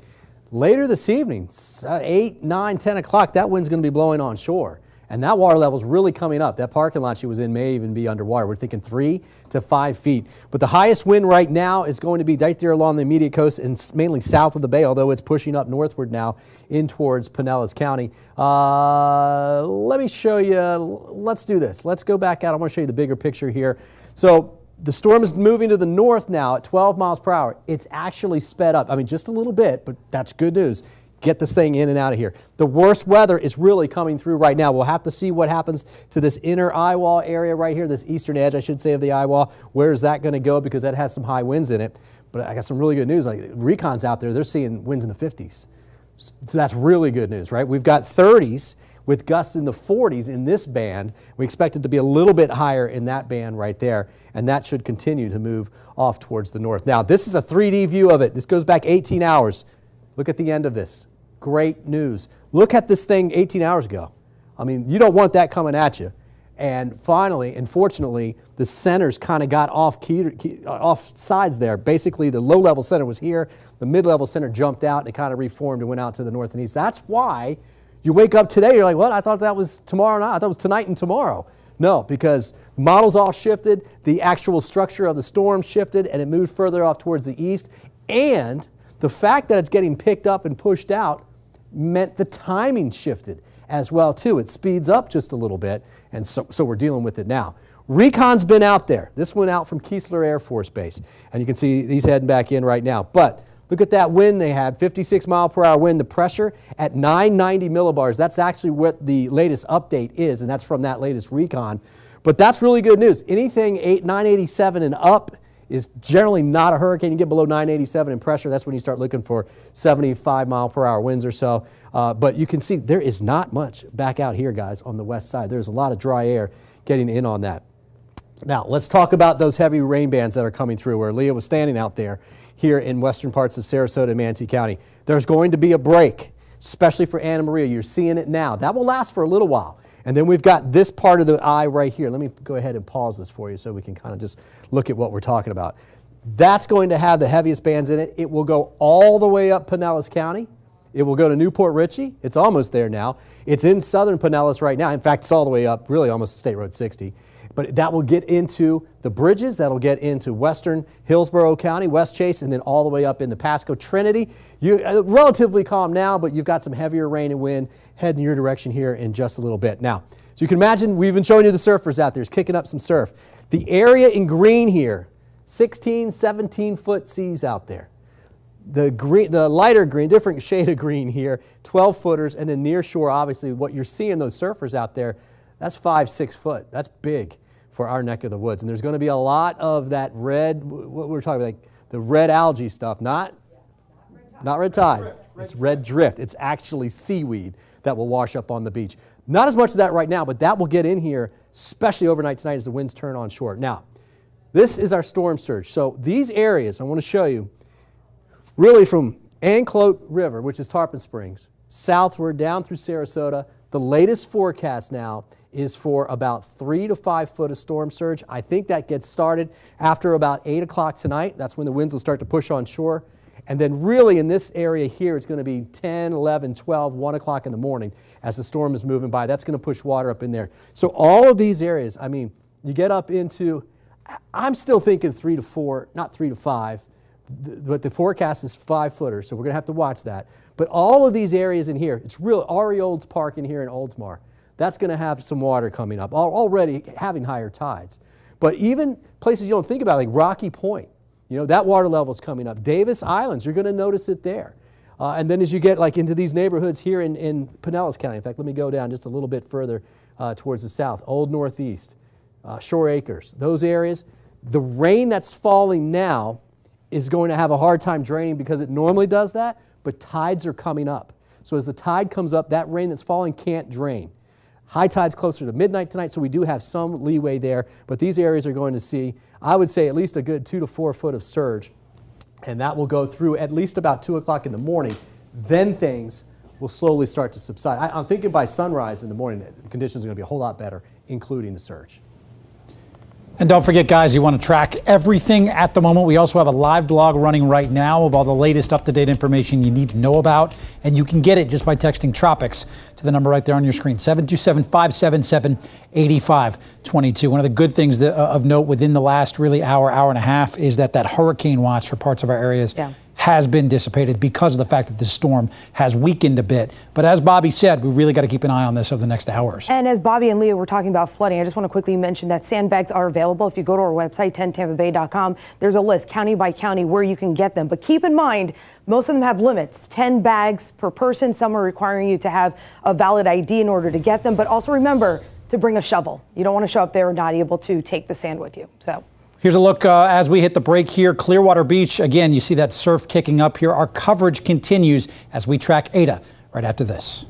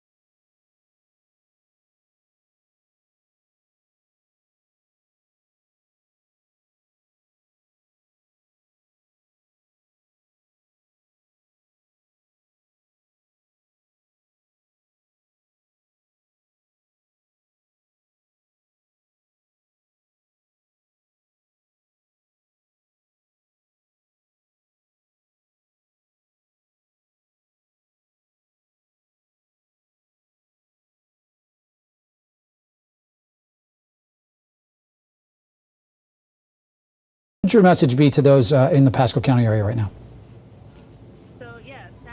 Operations are open 24 hours or for as long as we can maintain that operation in a safe manner. We ask all of our citizens to please remain in place. And for those that are in low-lying areas that feel as though they are not in a secure area, to take this time and seek shelter with a family, a friend, stay at a hotel. Now is that time to stay at hotels if you can afford to do so. Hotels are available and open to take on citizens if need be. So please take that time to be able to take a look at what your current status is. If you do have items in your yards or on your property that are loose, please ensure that you take this opportunity to secure them. Like that, we ensure we're not having items that can be considered projectiles that have another property or even a person. Monica, thank you so much. We wish luck to you and your team up there in Pasco County. Of course, you guys have been keeping us updated on Twitter as well. Good resource. We will continue to watch how conditions look up there. Monica, thanks so much for joining us. She mentioned shelters. In a lot of our area, we've seen that shelters are available, but they're really telling people to focus, to stay with your friends and your family, if possible, because of COVID-19, because of distancing. But they are available for people who have medical conditions that really need a place to go to. And a lot of those shelters, again, have those COVID-19 protocols in place. So be ready for temperature checks and so forth. Exactly. Remember to bring your sanitizer and all that as well if you do have to go to one of those shelters. Again, looking live at Clearwater Beach here now. You can see rain on the camera, the wind picking up, some of those waves and surf obviously picking up as well. We'll continue to track Eta right after this quick break. You're watching our special coverage here on 10 Tampa Bay.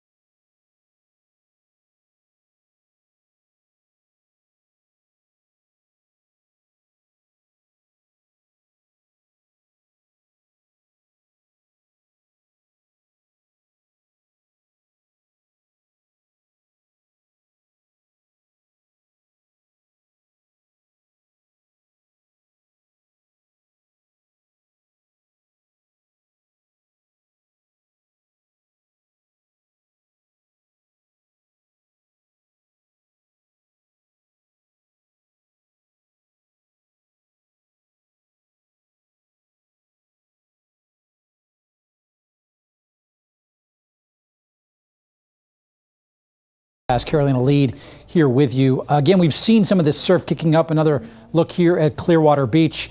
We've seen the rain be consistent. We've seen flooding throughout our area as well. Those are some of the initial effects of this storm we've seen here. And then we've seen moments where it's cleared out a little bit. But again, you don't want to be taken, for that. Just be prepared that you may see another gust. This is the Sunshine Skyway. It's really hard to see given the conditions. That camera's been swaying back and forth too. Yeah, it's swaying. It's been close. That's about as bad as it's going to get, Bobby? Okay. All right, our special coverage continues here at 4:30. Ryan Bass, Carolina Lead with you. Governor Ron DeSantis declaring that state of emergency. He did for 21 counties, and a lot of them really in our area because of where this is headed. Let's get over to Chief Meteorologist Bobby Deskins, who is tracking Eta for us this afternoon and all throughout the day. Yeah, well, here it comes. It's just about here now. In fact, it's brushing right up against our coast. That is some tremendous surf here. The wind is still blowing offshore. I showed you those waves that are 16, 17 foot well offshore, right? When that wind starts to turn back around, then it's what we surfers call it, say, victory at sea. It's an old movie. It was just crazy. It's called victory at sea because then it's blowing this direction. Now, it does a couple of things. One, you get that storm surge. Tide's coming up, water gets pushed up to the beach, water comes up, 3, 4, perhaps up as much as 5 foot, I think 3 to 4 footers. And then you've got waves on top of that. So anything along the Gulf front, that's Lido Beach, Lido Key, Longboat Key. You get down to Anna Maria Island. You have waves on top of that surge amount. So that's something to think about when that does come up. And that looks like it's going to be, unfortunately, overnight tonight. Southeast winds at 31 miles per hour. That's sustained wind. You need 39 to get to tropical storm force. Let's run the model for you. This is this afternoon. Now let's go out just a little bit to about 5 o'clock. What are we looking at now? 4:30 now. There's some of the heavier band. Look, this is the band that just came through. We're showing you now on the Skyway Bridge. That's this band. It's rotating through. The heaviest is just offshore, and the model's still saying that that swings through about 8:30 tonight. Now, it's at that time that initially we're going to get the heaviest wind and rain coming through, but then just beyond, and already in Manatee and Sarasota County, we're starting to see that wind come on shore. And then after 8:30 to 9:30, this is 11:30, now we've got winds blowing out of the south and a little south-southwest. That's pushing water in. That'll start to fill the water up in the bay. So from 8:30 to 11:30, the water's going to start to rise. You're going to get some really heavy winds, especially Pinellas County, western Hillsborough, western Pasco County, closer to midnight tonight. Then after about 2 a.m., yeah, we have south to southwest winds, but the winds come down just a little bit, but still very high surge levels at that point, at least 3 foot or so. And then you can see as we get towards sunrise tomorrow morning, just before it, the wind's coming down. Still on shore, still some bands that are going to be training, and that's something we're going to have to watch. This will be moving in this direction. So if you're in Bradenton or say Duet especially, moving right over top of Duet, you can get some real flooding in these type of rain bands, but they should be rotating through. So I think we'll be okay, but that's on top of the rain that we've already seen. And it's out of here. I mean, through the day tomorrow, we actually calm things down. So here we go with 5 o'clock. Winds blowing out of the south and the east, but the highest winds starting to get close to the coast. Then as we go through 8 o'clock, there it is. Look at Pinellas County, western Hillsborough, Trinity, Newport Richey, Port Richey, Hudson coming on up about 8, 9, 10 o'clock tonight. Now, this is 11 o'clock. Look at Sarasota. Tropical storm force winds, sustained winds now in the 30s there. That's going to come way down by 11 o'clock tonight. So things will get better. And then notice as we get towards about 3 in the morning, Tampa, southward, winds are really coming down. And that's key because that's when that wind is blowing water on shore. And that's why I think we'll be somewhat limited for the surge, but we're going to get some. And then you can see it's still in Citrus County by about 3 in the morning. After that, the highest winds will be coming up. Now that orange that you saw that's skirting right along the coast, that's in that 60 mile per hour range, or at least a possibility for it. And in typical thunderstorms, you'll get a severe thunderstorm warning for that. But that is because that's where you start to see damage to some structures, certainly trees and limbs and things like that. But we're talking damage, we're talking chances for if it's a weak carport or an awning or things like that. This is not blow your house down type of wind here. This is a tropical storm after all. Now, the chances of us seeing tropical storm force winds sustained now, that means a steady wind, we haven't really seen it too much, are going up, and it's right in this area right in here. So it's mainly Pinellas northward, but western Manatee's in there as well too.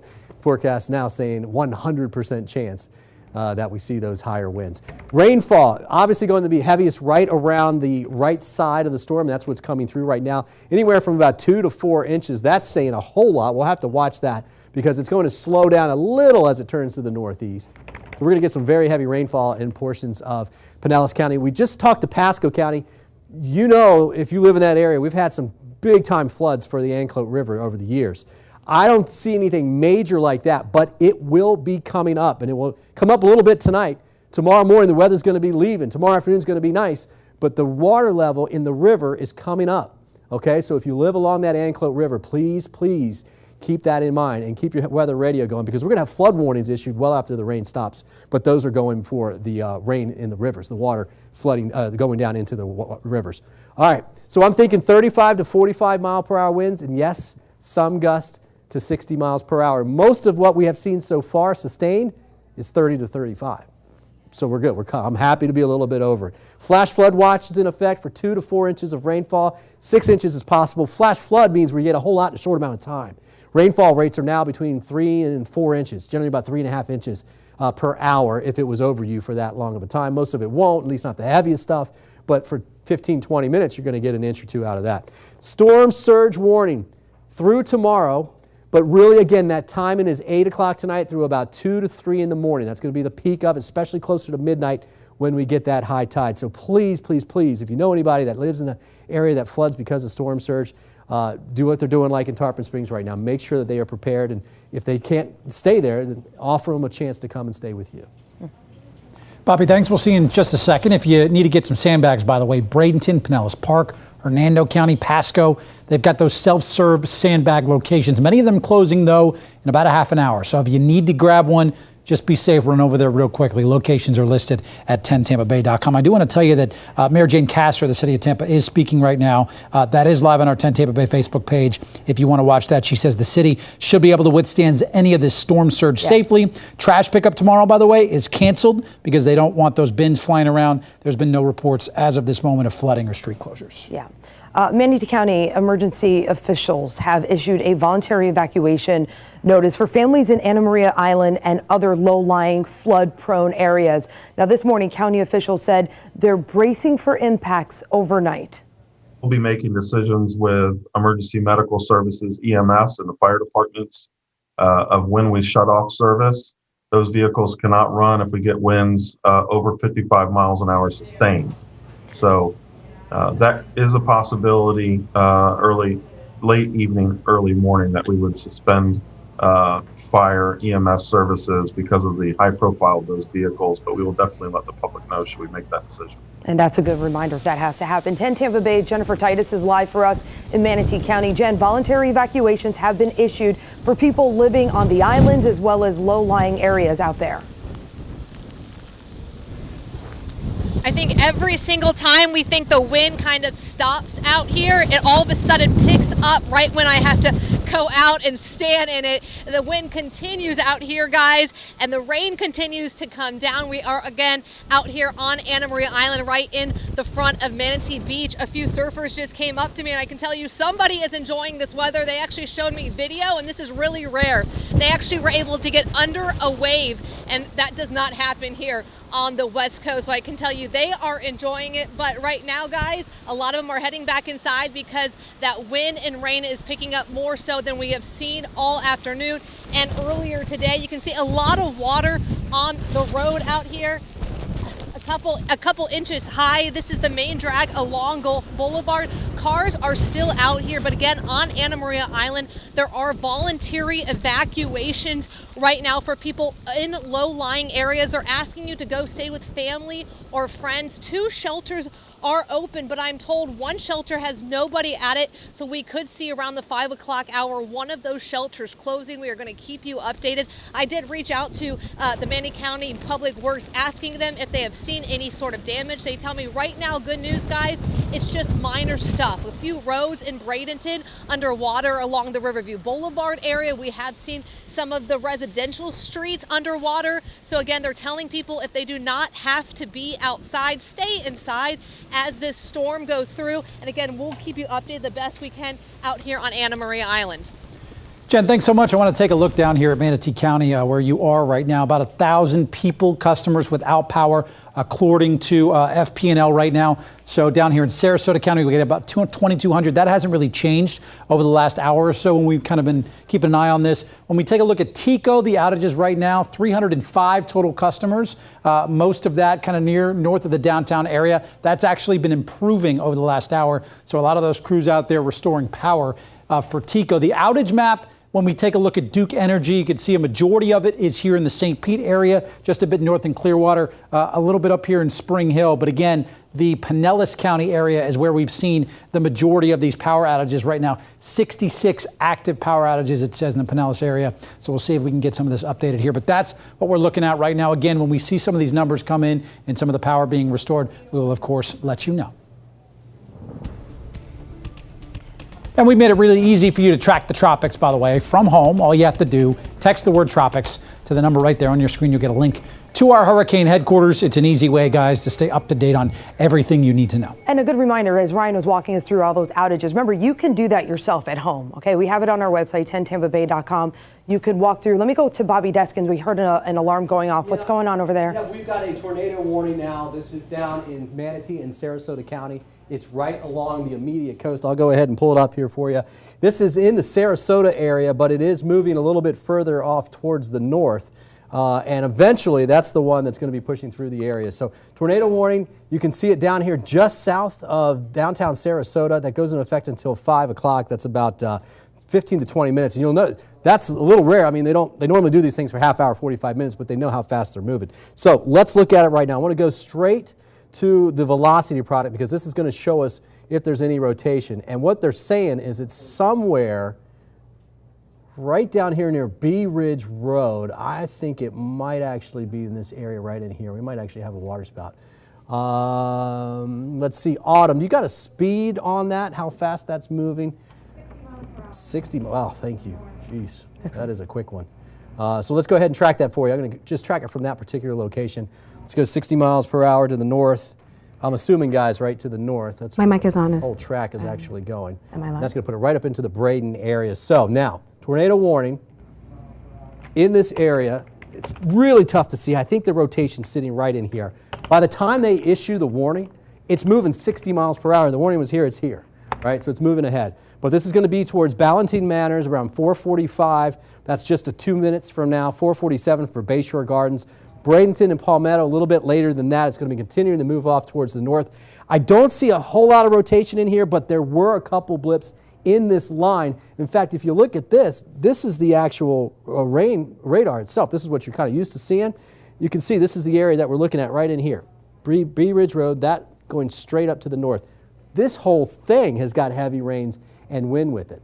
But tornado warning means you want to be in the bottom of your house. If you got a 2-story house, you want to put as many walls between you and the outside. Not a time to run to the window and go, hey, there's a tornado out there, let's go check it out. Because even if it doesn't go by your house, it can pick up branches and limbs and things like that and throw it to your house near the window. So that's something that we want to keep a very close eye on. Now, this is going to continue to rotate through. Let me put that into motion for you. Yeah, it's so tough to see here. I'll put it in velocity, see if we can see. When something like that is coming through, what you're talking about is going to be like in the most inner part of your home, is that right? Yes. That's really where you're trying to get protected, away from all windows, away from any danger that could come through those windows. Yep, absolutely. That's the key. Anything that's on an inside wall too. Got it. We used to say Yeah. bathrooms because they have pipes and plumbing, but a lot of bathrooms down on the outside of your home. Yeah. Outside. Growing up, we were told the same thing. Yeah, it was a bathroom, a tub, etc. And the plumbing is PVC a lot of the times now. You know what I mean? But yeah, still, it's not that can copper, help. but still. The kids, keep an eye on the kids. Bring them in. You want to bring pillows and blankets with you. These things, guys, they tend not to last very long. And they're moving so quickly, they're in and they're out. But they can produce damage. 80, 90, even 100 mile per hour winds are possible out of these, and it will continue to quickly go. I got to bet this was probably somebody spotted a water spout and is drifting towards land, so it's going to put it right up here near the Bayshore area and eventually right into Bradenton here by about 4:52. So give it about another 7 minutes or so. Really tough to see. I just don't see the rotation in that one, and that's how they've been all day. The line that came through earlier today, if you were watching this afternoon, we had all the tornado warnings, much more severe looking than what this one is right here, okay? You can see a couple spots here with higher reflectivities. But for more than anything else, I'm not going to expect a whole lot. In fact, looking for the chance for some other spin-ups here, you're not going to see a whole lot. See, these areas right in here, let me circle it for you. This is what they're looking at. Anytime you have green next to white right in there, those colors, what this is showing you is that regular radar, the radar sends out a signal, bounces off of raindrops, and comes back to the radar and says, hey, I saw a lot of rain here, a little bit of rain here, and not much rain over here. That's all it's telling you. Doppler radar, you always hear Doppler this, Doppler that, right? Doppler, whatever. Doppler is a principle. It's a scientific principle where it measures the shift in the wavelength. The signal that comes from the Doppler, the radar, we know it goes out at a certain frequency. So we know that frequency. We set it out at that. But if it hits a raindrop and that raindrop is coming back towards the Doppler, when that signal comes back, it's not going to look the same. We can measure the signal that comes back. And so then what we do is we do that for velocity. That's what velocity is. Inbound in green, outbound in red. And if you get a bunch going that way, right next to a bunch going the opposite way, you've got rotation right there. That's why we tend to show you this.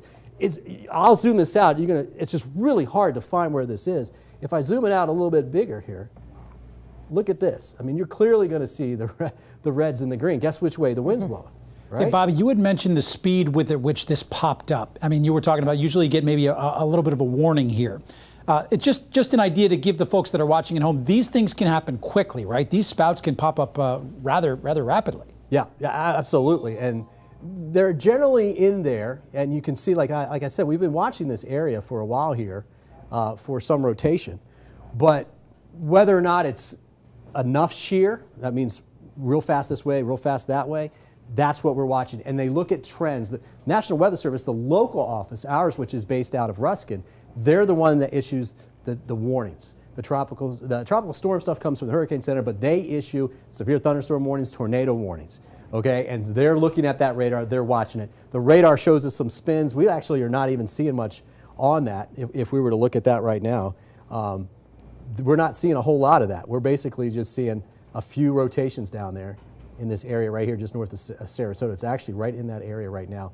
And I wouldn't be surprised, you know, Autumn or Natalie, let me know if they let that go, because again, this is in effect until 5 o'clock.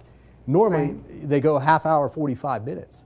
But because they come and go so fast here, we're going to get that go a little bit shorter. It's really tough to see right now. It would be right in this area here of North Sarasota and then drifting further off towards the north.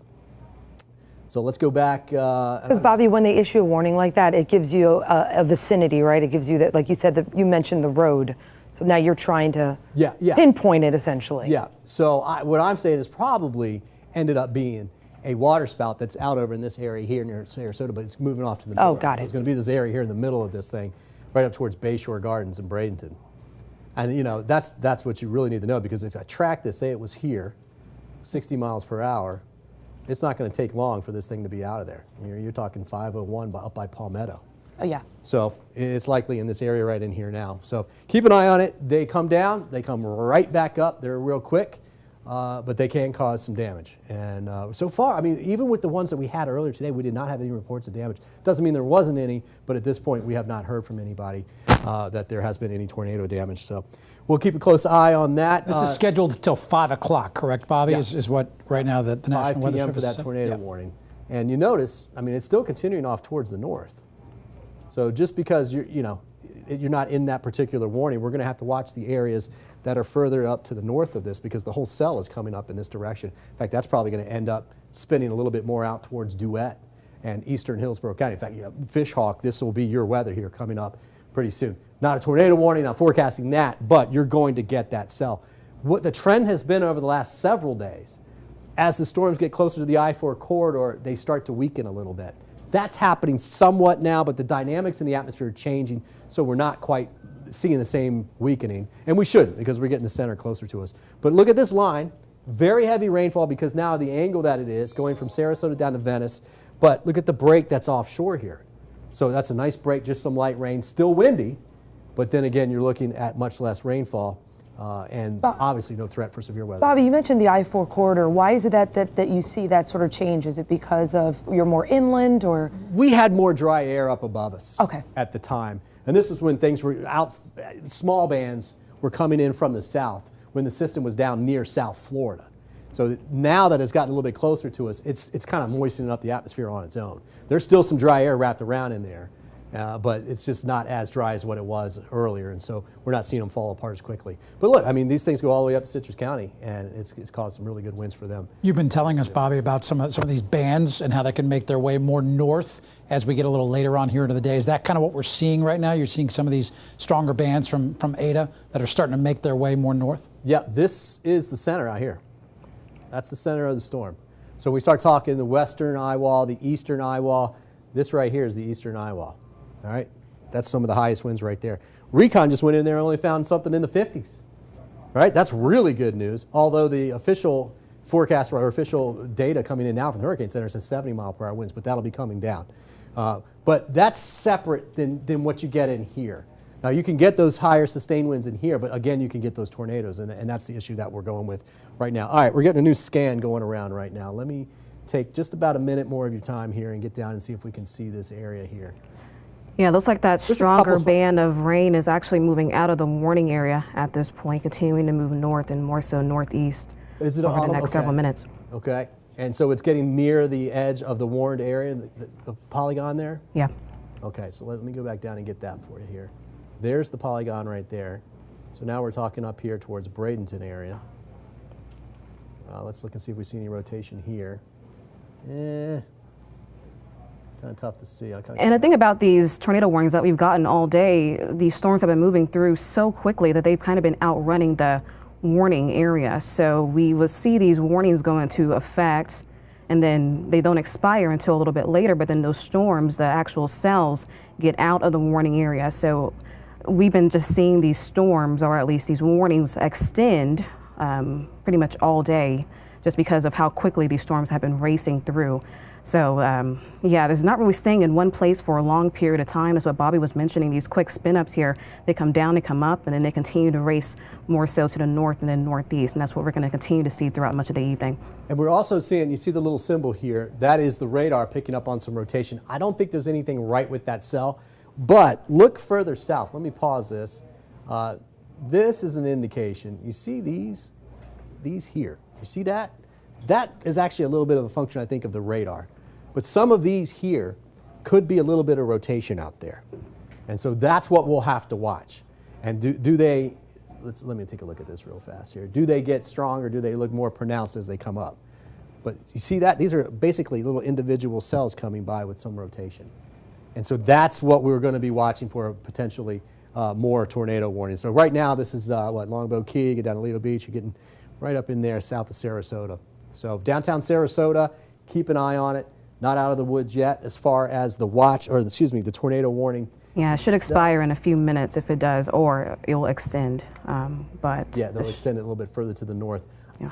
I don't see anything. Bobby, major. real quick, I want to mention to our viewers so that they know, those who are maybe just tuning in right now, we've got Chief Meteorologist Bobby Deskins, of course, leading our coverage, but we also have our meteorologists here really working. It takes a team of people to get this done. We've got meteorologist Autumn Robertson as well as Natalie Ferrari, both of our meteorologists here helping Bobby out tonight. And I believe Rick Kirby's also working remotely, yep. But we've got a team of people who are working throughout the day and the afternoon.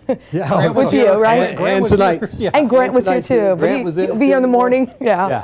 Well, you know, it's our Super Bowl. That's what we do, right? Yeah. This is what's called the correlation coefficient. Now, what that is a raindrop is basically kind of round. Not exactly round, but kind of round, right? Doppler radar, the old Doppler radar used to send out just a wave, went up and down like this, right?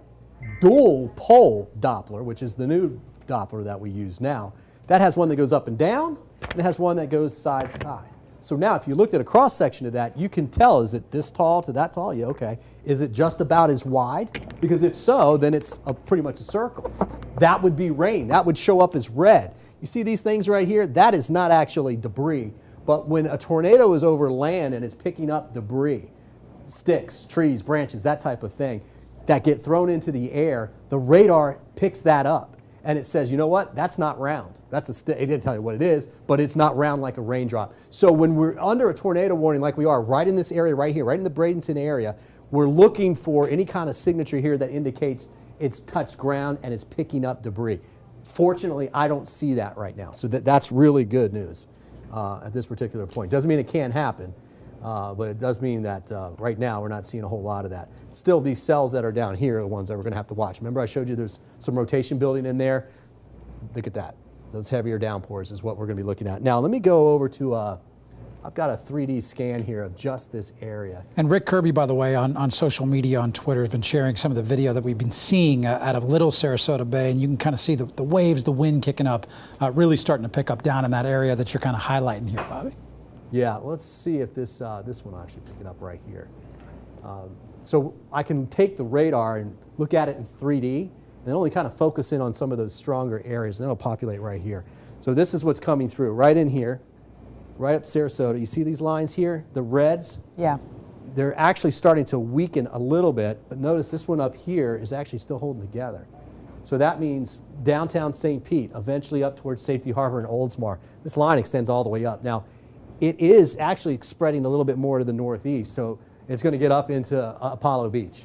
What kind of wind gusts are we seeing, Bobby? Well, wind gusts right now, I would guesstimate, right at this particular point with these storms, 45, 50 mile per hour winds. Right now, the tornado, if a tornado actually touched down, that's going to be 80, 90 mile per hour. Right.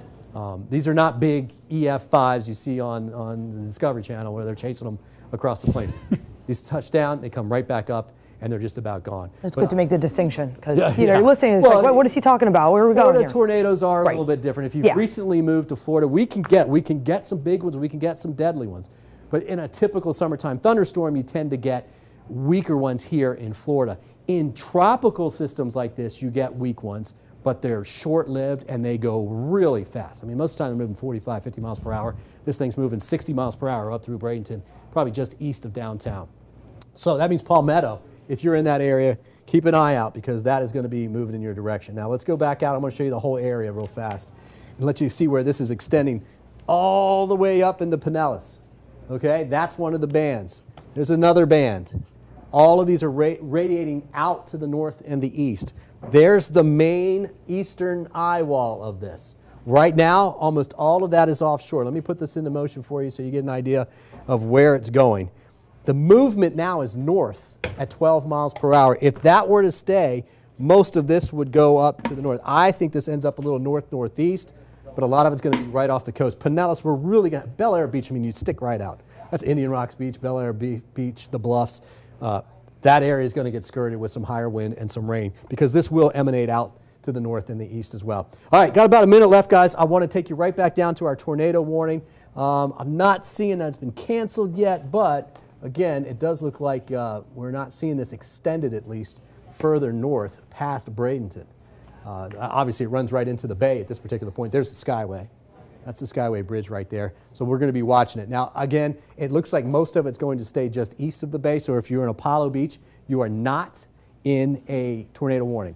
But watch these cells coming through because they're going to have some very gusty winds. Tornado warning will expire in just about a minute and a half for this particular area. I'd be concerned for this area west of Lakewood Ranch and again up on Highway 64 just east of downtown Bradenton. Basically the I-75 and 64 junction, maybe just a little to the west of I-75. That's Ellington, basically, right? Isn't that that's just south, I think, of the shops there. Of the shops, yeah, the mall. That's heading right over top of Ellington.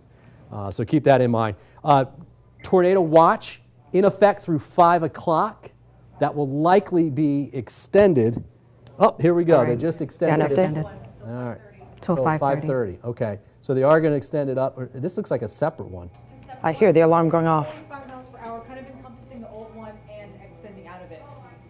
All right, so they're just, look, they're getting on these things I'm showing you. That's what they're hitting on here. So it's coming up just west of Vamo, and it's coming right up across Sarasota. So we could see, as you talked about, Bobby, we're going to stay here with our coverage, these bands kind of making their way more north now, not just in the Sarasota area. Correct. Yeah. Oh, yeah. The bands themselves extend all the way up, and they will continue to do that. Let me go ahead and track this this one near the bottom here, 45 miles per hour. Is that right? Got so yeah, that. moving a little slower than the original here warning. And move to the north. And let's say Vamo. That's kind of, yeah, Vamo. It's in the Vamo area now. But Bee Ridge, Sarasota, right up I-75. Here's I-75 here. It is just west of I-75. All right. This box here, I know you're looking at that. That is for the tornado warning. That cell is likely way up here. So now we're focusing on this cell right in here for the new tornado warning. And again, that's in the Vamo area right now. It looks like it could be right there near Vamo and then pushing up towards the Bee Ridge area. So certainly if you're in Bee Ridge area, all those neighborhoods right there on the right as you head southbound on I-75, you want to be in your tornado shelter at this particular point. Again, this one goes through autumn. Did you say 5:30? They extended this one too, so a half-hour warning for this. 5:30? Yes, yeah, okay. 5:30. Are we looking at just Sarasota now, guys? Yeah. Well, it goes up into Manatee. They just let the 5 o'clock one expire, but you can see this warning is going to go. Look at that. They've got it all the way up. That's all the way up across the bay. And did I hear Natalie right? She's saying that the original one that we had, this is now picking up on that, or is this new? Like, it's just extending it. It's extending it out even further north. Got it.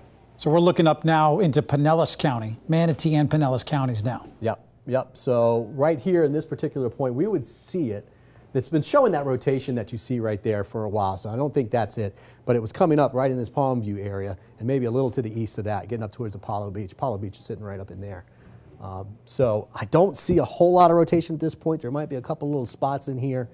But that line, as I mentioned, if I zoom back out here, there's let's just call it that. There's kinks in that line all the way through. See them? Wow. See this? See that? See that? See that? See that? That's a little bit of rotation out there. And so, they could be doing this. We could be doing this all day. That right there near Lakewood Ranch is starting to show a little bit more rotation. Let me get into that one. You see how that's a little bit darker there? I don't see a whole lot there, but there could be a little bit of rotation right in that area near North Sarasota. if you happen to see any of these, let us know. Don't do it right now. All right, we have an app. Our app, we have a function on that in the lower right-hand center that says Near Me. You can click on that and you can upload pictures and video. We would love to see that kind of stuff, but now in a tornado warning is not the time to do that. We don't need pictures and video of that because we don't want anybody to get hurt. The whole point here is trying to keep you safe. And also, some of these tornadoes, if we do see any, will most likely be rain wrapped, so they will be a little difficult to see in general. So if you do see anything at all, of course, send us a picture, but please stay safe and stay in the most inland part of your home or the lowest level as these storms continue to pass through. And they are passing through very, very quickly. But even without the rotating winds here, some of the straight line winds that we're currently seeing with the storm is just as dangerous. So with these continuing bands passing through here, it's just good. You see these brighter oranges, these brighter reds on the radar. Whenever you see that, it's just best to hunker down for a little bit until it passes through and until you start to see some more greens, or at least precipitation wise. And we're starting on the radar, it'll be a little weaker. We're starting to see some of those power outages too tick up down in the Manatee County area. FPL now saying in Sarasota, 3,300 customers now without power, about 720 in Manatee. That's where obviously that warning was just coming through. And here you go. And this is more sustained wind as well too. That's the type of wind that can do some power. You get a thunderstorm blows through, a lot of wind, then it's okay. But if you got constant winds and then they're kind of fluctuating, but they're staying up, like what you're going to get on the eastern side of this, that's going to start putting the power out. That's Manatee and Sarasota. That should be moving its way into Pinellas here within the next half hour to 45 minutes. Now's the time to charge up the phones, charge up any of the backup power supplies that you have, that kind of stuff. Keep in mind, you can always stream our coverage on our app. You can stream it on Facebook. We're on Roku. We're on YouTube. We're on all these things that I don't even know about anymore because I'm getting to be a little bit older. But we're on there, so you guys can stream it. That's been a fantastic advance in technology, especially when you talk about the weather, because we can now communicate back with you so we can hear things that are going on. But when the power's out, you can still get a hold of us. That's really good news. Winds now in Fort Myers at 17, steady, going to 30. And I wanted to I know we're talking tornado here, but I wanted to show you that because basically the winds are starting to come down a little bit there. I want to get back to the tornado warning.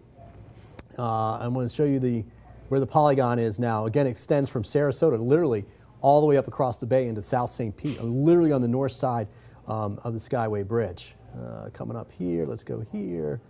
And there you're going to see, there's that polygon right there. There's so many little individual cells in there. This is 40 miles of tornado warning. But that's covering, so even if it was one, it's moving 40 miles an hour. You can cover that. It's going faster than that. Is it 45 now, or between 45 and 60? We've had a bunch of different times here. But you can cover that distance in less than an hour at that particular rate. So yeah, they're going to move very quickly. Spots to watch: Bradenton right now, right at 41. And basically I-75 in that area in downtown Bradenton. And then that's where it kind of splits off. You've got 275 splitting off here at the junction. Just south of there is where the weather is now. It'll be rolling up right over top of that junction, the exit. If you're coming northbound, you go off to the right to come over to the Skyway. It's right going to be in there in about a minute or two. So if you're north of there, Sun City Center, haven't mentioned you a lot. That's a big area right in there. It's coming.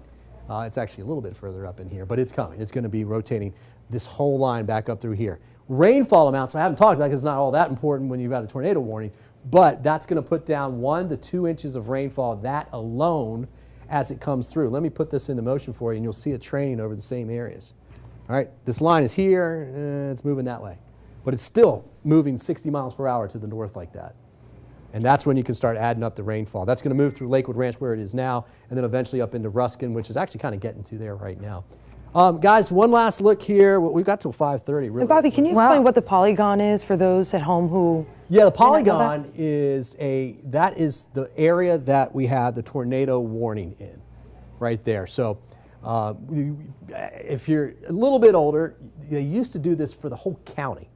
So if they had a tornado here, there would be a tornado warning for Sarasota County and for Manatee County, right? And that would fill in the whole area here. But several years ago, they kind of started breaking this down into these polygon warnings, which are just tremendous because now we can really focus, and you can see that it just kind of cuts off and only shows the area that we need. They will actually cut these off sometimes from south to north or whatever direction happens to be moving and say that you only have the concern up here. This is probably going to stay here a little bit just because of those rotations that we're seeing further down to the south. Let's take us out live. Where was this to? And interestingly enough, Bobby, I don't mean to interrupt you here, but the National Weather Service just actually expired the tornado watch for DeSoto, Hardy, Hillsborough, Lee, Manatee, Pinellas, and Sarasota County. But of course, we're still seeing tornado impacts with us tonight. Good point. Okay, so let's pull this up here. This is the watch. The watch was supposed to go through 5 o'clock anyways. And it looks like they have just allowed that to expire. Let's let this pull up here. Yeah, it's gone. Still doesn't mean you can't get a tornado. Obviously, we're in the middle of a tornado warning. But thank you very much, Autumn. Good point. Good point. Now, can we go back out live outside? You can see those folks that were out there. The wind, again, is still basically blowing onshore, or excuse me, offshore a little bit. It's kind of more side shore now. But that's going to change. And so you see, got to Instagram this, of course, people out there. Yeah. This water is coming up, guys. The wind has been blowing against this water. It's now kind of blowing more parallel like this. It's going to blow towards the beach. And those waves will be breaking right here. All right? That's easily going to happen. These people are already walking in water. We're going to start to see that happening over the next couple of hours. Next couple of hours, especially after about 7:30, 8:30 tonight. That's when we start to see those winds turn. They will turn first here, Sarasota County. However, I think the strongest winds that are going to be onshore are actually going to be up towards Pinellas County and northern Manatee County. So AMI, and unfortunately that means up into Tampa Bay and the beaches of Pinellas will have a little bit more surge than what we're going to see here. But the problem with here is the Hurricane Center actually uses the Tampa Bay area as an example for storm surge issues. It is flat out there. And not just for what you can see here, but if you go out under the water, I mean, you got to go out 25, 30 miles before you even get to almost 60 feet of water. That's a long way. You go out over on the east coast of Florida, you go out 6 miles and you're over 80, 90 feet in some places. So when wind is pushing this water towards the land, it doesn't have to push it uphill very much. There's not much of a hill. It's just pushing it across a flatter land. And so because of that and the way that we actually get the wind going up into the bay, we can get more storm surge. We have more easier to push the water in, and then the bay actually just gets trapped. And we've seen a lot of that flooding already. We're seeing it in Lido. We're seeing it in places in Sarasota. We actually have a crew that is out in Sarasota this afternoon. We have Leah Fernandez, who is out live. Leah, clearly we're seeing that wind and rain starting to pick up where you are this afternoon. Allison, I'm at North Jetty Park in Sarasota County, and the conditions are getting worse. You can just see the rain is getting heavier, and you heard our meteorologist say the wind is getting stronger. We're seeing near 50-mile-per-hour wind gusts, and you can see it's coming at a diagonal, so it's been knocking over trash cans. You can see the trees just getting whipped around. We've even seen some debris on the ground, so definitely not safe conditions to be out in or even drive in. But we've seen a good amount of cars come by just to take pictures of the waves we've been seeing. They are pretty intense. We've even seen some surfers take a shot at them. But as we've heard, local officials have been telling us that stay away from the beaches. It is not a beach day, by no means. Not safe conditions out here. It is getting heavier rain and heavier wind. So if you can stay inside, please stay inside. And especially with some of the flooding we've been experiencing, we have some road closures, and I have that up on my Twitter page, Leah WTSP. Where Leah is get worse and worse over the last hour, to the point where we were just looking at that live picture and then went out to her, and just the difference that we're seeing in the amount of rain and wind. And that's some of the heaviest she's going to get. This is the other heavy part of the eye wall. This is the eastern edge right here, right? That's moving to the north.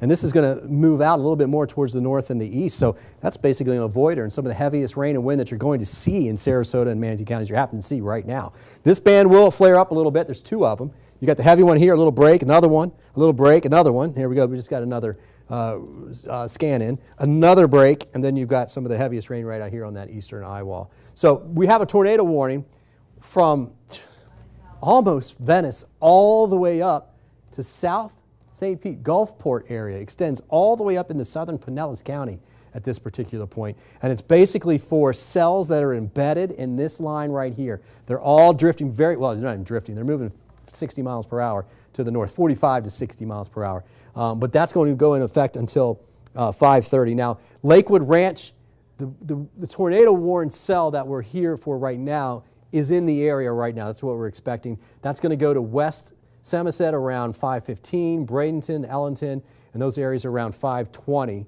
So that would put it right in this area, right in here. So we've still got a few minutes if you're in the Bradenton area. And if you know anybody, out at Ellington right now shopping, text them, call them, let them know, hey, get inside one of the stores. You've got some weather coming through, because we do expect by about 520 that cell to be in that area, and it could be producing a tornado as it comes through. But then, Bobby, even below that, like down into Venice, you're still seeing that line of some strong rain and some storms in that area as well. It's not just in that. It might not be in that polygon, but you're still seeing that it's very strong there. Right. In theory, the polygon's here. Look, there you go. Some rotation right there. There's where it is.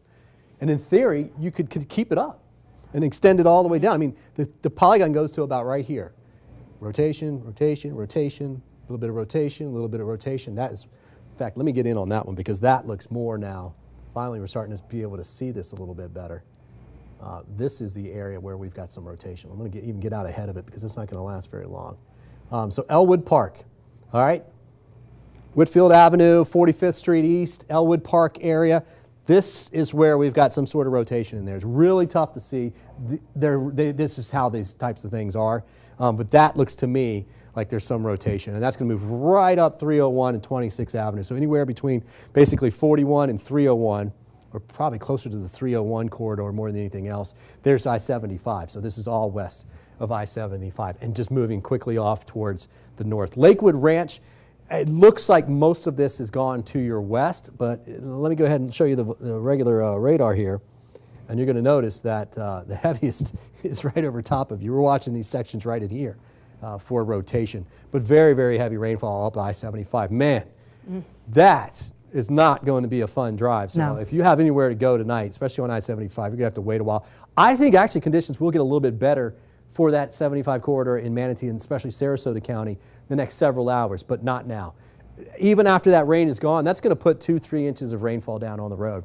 Lots of ponding, very slow traffic, that type of thing, and it's going to take a while for that rain to move out of there. Autumn, we haven't had any reports of damage or anything like that, right? No, not from what I've seen so far. No reports of any type of damage. Yeah, we have seen some damage down in the Venice area. We saw a roof collapse in that area. We've seen some trees down in the Bayshore Gardens area, different things like that. Wind and definitely causing some damage, but not a lot. We've been checking on that wind throughout the day. This is actually that we were just talking about, that roof damage. This was in a mobile home park. This is again in Venice. Firefighters went out there. They checked everything out. Nobody was hurt in this area. They this is what you're looking at right now. The public works staff, they ended up placing a roll-off dumpster on that debris so they could secure it, obviously, because we're dealing with wind as we go throughout the rest of the night tonight. They don't want that to cause any more damage, because I'm sure that is a concern too. When you start to get these down trees and a lot of this debris, and we're just going to have this wind through the rest of the night, that's scary. So that was the concern. Think about Louisiana. I mean, 7 storms brushed through Laura, Lake Charles, Louisiana, I mean, still. And then you get another storm on top of it, and the debris laying around can blow. And so that's why we were saying yesterday, get around the house, take the things that can blow and get them put inside, get them put up underneath carports, something like that. You don't want those items blowing up against your sliding glass window or your window. That's your own chair is going to break your window if it gets caught enough in the wind. There's still time to do that, okay? There's still time to do that. Right now, that warning, though, if you're in this warning, we don't want you outside at this particular point, especially if you're along and west of this I-75 corridor here where we have the tornado warning. And around Lido and around Venice, especially at the boat ramp next to the Crow's Nest Marina, you're getting some of those areas where you're seeing a lot of the flooding already. And we've seen when we've gone out to Lido, or you're going to Jennifer Titus, she's been out in Manatee County, and you're seeing those low-lying areas around Anna Maria just starting to flood already. That will only get higher because the wind, right now, this is actually a little bit onshore, right? Because the wind's here, the land's here, and the wind's blowing this way. So it actually is starting to blow onshore. And that's why where even Leo was, we're starting to see all of that water starting to come up. That's the beginning of the storm surge coming on. And that storm surge is beginning now, and we're expecting to watch that throughout the night tonight and into the early morning hours. Yes, absolutely. Again, I'm thinking 8:30 to about 2:30 in the morning, 3:30 maybe, will be the peak for all of this. And again, it looks like now, here's the storm. See this right here? That is the main concern. Where does that go on right there? And if that clips the end of Pinellas County here, right, it's coming this way, that's what we want to watch. the worst case scenario for us is have a big hurricane come in and go up here in Pasco County, off the top of the screen here. Because then you've got this part of the storm blowing right up into the bay. There's the bay, right? And that just literally pushes water in there, of course, because it's just water, but it's got nowhere to go. 1921, the Tarpon Springs hurricane, because it made landfall right here in Tarpon Springs, and it was a doozy, tore up downtown Tampa. Last hit, the Tampa Bay hurricane, was 1946. That's the last direct hit that we've had with a hurricane. This will not be that. This is a tropical storm. As a matter of fact, let's go right now. While we're waiting to get another scan in here, I want to show you what we're looking at as far as the numbers on the storm itself. 70-mile-per-hour winds, it says at 4 o'clock, moving to the north at 12, and the pressure's still at 990, so no big update at this particular point. It's gaining latitude, okay? And the more it does, the sooner it'll get in and get out of here. It's getting in right now in this area that we have the tornado warning. That's some of the heaviest weather that we're going to get right there.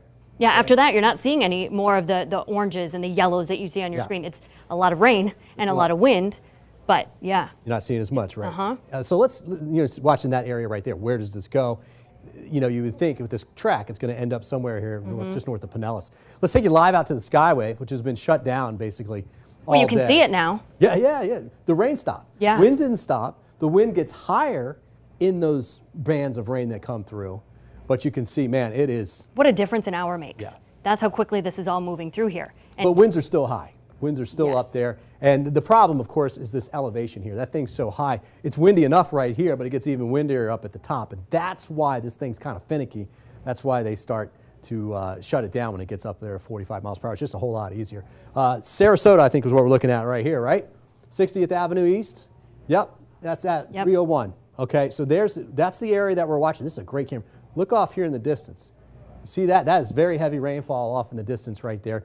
That is basically what we've been looking at. Leave it on here real fast. You're seeing some flooding just above those cars? Is that what, the roadway, obviously it's very shiny, it's raining, but is that flooding that you're seeing above those cars? I can't see a lot. It's really blurry. What about up here? In that area, yeah. Here. Yeah, it's just too pixelated, really. Yeah. It's hard to tell. We know that a lot of those roads, though, are flooded and not a good time to be out on the roads tonight. Don't go out if you don't have to. If you do have to, don't drive through flooded waters. Turn around. You don't need to go through that. And just stay put for the next couple of hours if you don't have to be out. Yeah, you know what happens is you get cars that are, say, parked and they're flooded, or maybe they're not even there, but the road's flooded. And then you drive by and make a wave, and then that wave actually is tall enough to flood their car, and then it won't start. So we just don't want people driving through it. Your car can stall pretty easily, more than you would think. And then now you're at least getting out of the car in the middle of a tropical storm, and in this case, a tornado warning, to get out of your car. This area will continue to shift off towards the east. Lakewood Ranch, here comes the latest scan. You can see it going by right there. There's much more down here to the south. So it's just going to continue to pour. And in fact, rainfall totals right now, let's go look at that, are really going to start to come up. So not too impressed right now. This is offshore. What was that? That's 5 inches. But Lakewood Ranch, further to the west. Let's come out here. This should be a pretty good number. And these are places that have been getting inches of rainfall all throughout the afternoon. Yeah, and Sarasota, just from the past 24 hours, received about 3.5 inches of rain. So in 24 hours, is that what it was? Yeah, so not including what we just received now with this band of rain, but of course, as we get throughout the next few hours, that total is just going to go up from there. What I'm showing you here is 24 hours. Let me take this down. I'm going to go back 6 hours, clear everything out here. Let's go back and see what's happened just the last 6 hours. Most of that. Most of that has been right during that time frame, yeah. 2 to 4 inches of rainfall in the last 6 hours. The heaviest is coming through right now with that. All right, guys, still have the tornado warning. I'm going to get back out here. Number one, let's look for this. So this is what we're looking for to see if there's any debris flying around. Okay, that's okay. That's fine. That's nothing. So that's good. I don't see anything right now as far as that's concerned. I like that. That's a good thing. What are you looking for on that? So this is looking for debris that gets picked up into the air. So you see those colors right there, not red. I don't think that's anything. That's a little bit of radar feedback. We really have to check that though. But it would be something like this. It's actually what we call a debris ball. It's usually kind of circular, and it looks like this, and it just kind of moves with the storm. That's literally the tornado spinning around, picking stuff up and throwing up in the air. And the radar, which is actually just off the screen here, picking that up. So let's keep our eye right in this area here and see what we're seeing north of Bradenton. Let's go look at the velocity. And even the velocity, from what I was looking at before, it looked like I saw a little something earlier and further south of the polygon, but as of now, it's really difficult to really see anything at all. Yeah, so where are we at here? We're looking right in here. I'm not seeing anything coming from here to here, right? That you would expect to see that. But I think there's something in here. Yeah. I think there's something in there. And that's part of that line. In fact, let's go back over to the the next rad here so we can just look at the radar. Oh, that's what it is. It's a break. There's a break in it, so we're fine. That's okay, good. That's good. But look at that. It's not raining. Bradenton has this break, and then you have on each side. And you have of it, another round of rain coming right behind Or it. here, but Yeah. right here. So there's a nice little break there. But here it comes. I mean, now back out on the beaches, man, heavy rainfall, good winds. Just a mess. Sustained winds. And up here, this is Fort DeSoto, so you get up Tierra Verde, and then you've got Gulfport over there. The way that the wind is really coming now, it's starting to turn more to the south, and that's really going to pick up and come across the bay here, come across the mouth of the bay. And so you're going to be seeing those winds really pick up. And things are getting ready. You know, the camera, the Skyway cam, we keep an eye on that because it's going to go again. from clear to not clear pretty quickly. All right, so we're at 5:22. There's that camera for you again. There it is. That rain has stopped throughout that area. You can still see the window. Look at the water. Yeah. You can see the white caps down on the water, and that camera is just bouncing around. Law enforcement up top, and the heaviest rain is just to the right of this as well. I think we're looking to the south. North of Manatee County, I-275 southbound. Yeah, so we're looking south. So essentially, is that right? All right, yeah. All right, so essentially off to the right is where we're going to see some of this heavier rain come through there. But And that's the bands. And speaking of heavy rain, we just got a report, kind of unofficial, just from a weather station in Sarasota. More than 4 inches of rain just from this storm, 4 and about a little under 1/10 of an inch of rain in Sarasota from today. Oh, okay, good. Some also good news. Look at this. Look where this is. This is likely the highest wind associated with this storm. It is north of Sarasota. All right, you've got this band coming through, but this is going to go off to the north. Look how it weakens down here to the south. So the hardest part of this storm is right in here, and that is already moving offshore, even of AMI. So, I mean, we're going to see some of this rotate out, but I think this will be some of the worst weather that you see with that. And then this will get close. This is going to get close to Indian Rocks Beach, to Bel Air Beach, Clearwater. We're going to get some of this right in here. All right, so we're talking about that's some of the worst. Yeah. What are we looking for right now? You know, 5:30, we're talking about a couple of these tornado warnings. We're talking about some of this heavy rain and these heavy winds, and we're starting to see that move. What then are we looking for over the next couple of hours? What is then the next thing we need to get prepared for? So let me look at here, some of these numbers. A lot of these winds here. Okay, now that makes more sense. So in that thing we were showing you there, likely winds around the 50s. We just had recon out there, and they just found 56, I think it was, out there. That's going to be the highest right in there, and that makes sense, right? And that's sustained winds for the most part too. That's a steady wind. We haven't seen that here. We've seen steady winds in the 30s and gusts in the 40s and 50s, but that's going to be some of the highest wind. Now, it's moving this way. This part here will clip Pinellas County. It will be a little bit weaker by that time. Remember, this is coming down. I'm waiting for the next update. I'm surprised they haven't done hourly updates at this point. Maybe they actually have, and we'll get another one. I don't think we've gotten it. I just saw the 4 o'clock there. The 4 o'clock, by the way, came with a track update as well, too, but that hasn't really changed too much. As you can see, it's pretty much on the way that's going to go. But velocity-wise, yeah, you just look at some of these areas in here, and you get some of the speed. Now, look, if I show you that right there, that's going to be a crazy number, just because it's looking higher in the atmosphere, 62. Yeah. What we want to see is the closer you get to the radar, which is here, the radar beam goes out a half-degree angle, so the further you get from it, the higher in the atmosphere it is, and the wind's just higher the further you go up in the atmosphere. So certainly looking at winds in the 50s just offshore. Now, compare that to what you have here, Anna Maria Island, Bradenton, at least Doppler estimate, right? You're going to get more over Sarasota, higher in the atmosphere, right? Higher in the atmosphere, more winds. You're going to get more right up there. So you get the idea. Basically, what we're talking about here now are winds in the 30s to 40s along the immediate coast, and then 50s offshore in that bigger band. Tornado warning still in effect. We're going through another 4 minutes here with this. Again, if we back it up and we look at this line coming southward, yeah, actually look a little bit better there. See all this right in here, though? That's kind of what we're keeping an eye on. These two areas are coming together as it's moving off towards the northeast. It's actually racing at the same time to the north, and it's that spin in the atmosphere that's causing this. Again, here you go. We still got this one little cell that's up here. That's not actually a cell. That's just the radar seeing something that's not really there. This here near Duet, we're going to watch this line here as well too. And that's going to move right up towards Fishhawk eventually. No warnings for you. No tornado watch anymore either. That was allowed to expire at 5 o'clock, but we will see that line regardless move up further towards you as we get going here. And you can see it's now, it's kind of starting to get up there towards the Riverview, Fishhawk area anyways. So when right over the radar, see that right there? That's that cone of silence we talk about. That's where the radar is. That's Ruskin, Tampa Bay Weather Service office. There's Apollo Beach right in here. So Apollo Beach, here you go. That's coming up. You know, it's kind of thinning out a little bit. You see that as it gets across the bay. But certainly will continue to move further into parts of Hillsborough County as we get going into the next hour or so.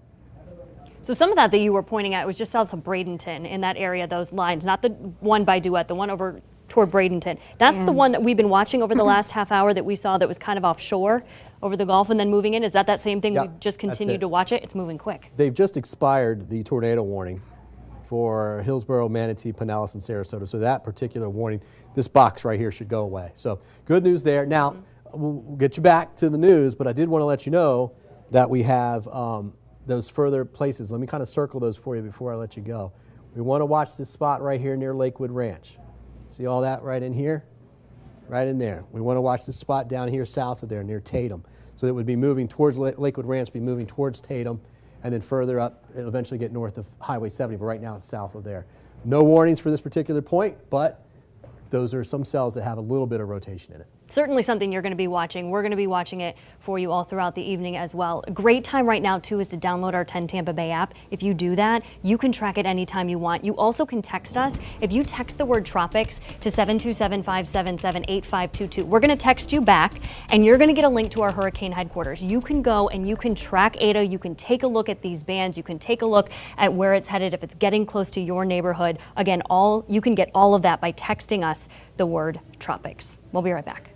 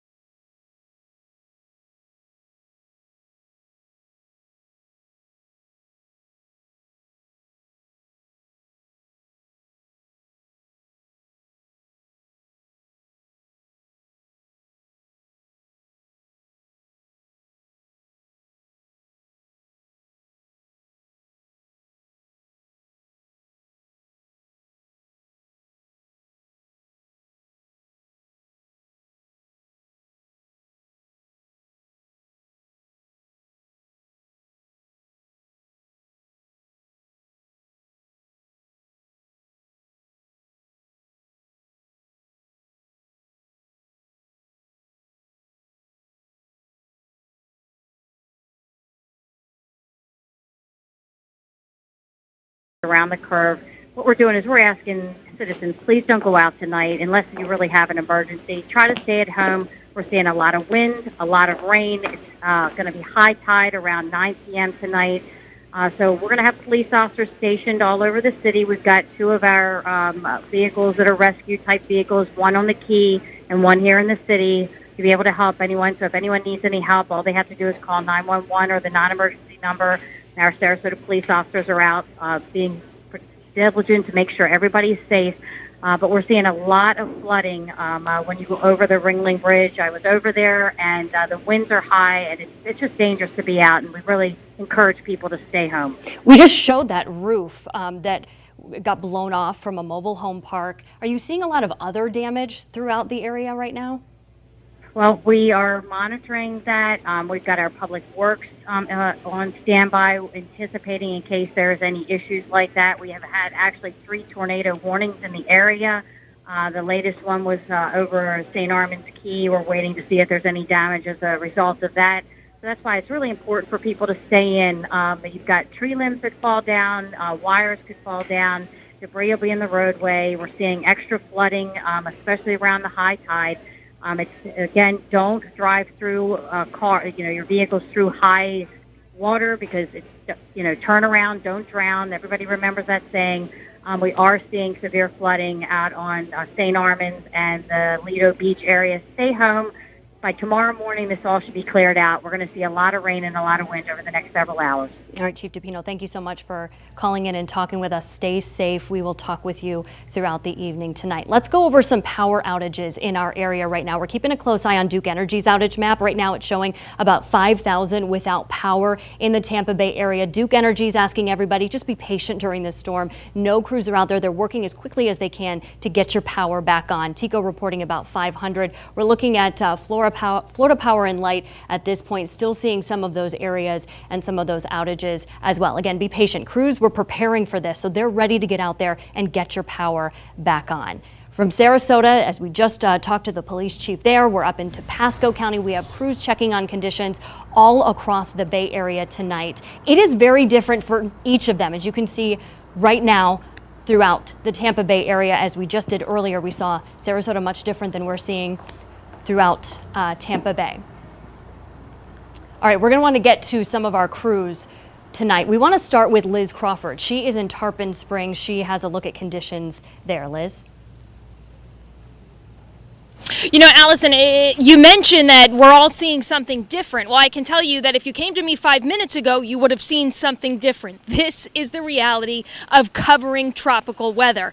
I mean, I'm telling you, minutes ago, we had water pelting. I was standing this way to beat the wind. So again, when you hear Bobby and our meteorologists talk about these bands and the way it comes in pockets, we are living it out here. So hang with me a little bit. Maybe we'll see one of these heavy pockets come down again. I will tell you, I'm here in Tarpon Springs. These are those historic sponge docks that so many of you know. It's a tourist area. We've got the shops. We've got the restaurants.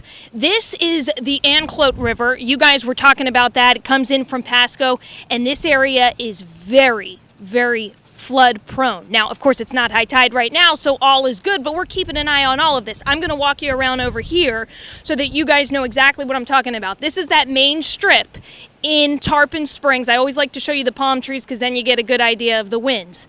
Here's the deal. I told you this area is flood prone. I have covered storms here before. In seconds, I mean, truly, I guess in minutes, I won't exaggerate, this main strip can flood just like that. That's how the flash flooding works in this area.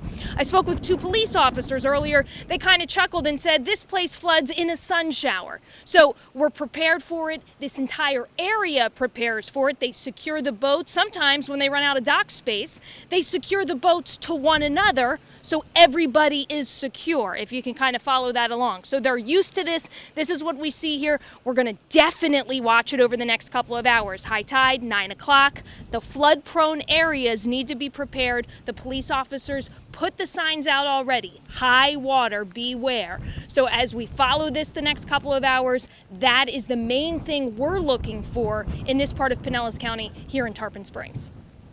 You've probably seen that video before of Tarpon Springs, and you see that high water throughout that area. You know exactly what Liz is talking about. If you want to get updates about Eta all throughout the night tonight, text the word tropics to 727-577-8522. We'll text you back with a link to our hurricane headquarters, and you can continue to track it all throughout the night tonight. So we just went through a couple of tornado warnings that have expired at this point. We are still under a tropical storm warning at this point, correct? Correct. Still under a tropical storm warning at this point. We do have some power outages. There are a list of school closures that you can check out right now at 10tampabay.com.